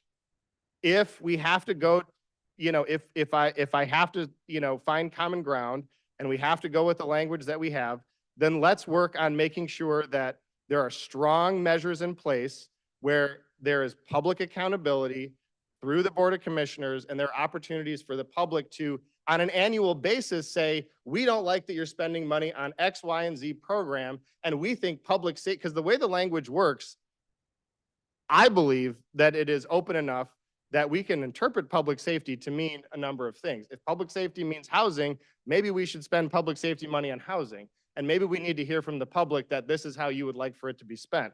And so what I'm trying to say is, when we look at this millage, we have to build the systems in place for public process and accountability. At the end of the day, we are your body. We are the people elected by you, the people, to effectuate your will in the budget. And so when and I'll reiterate this again, when I see millage dollars coming to the county and then sort of skipping the board and going to other different silos or other different organizations without the board having a say, to me, that's skipping the people's voice at the end of the day. And so what I would like to see built into whatever millage plan we come up with, at the very bare minimum, is there has to be a check and balance that happens at this table, because it's not just the 9 of us at this table, it's 375,000 Washtenaw County residents at this table. And when you come to our board meetings and have 2 hours to speak your mind and say whatever you want, this is public process. This is democracy, and it happens at this table. It doesn't happen anywhere else in the county in the same way that it happens here. It happens at this table. We are the ones responsible. And so I want to make sure that we build that into this millage. No matter what other, factors come into play with that, that to me is the baseline. But at the end of the day, I just want to push back a little bit on something else that was said, which is, the desire to say, okay, we need this millage or else, right? We need this millage or else. And what I would like to just say is, if we don't listen to the people now, then we could be dooming ourselves as a board. If we truly believe that not renewing this millage is doom and gloom, to me, that means not listening to the people is doom and gloom. Because if you all say, we don't like this, and then you all vote the millage down, then it's doom and gloom. So if we believe in doom and gloom, then first step is listen to the people so we can get this puppy passed. And so that to me is an important first step. And to that end, I would encourage my colleagues to take the time that we need to engage the public, frankly, past just this meeting. And I think I want to thank the chair of the board and Commissioner Labar for, I think that there were initially, desire to move things a little bit faster, and they both agreed to, let's take a step back, let's take some more time. I think that there is some good faith on the part of my colleagues, and I want to recognize that and appreciate that. And I would like to encourage us to continue this process. This should be the first of many days and opportunities that the public has to come before us to express, what do you want to see in this millage? Let's take the time that we need to get this right. And I think that to me, this should begin an engagement process. We should have a formal public hearing on this millage. And frankly, we should also have a community meeting on this millage for you all to say, to have even more time, to bring even more people. Let's get the whole community involved in this, to hear what you all want to see in this, and envision. Let's envision. That's a good thing. This is our money. This is our community's money. Let's envision what we want to see as a community. Let's dream big. Let's help our neighbors. Let's shelter people. Let's feed people. We can do all those things, and we don't need to limit ourselves. So, I don't think that there is, and I want to just say this, I don't think that there is an antagonism on this board to that idea, I hope. But I just want to encourage my colleagues, let's take that time. Let's engage the public. Let's listen to the people, and let's get this millage right. Thank you, Chair. All right, anybody else have a response? Commissioner Machewski. Thank you, Chair. Just take a minute. Again, thank everyone for coming tonight to offer public comment. I know that's can be a difficult thing to do, and appreciate that. I will say that the issue of the public safety mental health millage has been really a continual issue for me in my district since it was approved. And I must thank the CMH and the Sheriff's Office for coming out and engaging my community, specifically in Chelsea, really for the past year. Chelsea has its own police department, so it gets those funds which are essentially unrestricted that the Chelsea City Council can determine what to do with. And they have, in essence, banked those funds since it's become collected under the millage. Because they've been debating how to impact mental health in the Chelsea community with those funds. Again, appreciate those officials from the county who participated in those discussions as the Chelsea City Council moves forward with that. And also really trying to get an understanding of the impact of the mental health millage dollars that are available and the services that are available in the western part of the county as well. So this is a discussion we've been having in my district. And I will say that when the millage proposal was on the ballot, I was not a member of this body. I was a candidate. But the discussion in my part of the county was really about the public safety side of it. Because again, the townships that we have that are contracted for patrol services. There was a lot of discussion about the legality of the language. And, there were many, many conversations I had in Chelsea and Dexter about that. And so I understand that in other parts of the county, maybe other parts of that particular millage we're focused on, but at least in my area, I have heard a significant amount about the public safety aspect of this as well. I think, and I agree, I think we should definitely provide as much opportunity as we can for people to have public comment on this issue and contribute to the process. And I would just say that maybe I've tested out a model where I've done a town hall in January on this very topic in Chelsea. And was fortunate that CMH and the Sheriff's Office and other stakeholders were at that event talking about this particular millage. So I hope that process can be reflected elsewhere. And we're going to continue to have that discussion. I think Chelsea's doing some really exciting things with those dollars as well. And I know that the ability to do that, as was pointed out before, these are discretionary funds. They go to discretionary items. And the mental health millage will be needed to continue the ability to do the initiatives that the Chelsea community wants to do. So I look forward to the continued discussion. I think there have been many, many valid and interesting points raised tonight. And I look forward to us hopefully getting to a point where we can all come together and put something before the voters for them to consider in the near future on this. So thank you. All right, Commissioner Sanders, and then Commissioner Scott. I wanted to request some more information regarding, I don't remember the young lady's name that gave us a number of 600 homeless in Washtenaw County. I have reached out to some of our staff during public comment to ask if that was an accurate count. I would be interested, if the young lady is still here, possibly to give her contact information to our board liaison so that I can get some information about where those numbers came from, and then to be able to compare whether or not, based on the data that we collect, if it's on point, if it's off a little bit, I would be interested in knowing that because I think the point in time count was something like 13 people that they identified. I do recognize that that's one day, and certainly not sufficient enough to be able to give us appropriate numbers. But I think the last information that I had, it was somewhere around less than 200.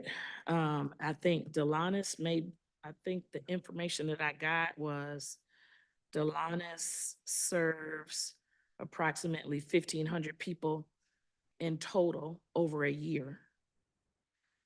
They're not the only place that people can go when they're homeless, but I would like to get some more information so that I feel like I would like to be better informed about what those numbers actually look like. And then I don't mind when people utilize the accuracy of what I say in quotes. But I do appreciate when people can put it into context. If you're gonna quote me, please give a date and time so that people can verify that, so that I can verify that you're not trying to utilize my words to benefit yourself. And more specifically, I think there was a comment from the audience about, what was it? It was something that I said tonight. Now I'm having a senior moment. And I think it was taken out of context. Oh, it was about accountability. So what I mentioned is that I have been asking for some time now accountability from our nonprofit partners specifically, to provide us with more in-depth information. I inquired about the housing and homelessness related to some of the nonprofits that received funding from us, and some narratives that we were receiving, and I don't doubt them at all, because I have concerns and have had about our response time. But specifically that, there are things that our public is not made aware of, that we are made aware of. And when we are providing funding that has a process that has to go through, and the agencies seeking the funding have to submit documentation to us, and they don't submit it in a timely fashion, then there's a narrative that we somehow are not doing what we're supposed to be doing, that we're not distributing the funding that we have approved. And that, to me, can be problematic, because I just need people to tell the whole story. Because we do listen to you. I can't really think of a time where we've not said yes or provided the resources that have been asked for. And so I think that we do a pretty good job. Of course, nobody's ever going to be satisfied. But we do listen to you. And as someone that has chosen to live in this county for the last 36 years and grown up in Wayne County, no shade to Wayne County. I chose to stay here in Washtenaw County because of our level of service, because we have evidence that we take care of our residents. And I just need to say that because the narrative sometimes sounds like we're heartless and we don't care, and that's not the case. If you look at the approvals for the fundings that we have made over the last 3.5 years at least, because that's all I can talk about. I don't know of another county where you can make a call and or an elected can make a call to make sure that someone that is homeless is actually put up in a hotel. There may be other counties, I don't know, but I have made those calls before. much to the chagrin of some of our staff that feel like I'm jumping ahead of the line. But I don't know that we have that when you look around at other counties. And so I just need to say that because the 9 of us may not all, be in lockstep about everything, but we are committed to the welfare of our residents and our staff, our residents and our staff. And I personally, whether or not I say it from this table, I raise quite a bit of hell behind the scenes about making sure that we are fair and that we are compassionate for people. So, thank you. Commissioner Scott. Thank you. I would just like to tell you that my watch told me it was time to go to bed, so we'll have to wrap this up pretty quickly. Okay. That's not really why I'm talking. I'm clearly delirious. Clearly. All right. So, some of you may know this quote. A man can't go out into the world he came in. A man has got to add up to something. Anybody remember that from their high school English class? No. It's Willie Loman and Death of a Salesman. And good old Arthur Miller keeping us company tonight. You heard me talk about books keeping me company earlier. So, but that quote, along with a number of things when I was growing up, impacted me. It's the idea of making an impact. That's what Willie Loman is saying there. He's talking about making an impact in the world.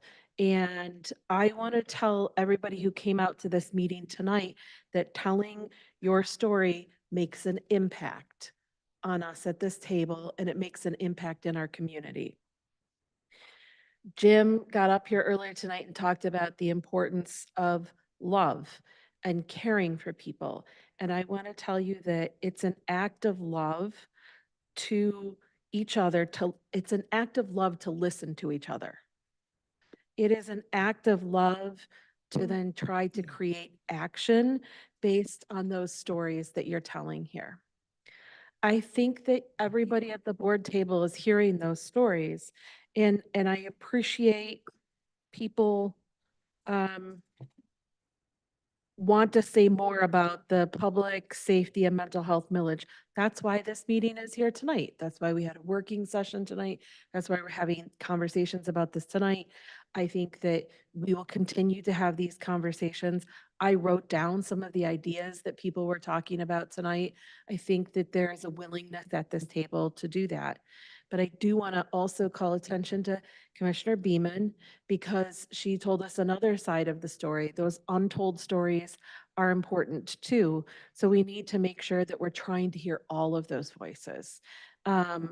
Public safety, one of the comments tonight talked about how public safety negatively impacts people's mental health. But what we heard from Commissioner Beeman was where public safety actually helps some people's mental health.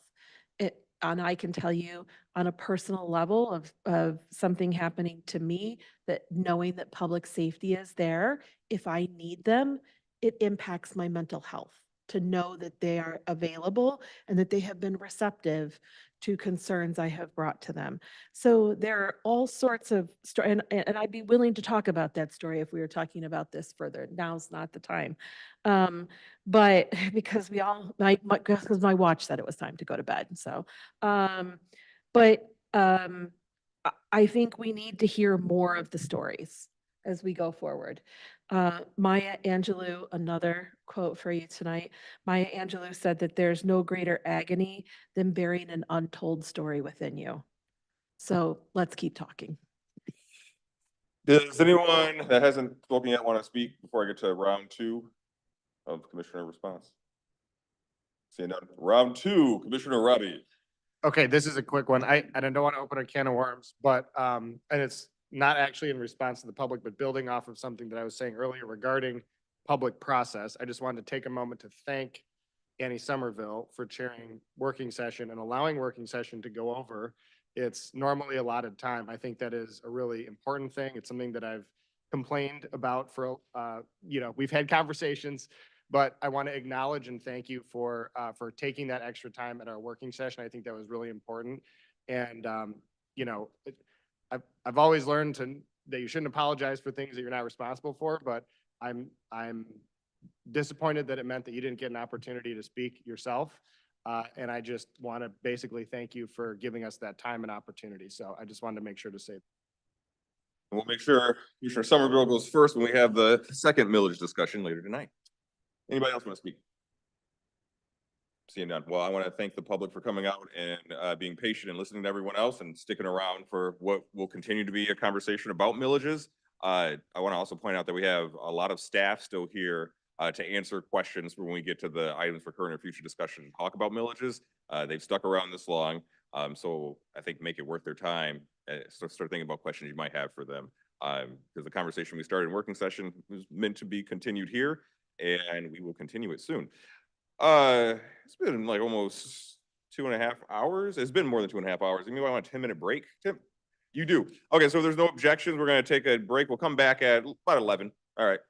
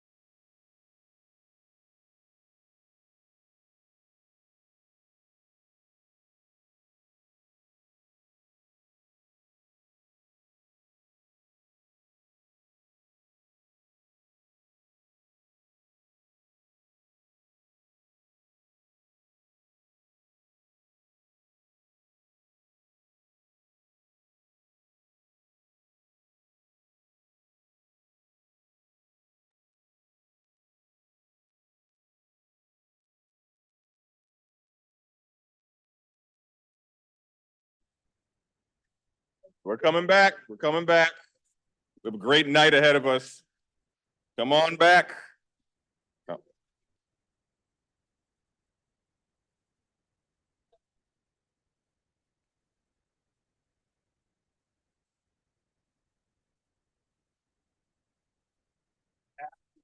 We woken up. We're awake.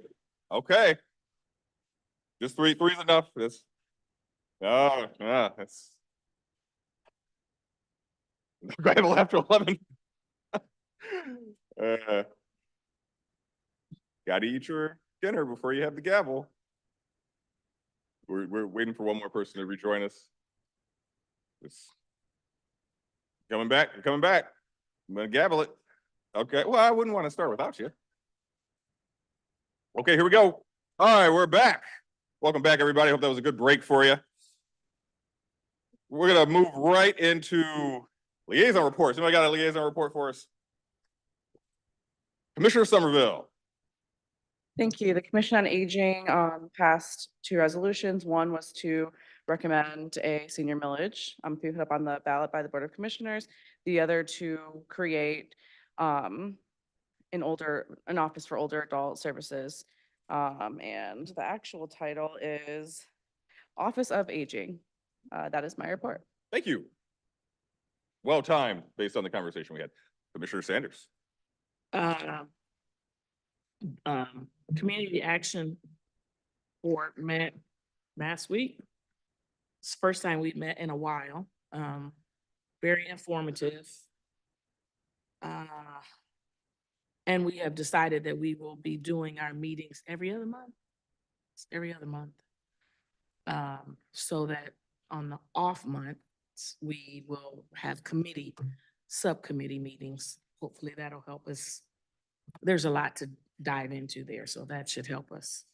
And then, as always, Washtenaw County Road Commission, and we have the privilege of having the chair and present with us tonight. I feel bad because it's a long meeting. But she's here with us tonight, and I attended their meeting as well. And yeah, that's it. All right. Anybody else? Liaison report. Commissioner LeBar. Chair, no need to go into it at length, but the Community Mental Health Board did have its meeting. Things are going well, and I suspect we might talk about mental health issues in the future. Thanks. I suspect we will talk about mental health issues in the future. Anybody else? No. Commissioner Scott? No. Okay, well, better take the watch off because we got plenty left. All right, I would give one quick one. I met with the executive committee for the Food Policy Council to talk about planning around actionable policy goals that they have, and expect more on that soon. They're really excited, so it was a good meeting. All right, well, move on, I guess. Moving on to special orders of business. We have none. Appointments, none today. Consent agenda. So we got a consent agenda. Nothing in communications that was terribly, no spicy ones. And I would have pointed out, but thankfully Commissioner Somerville already did, that we did receive the communication from the Commission on Aging about the resolutions that they passed. So that's in there in case you want to read it. Thanks. Okay, any discussion? Nope. Okay, all in favor? Aye. Any opposed? None. All right, pass consent agenda. Okay, would somebody like to move? We have no first reading resolutions today. Would anybody like to move the final single and the approval of claims? Commissioner Scott. Thank you. For the final reading resolutions, 2A, we have a resolution ratifying the application and acceptance of the 2022 Edward Byrne Memorial Justice Grant local solicitation from the Sheriff's Office. B, we have a resolution ratifying the application and acceptance of the 2023 Edward Byrne Memorial Justice Grant local solicitation from the Sheriff's Office. C, a resolution creating 1 FTE behavioral health specialist within the Washtenaw County Sheriff's Office. And for the single readings, we have A, a resolution supporting the Protect My Kids bill package in the Michigan legislature a resolution recognizing the importance of literacy, a resolution recognizing Women's History Month, go women. D, a resolution recognizing and celebrating Ramadan. E, a resolution celebrating Transgender Day of Visibility. F, a resolution to recognize Aubrey Patino's years of service to Avalon Housing in Washtenaw County. G, a resolution to proclaim March 2024 as Social Worker Month in Washtenaw County. H, a resolution recognizing March 2024 as National Kidney Month and March 14th as World Kidney Day. And 4, approval of claims. Is there a second? Anybody want to pull any for separate consideration? Commissioner Scott. No, I don't need to pull anything for separate consideration. I was gonna say, but I'll just indicate when we vote if I'm voting no on something. Okay. Commissioner Robbie. Okay. All right, any discussion on any of the items, any of the resolutions? Commissioner Robbie. Thank you, Chair. I just wanted to state for those that are watching to understand what's going on. I will be voting no on item C on final reading, consistent with my no vote at our previous meeting. If we're going to be creating a behavioral health specialist position within the sheriff's office, it is my belief that that should be a union position, and currently it is graded as a non-union position. And so I will be a no on this item. Thank you, Chair. You're welcome. Commissioner Labar. Chair, would it be appropriate to ask a question at this time, or have we missed that on this? No, this is super appropriate. I guess to our administrator or anybody who can answer it from HR, is there a reason on that union status with this position that we should know or that we should consider in the context of the vote? Yeah, so basically the responsibilities of this position on a higher level is the assessment and intervention, program development and implementation, collaboration with law enforcement, community engagement, training and education, case management, data collection and analysis, and advocacy and policy development. Based on the responsibility, that's why it was identified as non-union position. So that's what I have to share about this creation. Thanks. Anybody that hasn't spoken yet? No, Commissioner Robbie, go ahead. Thank you, Chair. Is it not comparable with positions that exist already in CMH that are union positions? I think I asked this last time.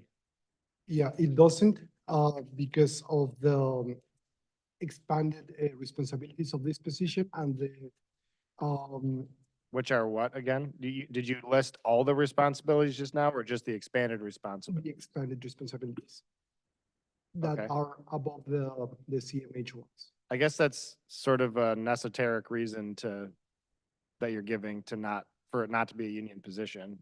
That's pretty in the weeds. It's not like it's a administrative position or anything like that. It's right.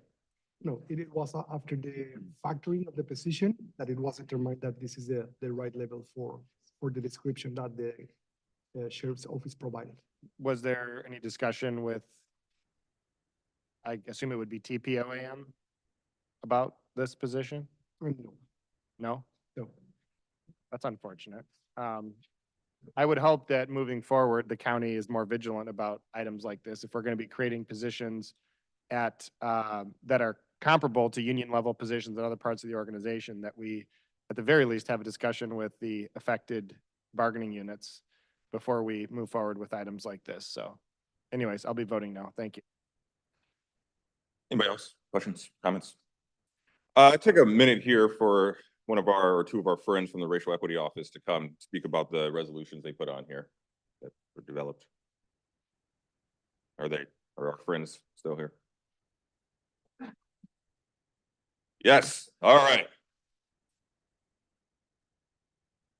Thank you, Chair. So Akin and I, we wanted to come up here to talk about 3 resolutions that we have drafted for you all for this month. The first one is one acknowledging March as National Women's History Month. The second one, we have Transgender Day of Visibility, which was going to be celebrated on March 31st. And we're going to be celebrating it here at the county and doing a flag raising on March 28th. And the third one is Ramadan, which is the acknowledgement of the holy month of Ramadan, which is going to be from March 10th to April 9th. Yes, so Sunday, March 10th, so this upcoming Sunday, we're going to be celebrating the holy month of Ramadan.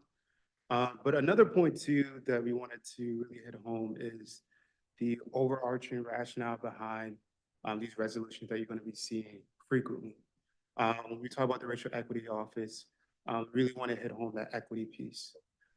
So we are making a point to not only hold space, but also acknowledge certain traditions, cultures that are usually out of the scope. So you will see more from the Equity Office in regards to resolutions alongside of initiatives that we're doing as well. Excellent. Thank you both. Thank you. Thank you for the heads up, Chair. You know, I didn't want to surprise you again like I did last time. All right. Appreciate it. Good. We can make a regular thing out of it since there's gonna be so many on the agenda going forward, and they are out of here. All right, great. Excellent. Okay, I'm gonna make a couple of comments about some of the resolutions. One of them that I wanted to comment on is related to the bill package supporting the Protect My Kids bill package. We've passed something similar to this before.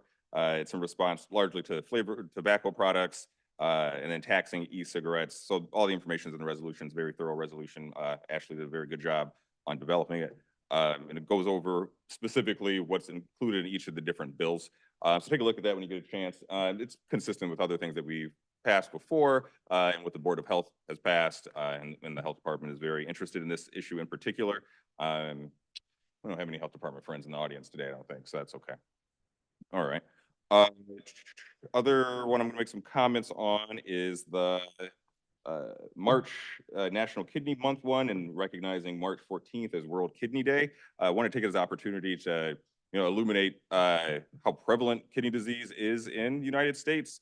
Just going to throw out some of the stats from the you're interested in this one. I have a lot of patients who are in kidney failure. Okay. So just to throw out some of the statistics around that, there are 37 million Americans that have kidney disease and more than 1 million Michiganders that do. And many people have it and don't know that they have it, largely because you can lose up to about 90% of your kidney function without experiencing symptoms in many cases. About 1 in 3 adults in the US are at risk for kidney disease, and that risk is higher for people of color. And if you can detect it early, then there's treatment for most forms of kidney disease. So if you're experiencing something like high blood pressure, diabetes, heart disease, or overweight, or have a family history of kidney disease, you might have a condition, so it's worth it to get checked out. So I'll get to you in a second. So then you can, receive treatment and care. I'd say that it's also the 9th leading cause of death in the United States. I think a lot of people don't really know that. And that if you're a person that experiences kidney failure, really at that point, you either have to go on to dialysis or get a kidney transplant. And in the United States, we have about 100,000 people that are on a waiting list for a kidney transplant, and that can take 3 to 7 years in most cases.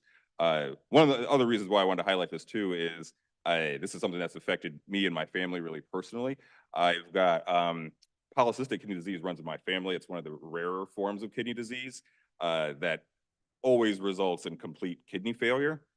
So my grandma had it, my mom has it, and a number of relatives have had it too. And it's something that's really impacted my experience growing up and how I interacted with healthcare. And one of the reasons probably why I went into social work and why I'm so interested in healthcare policy. So there was a period of time where my mom and my grandma, after my mom had become a primary caregiver for my grandma, and she moved in with us, would go to dialysis on alternating days. So there was someone going every day. It hits closer to home too, because since my mom has it, your children have a 50% chance of having it, and I got diagnosed a few years ago. So it's something that is just want people to be aware of and get tested early if you have any of the warning signs. Now I'll go back to you since you wanted to add something here. I do. I'm glad that you're bringing attention to this. I think one of the ways, if you're not faced with a rare disease like polycystic kidney disease, make sure you're controlling your blood pressure. So get frequent blood pressure readings, high blood pressure. I don't want to go too far in the medical weeds for you, but the tubules in your kidney and the vasculature in your kidney is very susceptible to blood pressure and can get damaged by that. So check your blood pressure, go to screenings. There are many great pharmacological agents to help you control your blood pressure. If you don't have insurance, we have the Washtenaw Health Project to help you get insurance. And also the other thing you can do, if you are interested in thinking about helping people with kidney disease, I too have some kidney disease that has run in my family. My dad was diagnosed with kidney cancer a few years ago. He had a partial nephrectomy. Luckily, we can work with one kidney, but sometimes people need a kidney transplant. If you're not on the donor registry list, this is my call to you to get on the donor registry list, because people are not only waiting for kidneys, they're waiting for livers. And in my world, a lot of people are waiting for hearts and lungs, and they come up few and far between. So we have people sitting in the ICU, very sick for a very long time, waiting for one of these organs. So it's a great time to highlight the importance of being on the donor registry as well. Thanks. Well, I appreciate you sharing that. And I think it's really critical too to uplift the high blood pressure piece and making sure you're treating that, because with the big number that I mentioned, the 37 million Americans, most of those people that have the most common kind of kidney disease can get treatment and not experience kidney failure. Yeah. Okay, anything else from anybody else? Well, Bryce, it's a roll call vote for all of the resolutions here and claims. Commissioner Hodge. Yes. Commissioner Labar. Yes. Commissioner Light. Yes. Commissioner Machieski. Yes. Commissioner Robbie. Voting yes on all items other than C on final reading. Thank you. Commissioner Sanders. Yes. Commissioner Scott. Yes to all items except for resolution 2C on final reading. Thank you, Commissioner Scott. And Commissioner Somerville. Yes. Commissioner Beaman. Yes. Thanks, Chair. All right, all of them, you need to say something right now before I bang the gavel? Yeah, just wanted to clarify on that item, I'm voting no on item C. Just wanted to clarify that. Thank you. Okay, well, they all passed. Okay, moving on to, well, except for that one, but they all, yeah, this is fair. You had to clarify. Report from the county administrator. Thank you, Chair. I want to lean into my comments from earlier today. I commented earlier that we had strong fiscal controls in this organization, and I believe that to be true. They can always be better. And I'll just say to this body, I believe we're at our best when fiscal stewardship begins and ends in this space. This is the space where we apply the lens of community values. So I just wanted to say that to add a little bit of clarity to my comments from earlier today. The other part of my report is an update from Veteran Services. I'm joined by our Veterans Services Director, David Sames. We spoke at the break, and I spoke to the chair, and it is our recommendation that we receipt and file the presentation from this evening, and we will come back at a later date to respond to any questions that you may have. Thank you, Chair. That concludes my report. That's a good report. Thank you. And then we have report from me, and yeah, I got a list of things here I'm going to go over. No, I'm just kidding. No reports, so we can get into the millage conversation. Let's get right back into it. So items for current or future discussion it's listed out the 5 millages that were on the recommended thing earlier. I want to just have a conversation broadly about all of the millages. So any millage, senior millage, all millages, millage time. But I would say out of respect for staff that are here, I was, thinking about calling it March Millage Month, or a new kind of March Madness, or March Millage Madness Month. We really workshopped the name quite a bit. It's going to go into April at least, it looks like. So we'll have to come up with something else. Anyway, we have many teams here to answer all the questions about everything. So I hope we're all energized. Are we energized? Thank you, Commissioner Robbie. I can always count on you. Okay. All right, so who wants to go first? Who has something to say about any of the millages? Well, I want to start off by thanking, since I'm already talking, I want to thank the team for getting the information together for the senior millage, and the timing ended up working out very nicely with the Commission on Aging, them passing their resolution. I know that was something many of us were, well, we passed a resolution to request that we receive that, and I'm grateful for the team moving and getting it done. And now we'll go to somebody else. Commissioner Scott. Is this where I would ask you to consider putting on our discussion list, the Parks millage back on the recommended? Yeah. Okay. So let me just, I want to clarify again my intentions around that conversation. So the 5 that I had on there are the ones that were all going to expire before 2026, before the next opportunity we had to put it on the ballot. I want us to talk about all of the millages, and if there's a strong, desire to have parks on there too, that's cool. Like, let's talk about parks. I feel like people I like parks too. We had a great conversation about it. So yes. I have a strong desire to put parks on. Okay. On the millage approval list.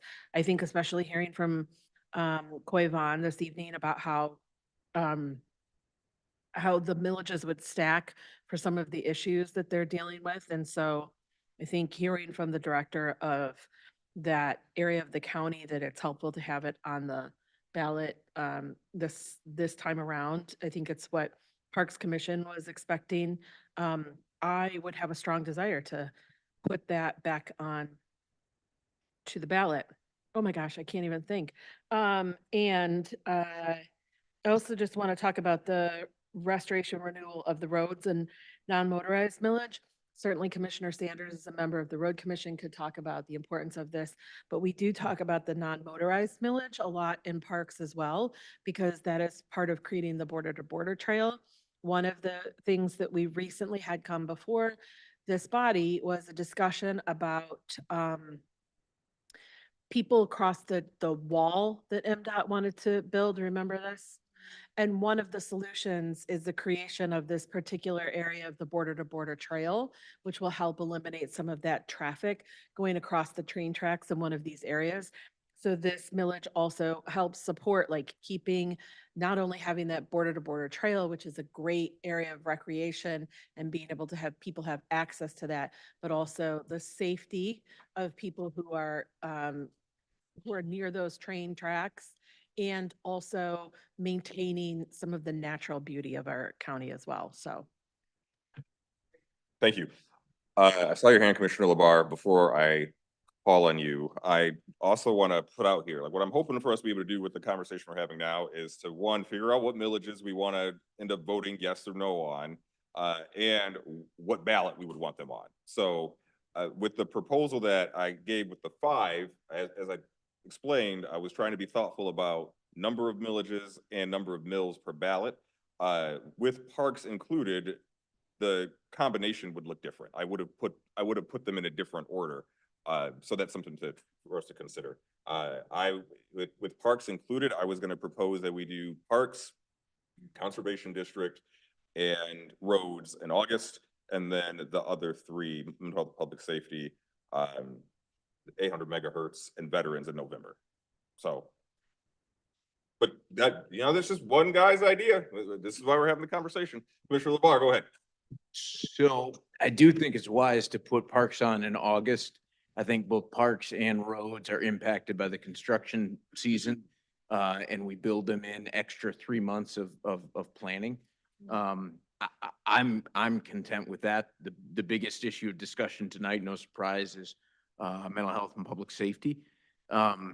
If we can figure out that in whatever iteration for November, I, for one, am comfortable with that sort of slate that you proposed, Chair.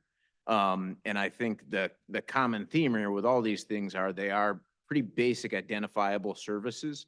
And so there isn't a wild card in here that would be thrown. So I know more work to do on mental health and public safety, but that general time where we've got roads, conservation, and parks up in August, and then the rest in November, I think that would be helpful. I also would remind folks, as I think you did earlier, since our terms have changed to 4 years too, that will align these in a way that's a little bit better in terms of coinciding with other county elections too. So I appreciate the discussion tonight. That's where I'm at. Thank you. I was also thinking it thematically would make sense. So you would go and you'd see parks and roads and, you know, part of the roads goes to parks and then there's conservation district. Like it feels like it goes together. And then public safety and mental health and then 800 megahertz goes together. We'd also have to think about if we're going to move on the senior millage this year, which ballot would that go on? Because if we don't do that this year, the next opportunity would be I think the most reasonable next opportunity would be 2026. So we're not paying $500,000 for a special election. Commissioner Scott, go ahead. I just want to note that to your timing, I think there's something that a lot of people in the room have indicated concern about tonight is the mental health and public safety millage. And by having that go on to the November ballot, it does give us a little bit more time to be iterative about the process and how we might see language change in that millage. And so I support your thinking, Commissioner LeVar's thinking about how we go forward on that. And I like your thematic structuring of those things as well. Thank you. Thank you. Before I go to Commissioner Robbie, I want to give Commissioner Somerville a chance here. Nope. Okay. Commissioner Commissioner Robbie. Thank you, Chair. Just a quick question, logistics wise. So since we're talking logistics here, the millage length comes to mind for me because if we're approving all these millages now, we're going to be in the same boat in. Oh, no, we're not. We won't because but in terms of millage length, then that still raises a question for me, like how can we change length of millages or can we not because it's a renewal? You can change the length of millages without jeopardizing the renewal status. So I wonder for things like the veterans millage and the 800 megahertz millage, why we wouldn't look at, I mean, are there limitations on the length of time that you can put a millage up for? That I don't know. Because I know the city did like a climate millage for like a 20-year millage. So I just wonder, like, I mean, some of these things are not things that are going to go away anytime soon. So why not try for a longer millage? We can look into it. Some of that comes from what the sponsoring department wanted with the millage. Like roads has been pretty consistent. Correct me if I'm wrong. About wanting 4 years because of how it works out to plan the projects. And I think parks is their term length is what they have wanted too. But to the question or point you were making earlier, we're not going to run into this situation where there's 5 that are expiring around the same time again, just because right now they are at various lengths. It would be probably some weird math far into the future. Yeah, that makes sense. It's like lunar cycles and solar patterns and stuff. Yeah, okay. Yeah. We have an answer to the question. It's 20 years. 20 years is the max. 20 years is the max. Okay. So might be worth thinking about that. I mean, I didn't mention this to any of the departments requesting millages, but I'm thinking out loud, as is done at public meetings, but exactly. But I mean, from the roads perspective, like, I mean, I can see why they would want to not go less than 4 years from a planning perspective, but it seems to me like if you asked for a longer period of time, that could help plan even better. But I don't know, you're right. Like we should have these conversations. I'm just opening the door. Yeah, we could. Conversation. You're going to provide information on that. So we have asked roads before about doing a longer one and they have not wanted to do a longer. Like they have wanted 4. Are you going to add something to that, Andrew? Yes, not just a different flavor on that. One of the benefits of a shorter millage term is the allowance of the ability to do a restoration as part of the language, which undoes the Headley rollback that happens over that time. So with a 20-year term, you would not have that opportunity until the renewal comes up. Does it still count as a renewal if you do a Headley rollback? The way we have developed them so far, and these have been cleared with council, are as renewals and restorations. And so say you had a levy which was originally a quarter mil, the way we have the ballot language in the documents prepared for current and future discussion tonight would be a renewal. The renewal covers the current levy, which has been rolled back by Headley, and the restoration, which is the gap to take it back up to its originally authorized amount. I'm opening the language right now that you submitted. Can you point me to where that language is? For example, on the roads millage? Yes, 1 second, please.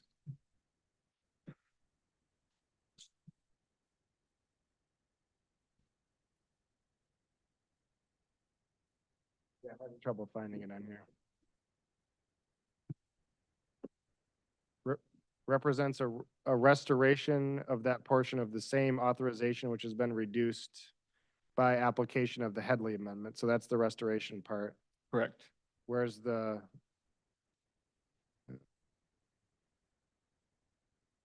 Where does it say renewal? Oh, represents a renewal of the half mil authorization. Okay, so that's the approved language that Corp Council is good with, renewal and restoration. And you're saying we can't basically restore up to Headley if we do a longer term millage? What we've been able to do traditionally, and what I'm looking to Michelle to confirm, the vote, the millage vote that gets put before the voters offers the opportunity to do the restoration when it's put before the voters. So you're able to do the original quarter mil levy or half mil levy, whereas I think in your scenario, you would not have that opportunity until the 20-year period. So the balance is like more uncertainty versus more money potentially? I would agree with that. Okay. Just something worth considering. I don't think we should close the door on it. Maybe it's worth it for some other millages, but yeah, okay.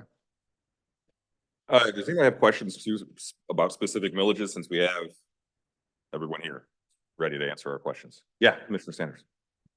My question was related to the timing or the expiration of the parks millages. So they expire in 2026 and 2029, and the natural areas, is that enclosed in that, or? Come on down, Coy. Let's drop some parks knowledge on us. So as you approach the podium, my question is, if they don't expire until 2026 and 2029 and maybe 2030? Yeah, the natural areas millage, first approved in 2000, was renewed in 2010 and 20, so 2030 is the expiration of the natural areas millage.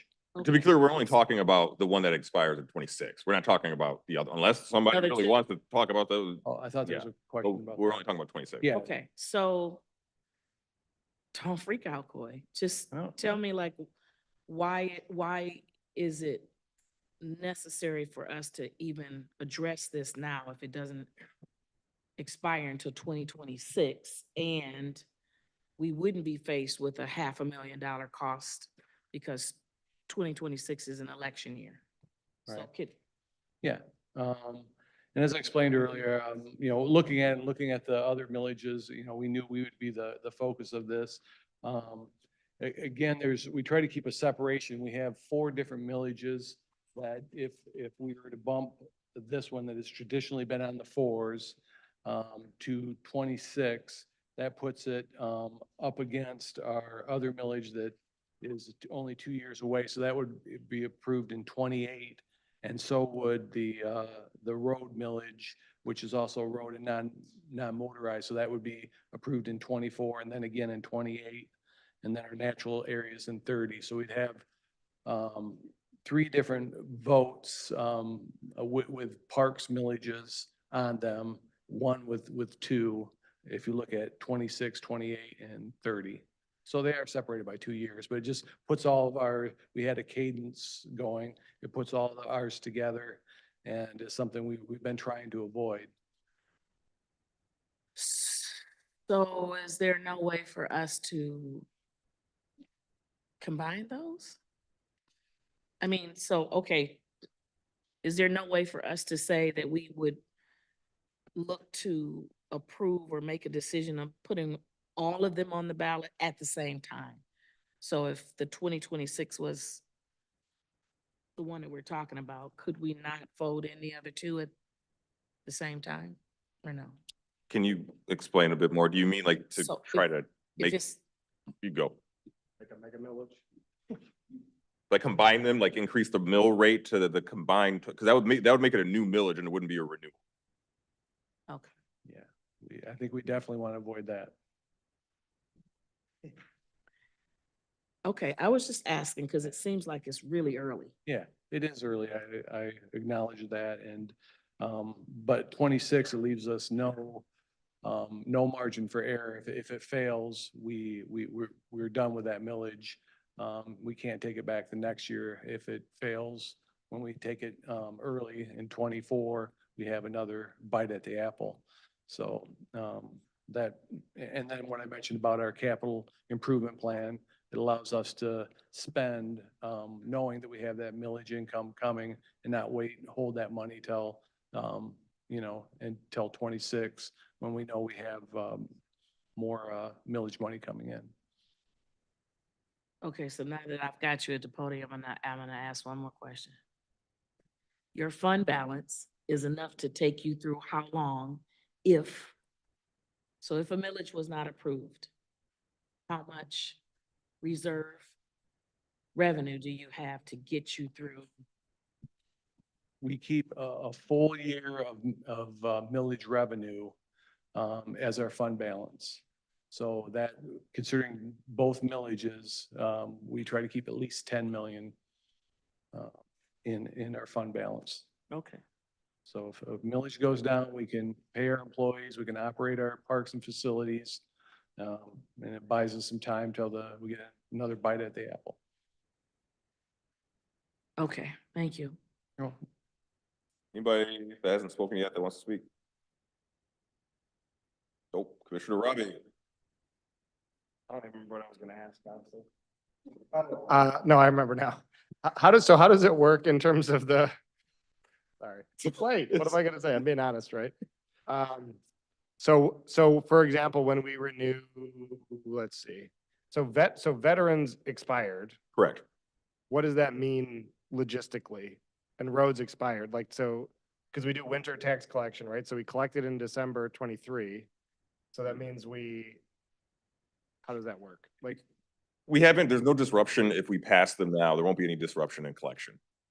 so I there's, mean, if we put them on the ballot and they get passed this year, the ones that have expired, there won't be a disruption if we put them on the ballot and they pass. so if it passes in November, it can still be collected for winter of this year? You want to answer? I mean, it is going to be collected for this year, either way. But it has to, that's correct? Operations. That is correct, Chair. It is a quick turnaround from the November 5th election to the December 1st tax bill, but that will be the turnaround. Okay.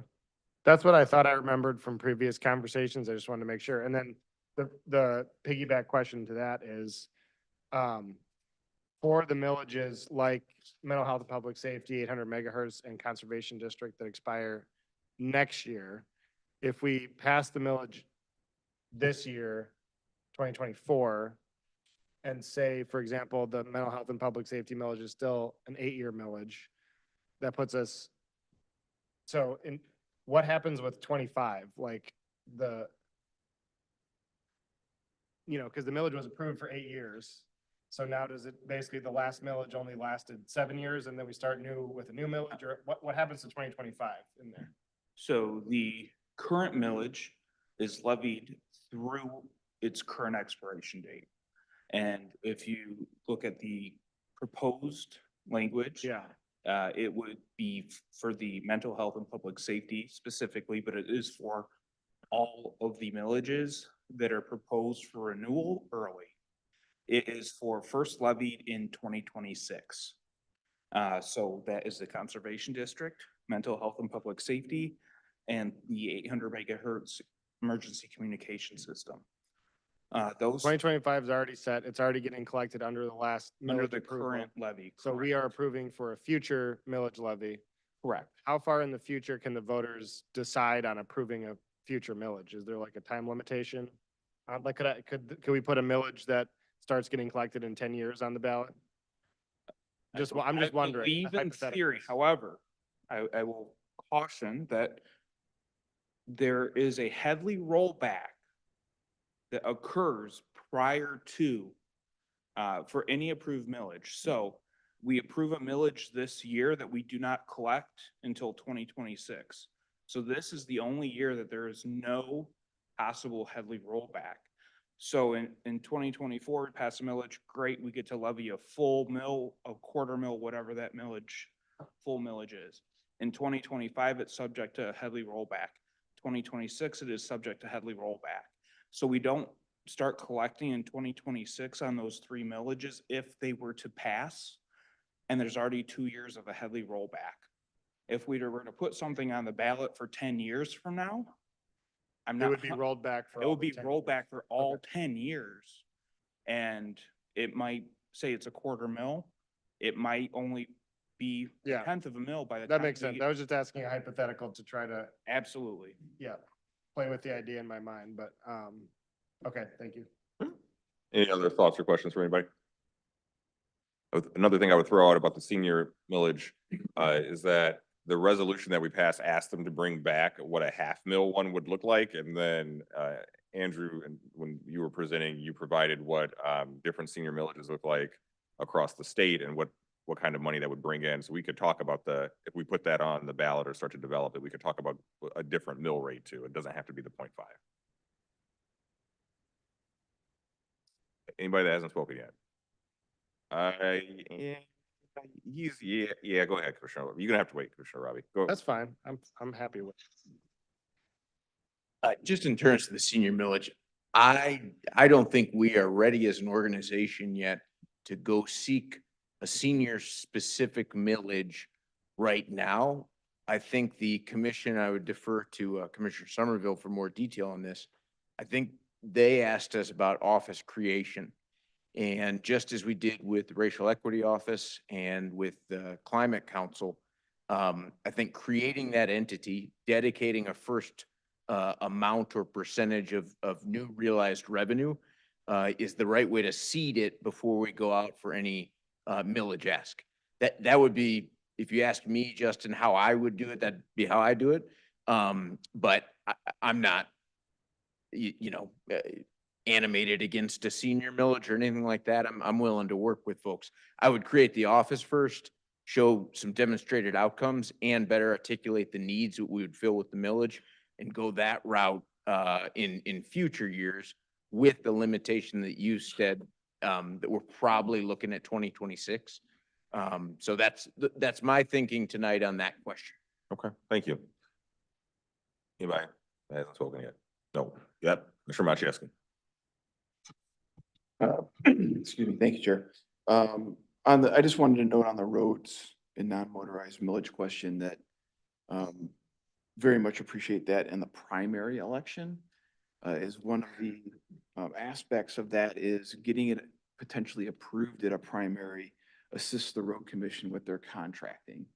And by having that lead time before the next season, or 2 or 3, allows them the efficiencies of potentially bidders bidding on multiple projects and realizing some savings there. So I think it's important to have the road millage on the primary ballot. I would like to see a senior millage on in 2024. And I appreciate the prior comments about creating an office on aging. However, I don't think the office on aging would be able to accomplish anything without any revenue attached to it. Other than just creating a position. So I don't know what kind of demonstrated results we could actually have. And I guess that leads me to a question. And again, I will volunteer to you to be part of discussions in developing a potential millage question, how that would work, and what could potentially be funded and those mechanisms. But I would ask a question related to how far out can we place a question on the ballot? For instance, could we, as a body here, decide to place a question on the 2026 ballot now? Could we vote that, or is that beyond our purview because it will technically be a different county commission that's seated in 2026? Can we do that?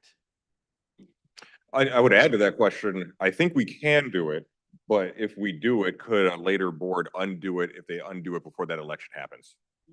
So I guess we'd want to know that as well. Yeah. And obviously, they're not asking for an answer right now, but just posing the question. Corp Council's taking notes. Yeah.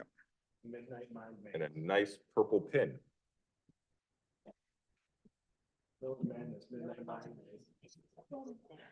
Thank you, Chair. Anybody, a lot of purple I'm noticing over here between like magenta and pink. You got floral. You consulted, but it seems like you did it on purpose. Commissioner Somerville. Yeah, I'm interested in considering a senior millage. I think that the data and the trajectory that we're on both in Washtenaw County and statewide, we are not going to know what to do if we don't have the appropriate supports in place.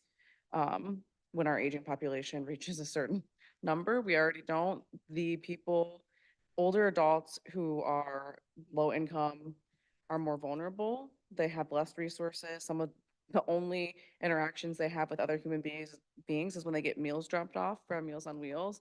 And like, that's not enough.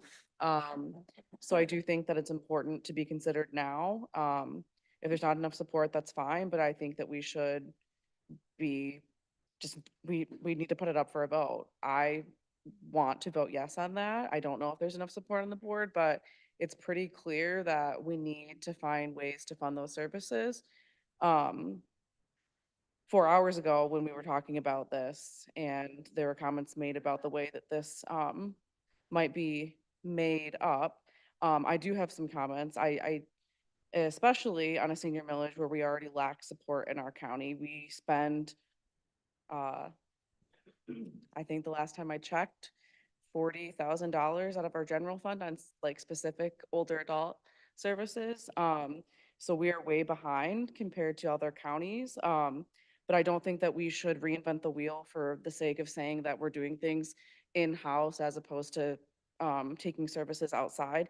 There are agencies that exist that are experts in older adult services.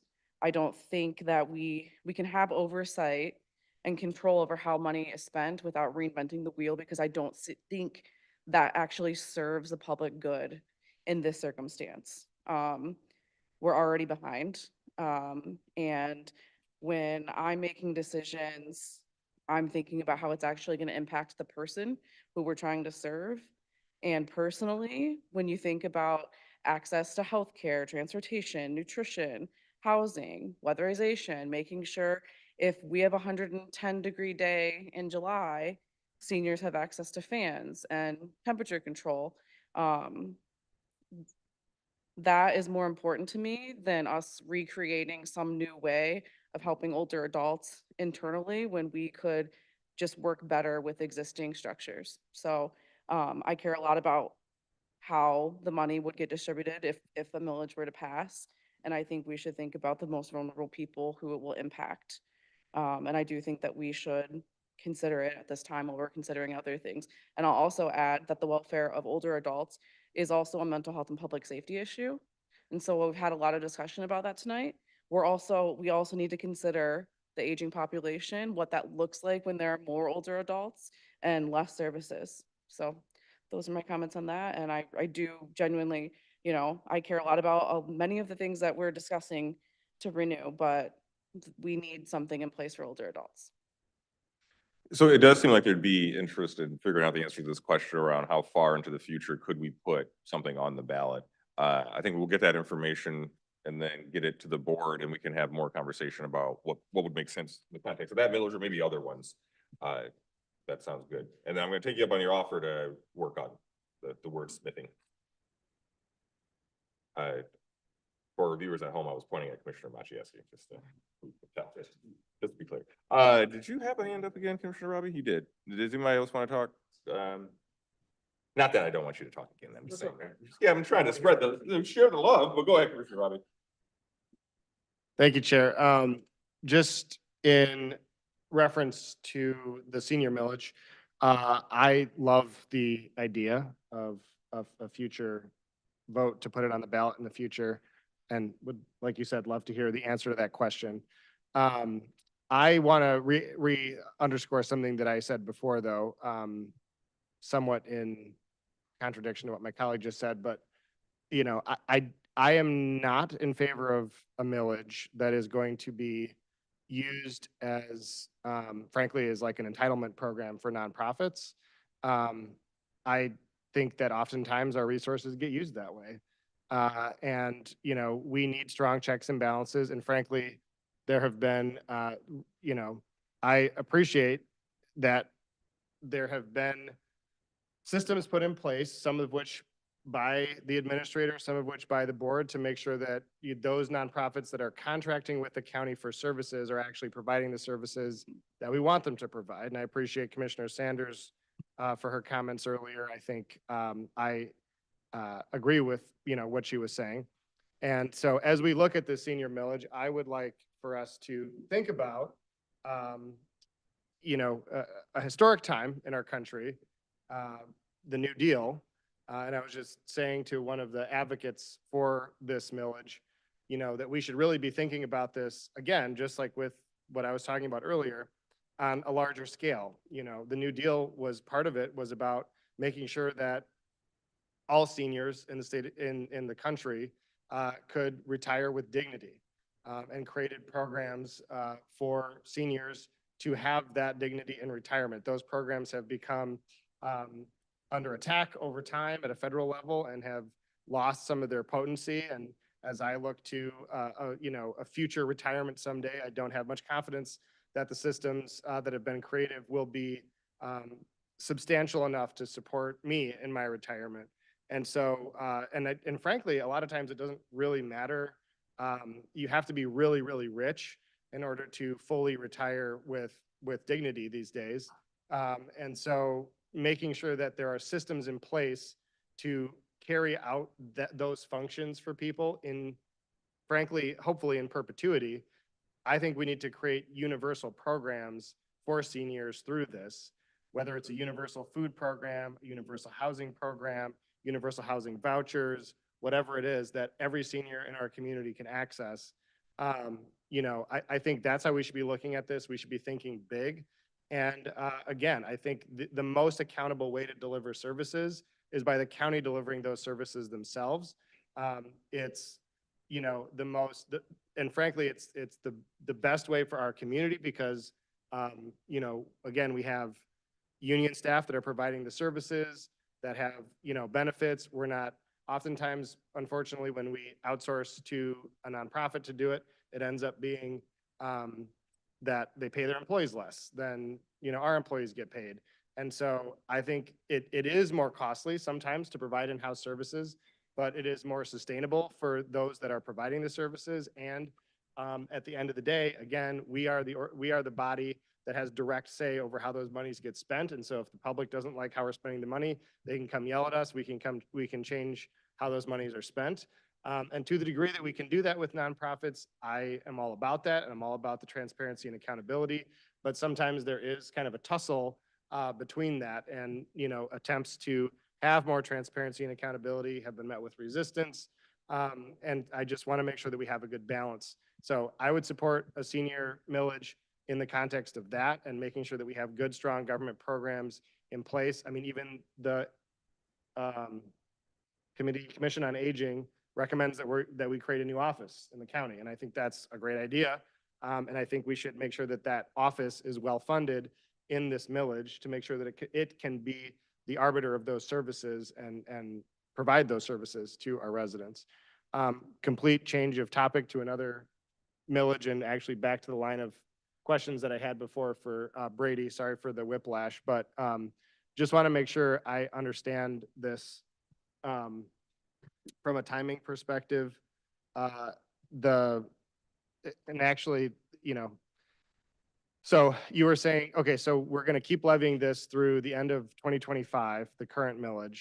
And then in the language, it says 2026 to 2033 is when we'll be levying the new millage, basically. So Correct. that would mean that in 2032, the board would have to put it back on the ballot again. It could be 2032 or it could be 2034. I guess I mean, yeah. So it could be either of those, because it could be 2032 to start collecting in 2034, or it could be 2034, depending on where things are. If we want to have the discussion again and change funding framework, or if we're comfortable with where things are. And I haven't mathed out where the commissioner terms will be at that point, because I have a feeling that will also play into the discussion at that point. And we're talking 10 years down the road, and at midnight, I'm not thinking that far ahead. I'm not suggesting that we do this, but your comment stimulated a thought in my mind, which is that means in theory, we could go back to the voters in 2026 for a renewal of the public safety millage. Not suggesting that we do that, but in theory, we could without jeopardizing funding, because the collection is at the end of 2026. It's at the end of 25, funding 26. That is correct. And I would not recommend. I'm not saying that we should do that for the same reason that Coy outlined for parks. I Correct. think it's better to do it now. But I'm just saying too, it gives us, in theory, we could do it in 2026, or we could do it in 2026 if it doesn't happen. So like if we go this year and for some reason doesn't work out, we could theoretically go back in 2026 and say, hey, we redid things and we'd like to try it again and put it back up. And since the collection's in December 2026, we could still collect That is that a money possibility. during 2026. I'm just thinking out loud, but Yeah, that's all right. is that all right? Okay, all right. Last question on this millage, and it's something that I brought up to Commissioner Labar the other day, but the 24% for local communities, in the original millage language, it said that it was in proportion to their 2016 population. Correct. And that is, I'm reading the language changed to 2023. So my question there is, since it's a millage renewal, why were we allowed to change that year? The guidance that we received was that we are okay to change the years, much like we are okay to change the year that it's levied. So the reference year, and as populations change over time, with that, the proportion of populations change.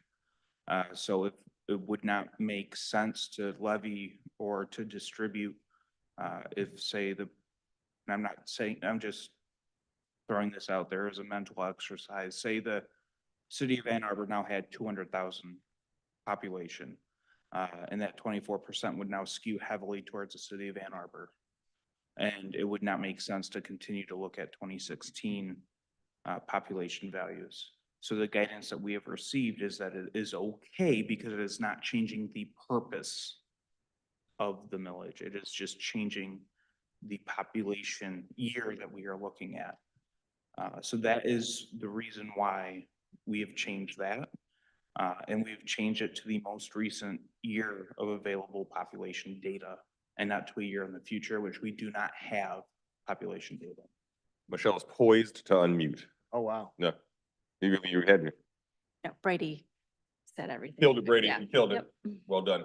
Okay, thank you. So above and beyond years, what else There- can be changed with the There renewal? are very narrow, Walk me through the narrow. I will look to Michelle to explain the narrowness. What's the question? What are the items that can be changed in a renewal? Since we're talking about changing years, what else can be changed? You can get back to me too if you need to look it up or whatever. Sure, I mean, just generally the length of the millage as we've discussed.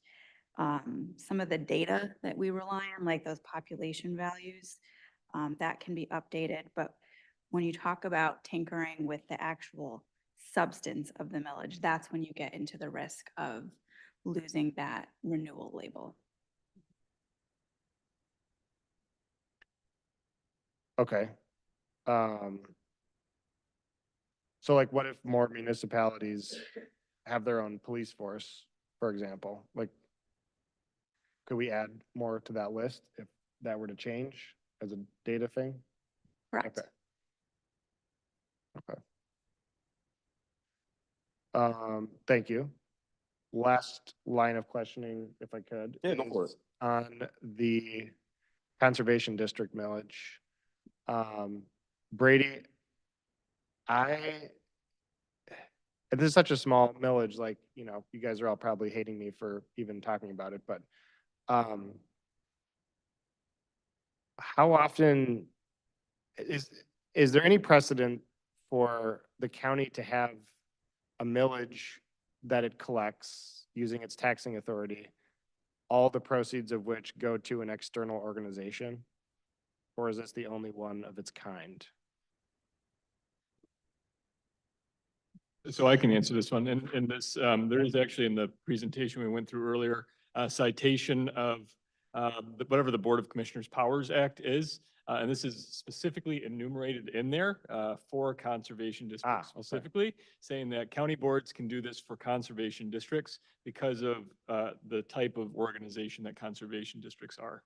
So I don't know that I can answer the full question.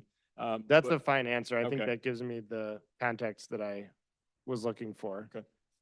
What are the parameters that money can be, like, what are the parameters of how, like, so you can levy it for conservation district?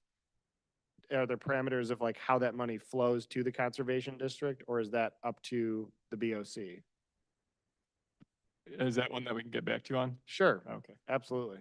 Yeah. And then I guess for the conservation district folks that have braved it all the way to 1204, can you explain to me again how your election system works for your officers and your, you said anybody can vote on it, but I'm trying to understand like how that voting process works and like, do people have to be citizens? Can it be any resident? How do you get a ballot? How do you qualify?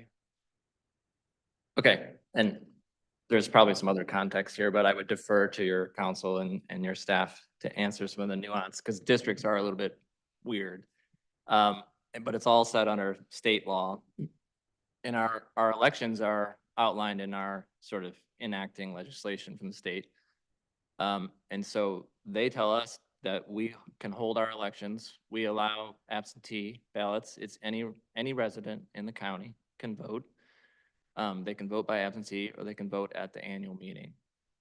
How does somebody like? I can prove provide their- other context. But I'll stop Okay. there and wait.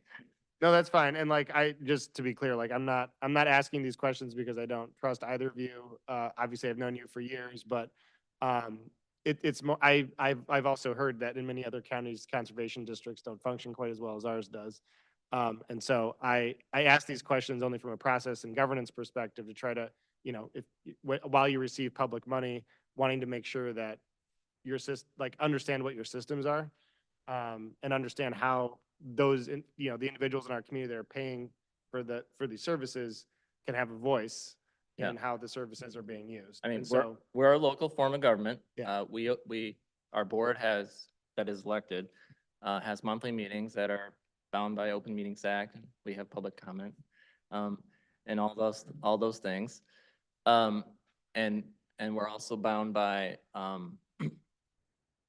sort of within that legislation that was laid out, to keep books and with best practices, and we have. are you know, subject to FOIA? Audits and FOIA, we're subject to all those things.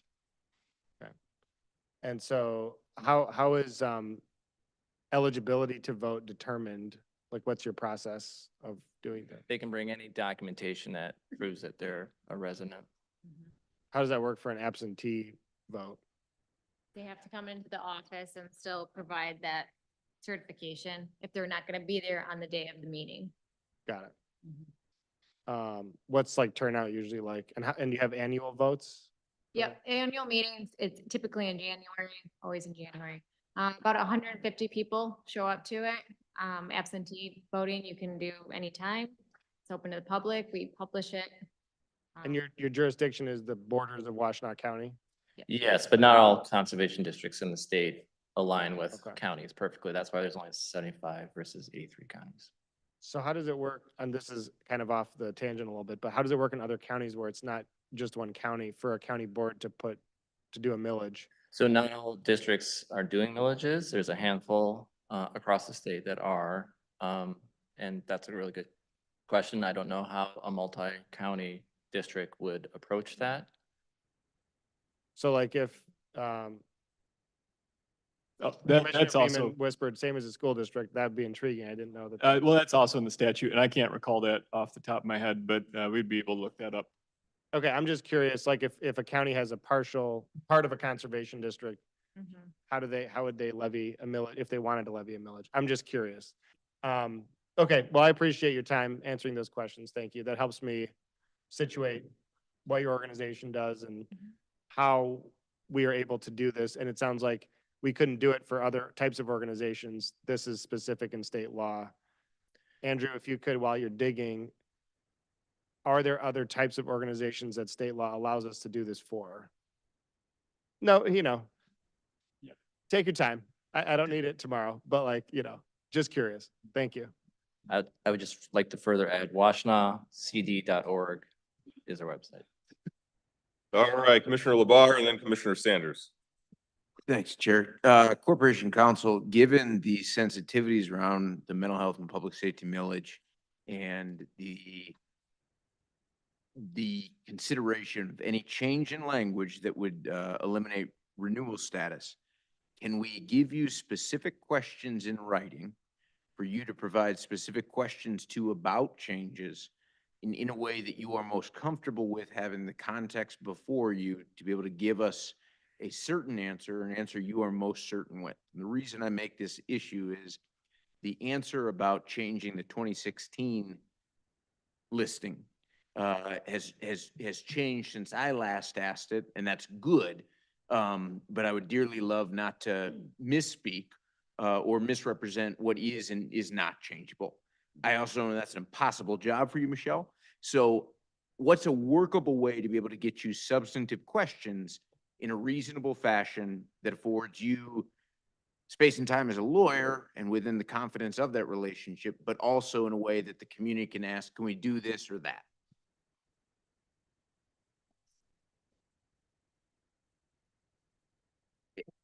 And let me preface it with saying, I'm not trying to put you on the spot. I'm being genuine, honest, and whatever limitation you give, I certainly will adhere to. Sure. I mean, I think if administration has a mechanism of collecting feedback from the community that we can then sort of shape into research questions to say, is this advisable, not advisable, risky, not risky? And I can then share those with the board. Or if the board has specific questions, email's good. I'll start writing. So thank you. Commissioner Sanders.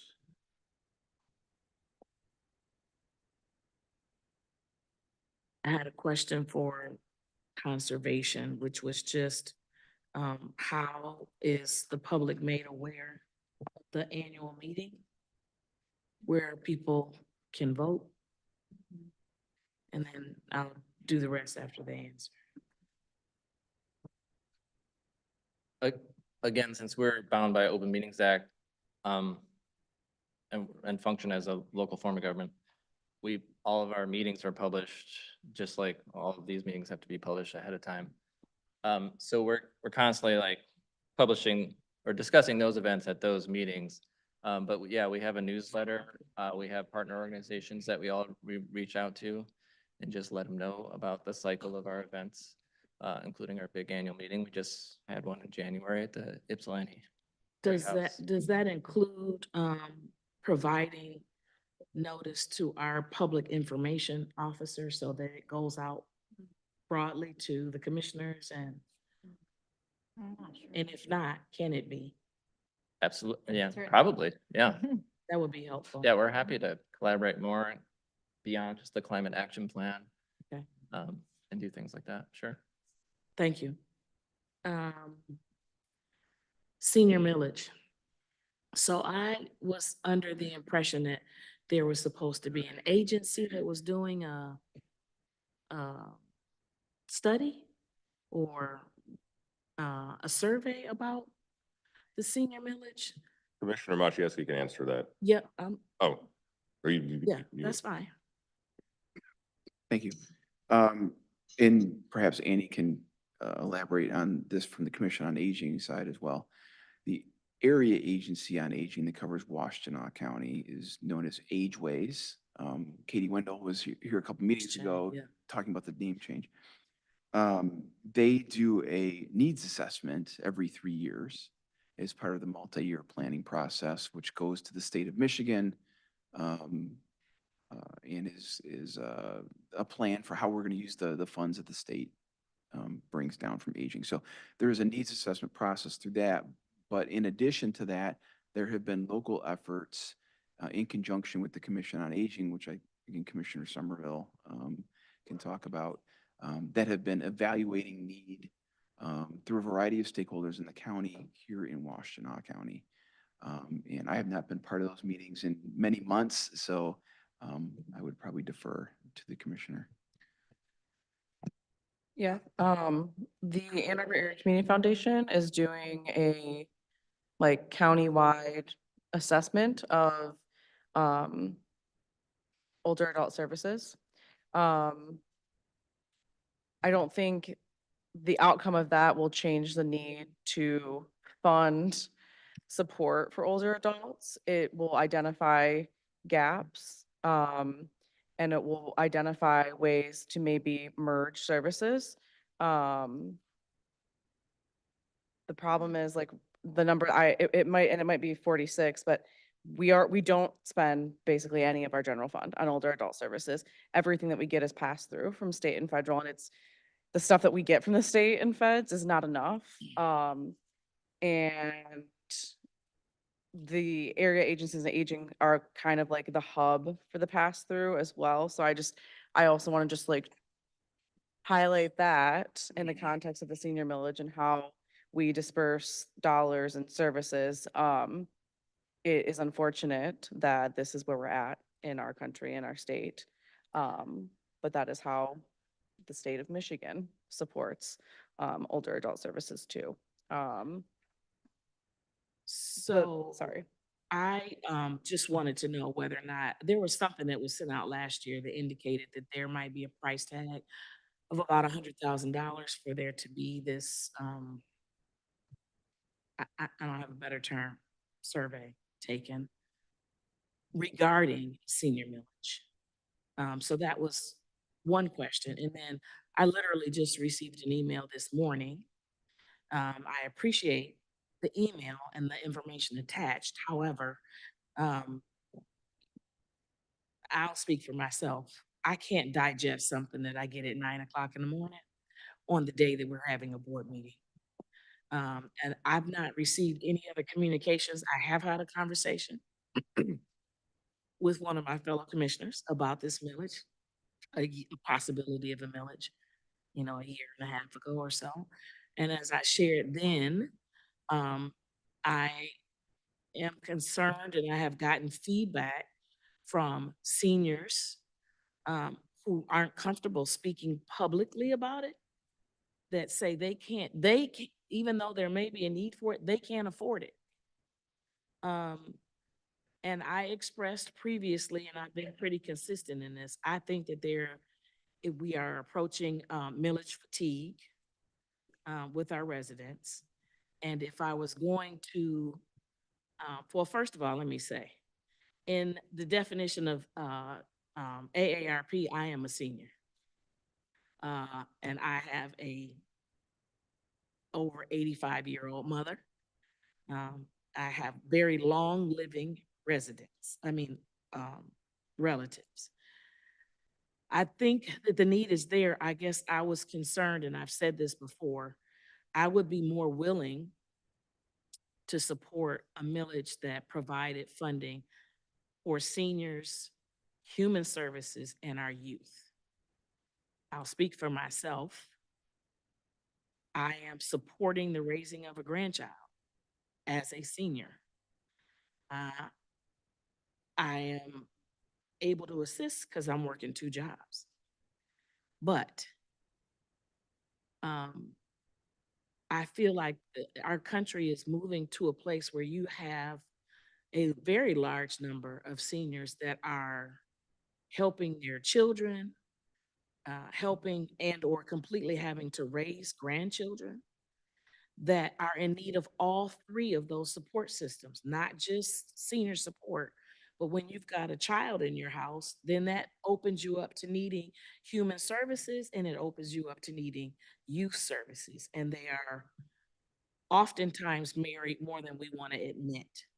I'm saying all that to say, if I was going to step out on a limb, I'd be more comfortable stepping out on a limb and having it crack under the guise of needing support for those 3 areas. We have heard routinely over this last year about the need for assisting those that are unhoused. And we are, I'm gonna just call it out. I came in the office saying, shame on us if we don't move that, if we keep kicking that can down the road, and we are still kicking it down the road. And so I would like to see more information. I don't feel like I've gotten enough feedback or any feedback that would help me sort of make a decision about that right now. But if I'm gonna go and ask my constituents to vote for increase in their taxes, I believe I would be able to make a better argument if it were more inclusive of those needs that are already exasperated that we know about. Human services is absolutely at the top of that list. And having said that, I support the seniors. I just think that, you know, there are the singular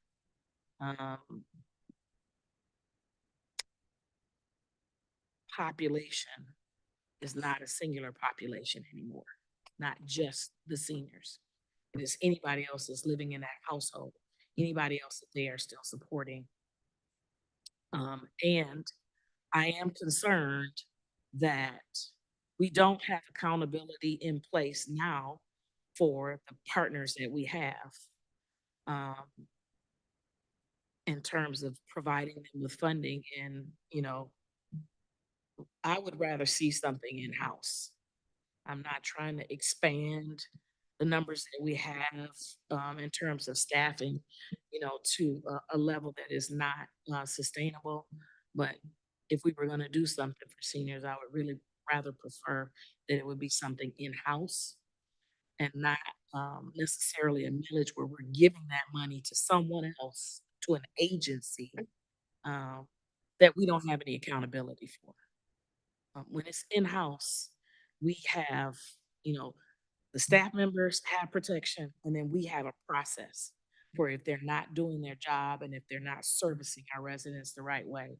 I feel like we are in a vulnerable space when we sort of write a check and give it off to an entity that may in their own best interest not let us know that they're having problems. I mean, I hate to throw somebody under the bus, but Hawk was a perfect example of that. And we're still dealing with that fallout right now. Gives me shivers even to say their name.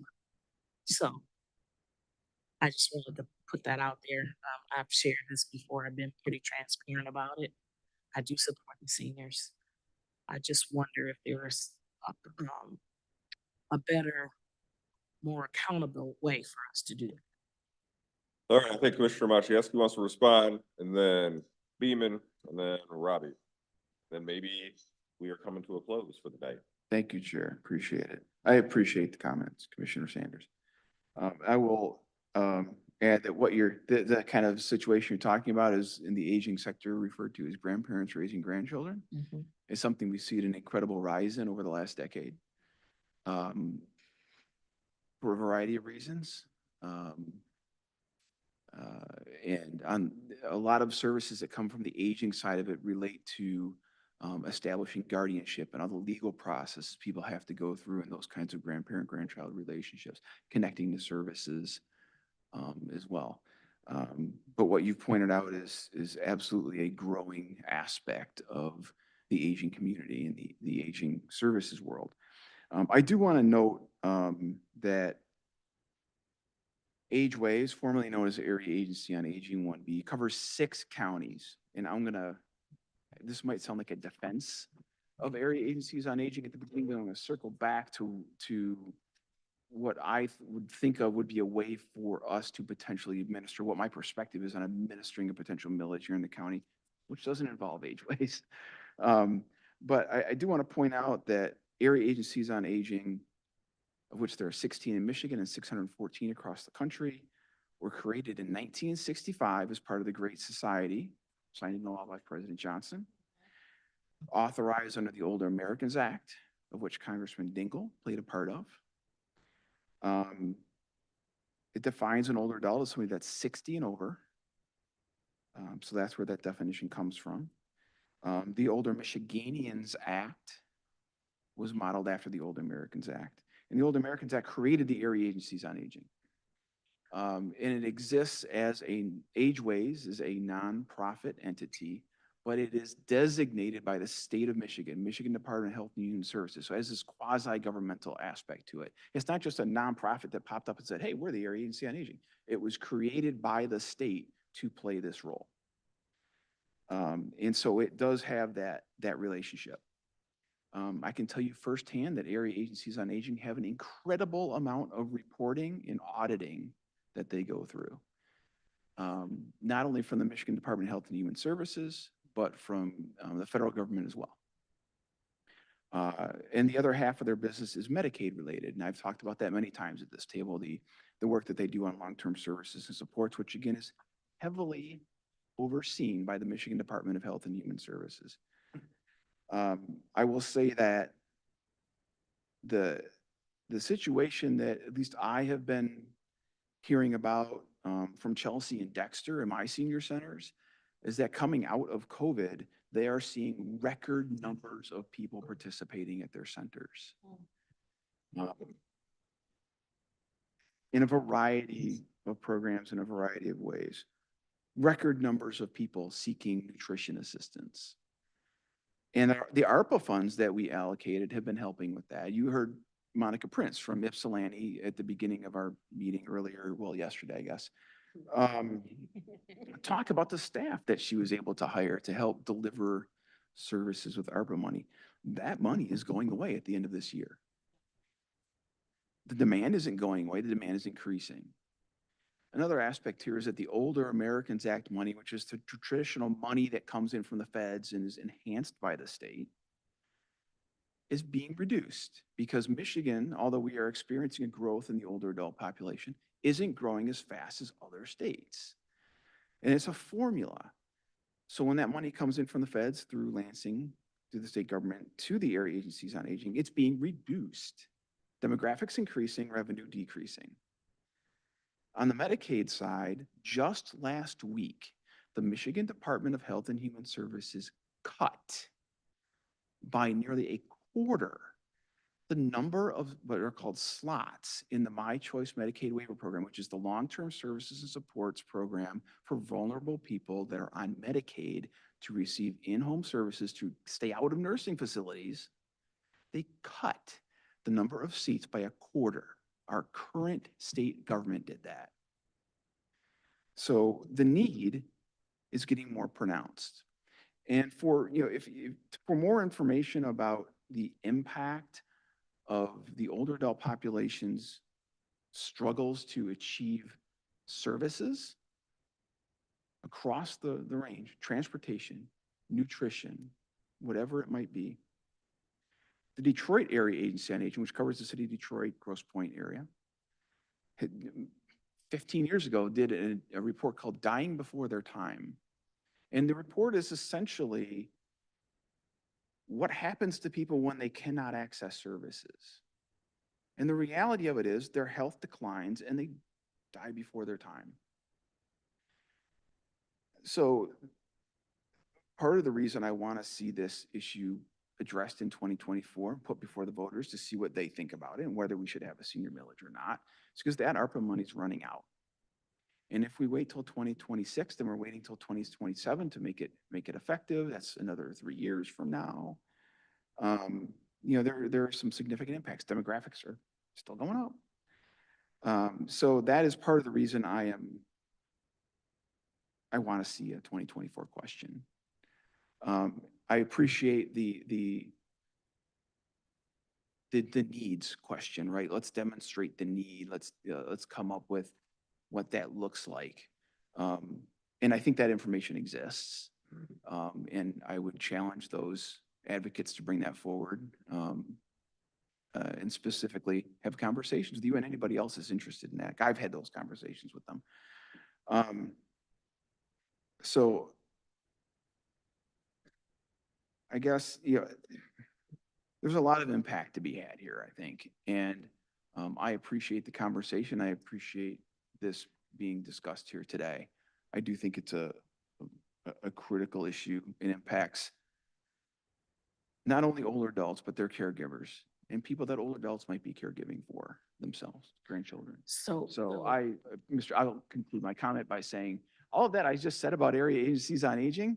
I think the best solution for us in Washtenaw County is to have an office on aging services that is part of Washtenaw County and not through Ageways, because I think that Ageways covers 6 different counties.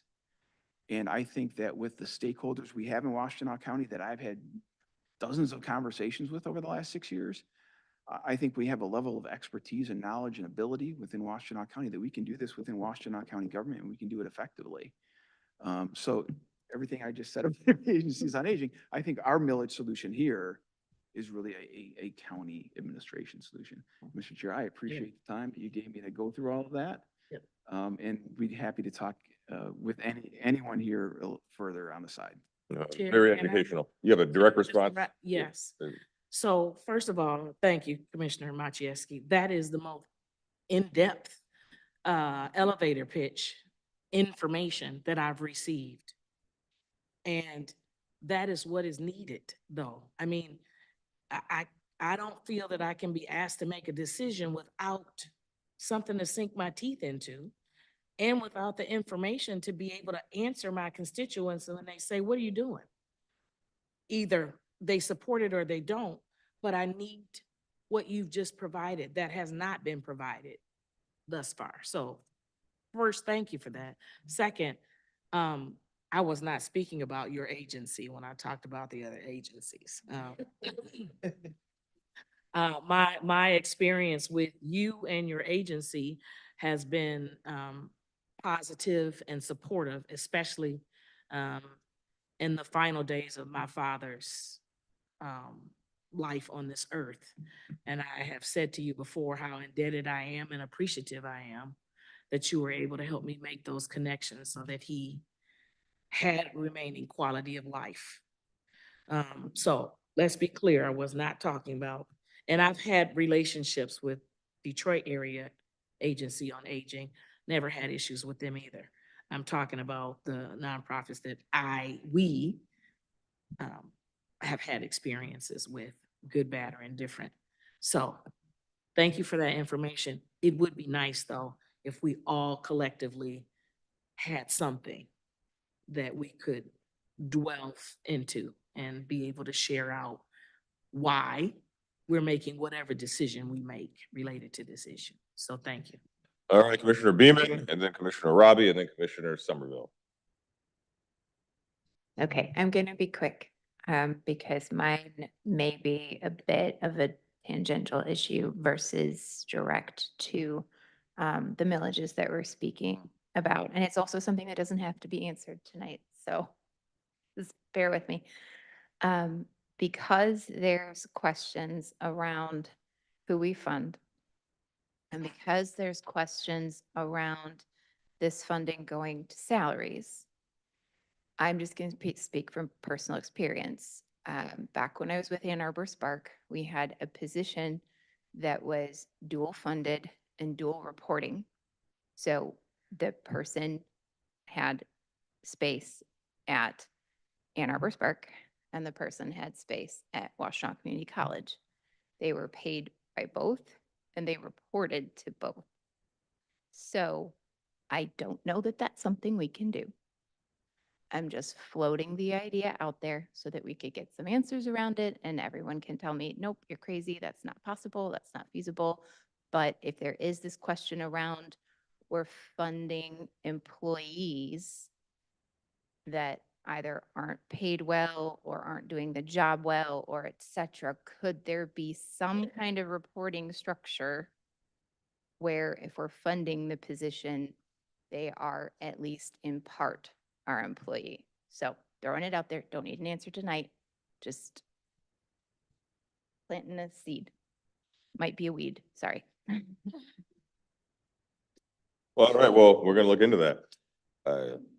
Commissioner Robbie. I was just saying, I think that's, wow, that was loud. Sorry, didn't mean that. That's like what you did earlier. It is like what I did earlier. I think that's an intriguing idea, Commissioner Beaman, and I appreciate what you've said. I appreciate what Commissioner Machewski said, appreciate what Commissioner Sanders said. So I just want to co-sign all that. I do have a question, a broader question about all the millages. So if Commissioner Somerville wanted to speak to seniors, I can wait. Are you speaking to seniors? Speaking to seniors. Yeah, I would encourage everybody to look at the resolutions that we got sent over. The things that we've heard here before through public comment for folks advocating for the millage are spelled out in the resolution. One of the areas is housing. And, you know, there are a lot of needs for modifications in homes that seniors currently live in and probably don't have a mortgage on anymore. And one of the barriers to keeping them in home, aging in place, is modifications needed to keep them safe. But also, you know, support to make sure they're not getting taken advantage of if they fall into a situation where they fall behind on taxes, you know, connecting them to resources early on. That's also part of like keeping them in their home. The other things that are spelled out in the resolution that they passed, transportation, we saw a number of transportation issues raised over the last few months. It's going to be a continued issue. Complex care management, which is necessary, especially for people who don't have folks advocating for them. And then health and wellness initiatives, which I know Monica's talked a lot about, but I assume it's in a shared issue and relevance to a lot of our senior centers in the county, because isolation also plays into the life expectancy of older adults. So those things have been spelled out. I do think the round of ARPA funding that we allocated is a good indication of what funding would be utilized on. And so that was kind of like, in my opinion, a good test run of what they're asking for with the millage. Obviously, those are one-time dollars. And the thing that I keep hearing from the folks advocating for this is that what we were able to do is really great. It would be great if we can continue that. Right now, we're not going to be able to continue that.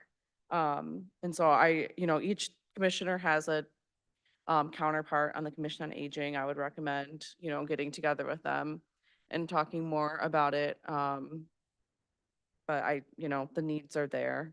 And I didn't comment on the mental health and public safety millage earlier, but one of the things that always frustrates me is that we never ask as many questions as I think we should about putting more money into traditional policing. But when we want to put new sources of funding into actually human services, there's so many questions. But to the point that I made earlier, adequately addressing issues for older adults is a public safety and mental health issue. And I don't see a way in which we can adequately address those issues and not deal with what we know is coming, which is a point of no return in our county if we don't have money in place and a system in place and better relationships established with the people doing some of that work that we might be able to build up internally here, but I see it really as like a partnership with, if we do establish an office, that needs to be formed, and, things that I've thought about recently, especially with, every 2 to 4 years, we have no idea what's gonna happen on the political side of things. We have no idea what kind of funding we're gonna get from the federal government. And I think that we need to have, bridges with nonprofits who are capable of generating money privately and systems in place to work hand in hand with them. Because when we hit situations where we are missing out on money, and it's also why we need to have a millage like this in place. We need to be able to pull from other places other than government. And so I just think that like hand in hand, I don't see it as like only shelling out checks and not having additional mechanisms of accountability. I see it as us establishing an office and also working in partnership with the agencies and nonprofits that are already doing the work. So I, again, recommend getting together with your counterpart on the Commission on Aging, take a look at the resolutions that we sent over, and hopefully that helps clear up any of the questions about what funding would be used for. All right. Commissioner Robbie is graciously yielding to Commissioner Scott. Thank you.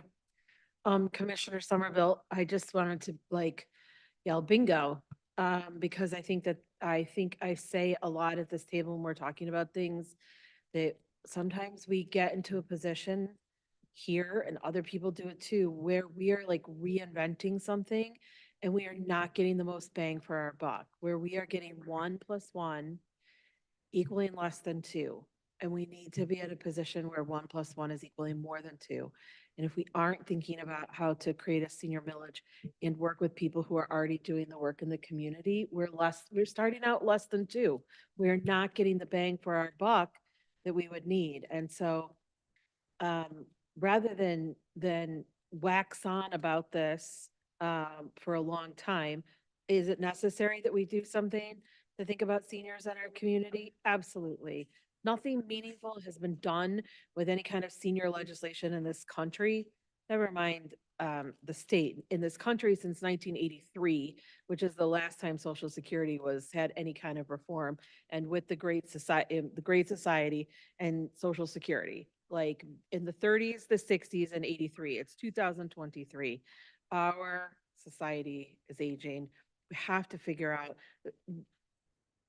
I don't know if there's not a taste for it federally, but it's not happening federally. So if we're doing something here, I think that the crux of my point on this is that before I would say I was going to support a senior millage, I would want to have a better understanding at this board table about how we felt we were going to use that money. Because I don't want to reinvent the wheel for agencies that are already doing really good work for seniors in the community. That's it. Thank you. All right, Commissioner Robbie, I think we're drawn to a close, but let's see what you got. A close. All right. I will start. Bring us home. I will start with a question and then I'll bring us. The question is, we were talking earlier about like, timing of millages, when are different millages? One thing that I haven't heard yet is, have we been planning what other community, not planning, but looking at what other communities are planning? That's what I meant to say. To the extent that we're able to, but I mean, there's.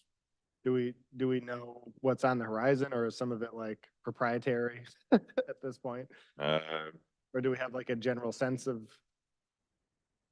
I'm looking at millages coming up. Look at Andrew. I know when we've talked about this, I don't know how much information we have to share, just because, I mean, they're operating with similar timelines. Yeah, I think at this point, we know what's publicly available. I think certainly we would look to you all in terms of your relationships with your districts to help inform us with that. And if there's something we're missing, we've tried to take that into account, certainly in terms of developing like the 50 mil limit type question. So yeah, we've done our best, can do better. Let's do some more work on that. I guess like an idea is, I don't know if it's possible to like send the communities in our county a notice of some kind that we're at least considering these millages, so that they can take that into account for the millages that they're looking at. I don't know if that'll be helpful. Maybe people disagree with me, but feel like just letting everybody know, like, hey, we got like 5 millages coming up or 6, you know. Well, you know, we might get a MLive article about this one, so we'll see. Maybe. That might be the sufficient notice. Okay, well, just throwing it out there as an But yeah. idea. Last thing I'll say is, I very much appreciate the conversation that we've had. I appreciate the space that you've given for the conversation. Chair, thank you. I think we had robust public comment tonight. We had a robust discussion at this board, and I think it makes me calmer knowing that we can have these types of conversations. When I get agitated, when I feel rushed, when it feels like we're not fully pushing through and fleshing out the information at this board table. I think we did that tonight, and I feel good about it. I feel like it's a good first step. And I think there's a lot of other things that we can do as time goes on, public hearing, community meetings, more board meetings. And I hope the public continues to come and stays engaged on this issue. I just want to thank you and the rest of my colleagues for, we didn't all agree on everything, but we had a good discussion tonight. And I think that was excellent first step for this conversation. So thank you. Thank you. And my colleagues. Thank you. I think it was a good discussion yesterday and today. All right. Well, as the administrator always says, I will bring you back something to react to, having had this conversation. We're going to look into I'm gesturing at Michelle. We're going to look into all the questions about when you can put what millage where, what year, and all that. And we'll have robust discussion. Look forward to more 1 a.m. meetings, everybody. And with that, we have no pending items. I would look for a motion to adjourn. All right, all in favor? All right, drive safe, everybody. Get on home.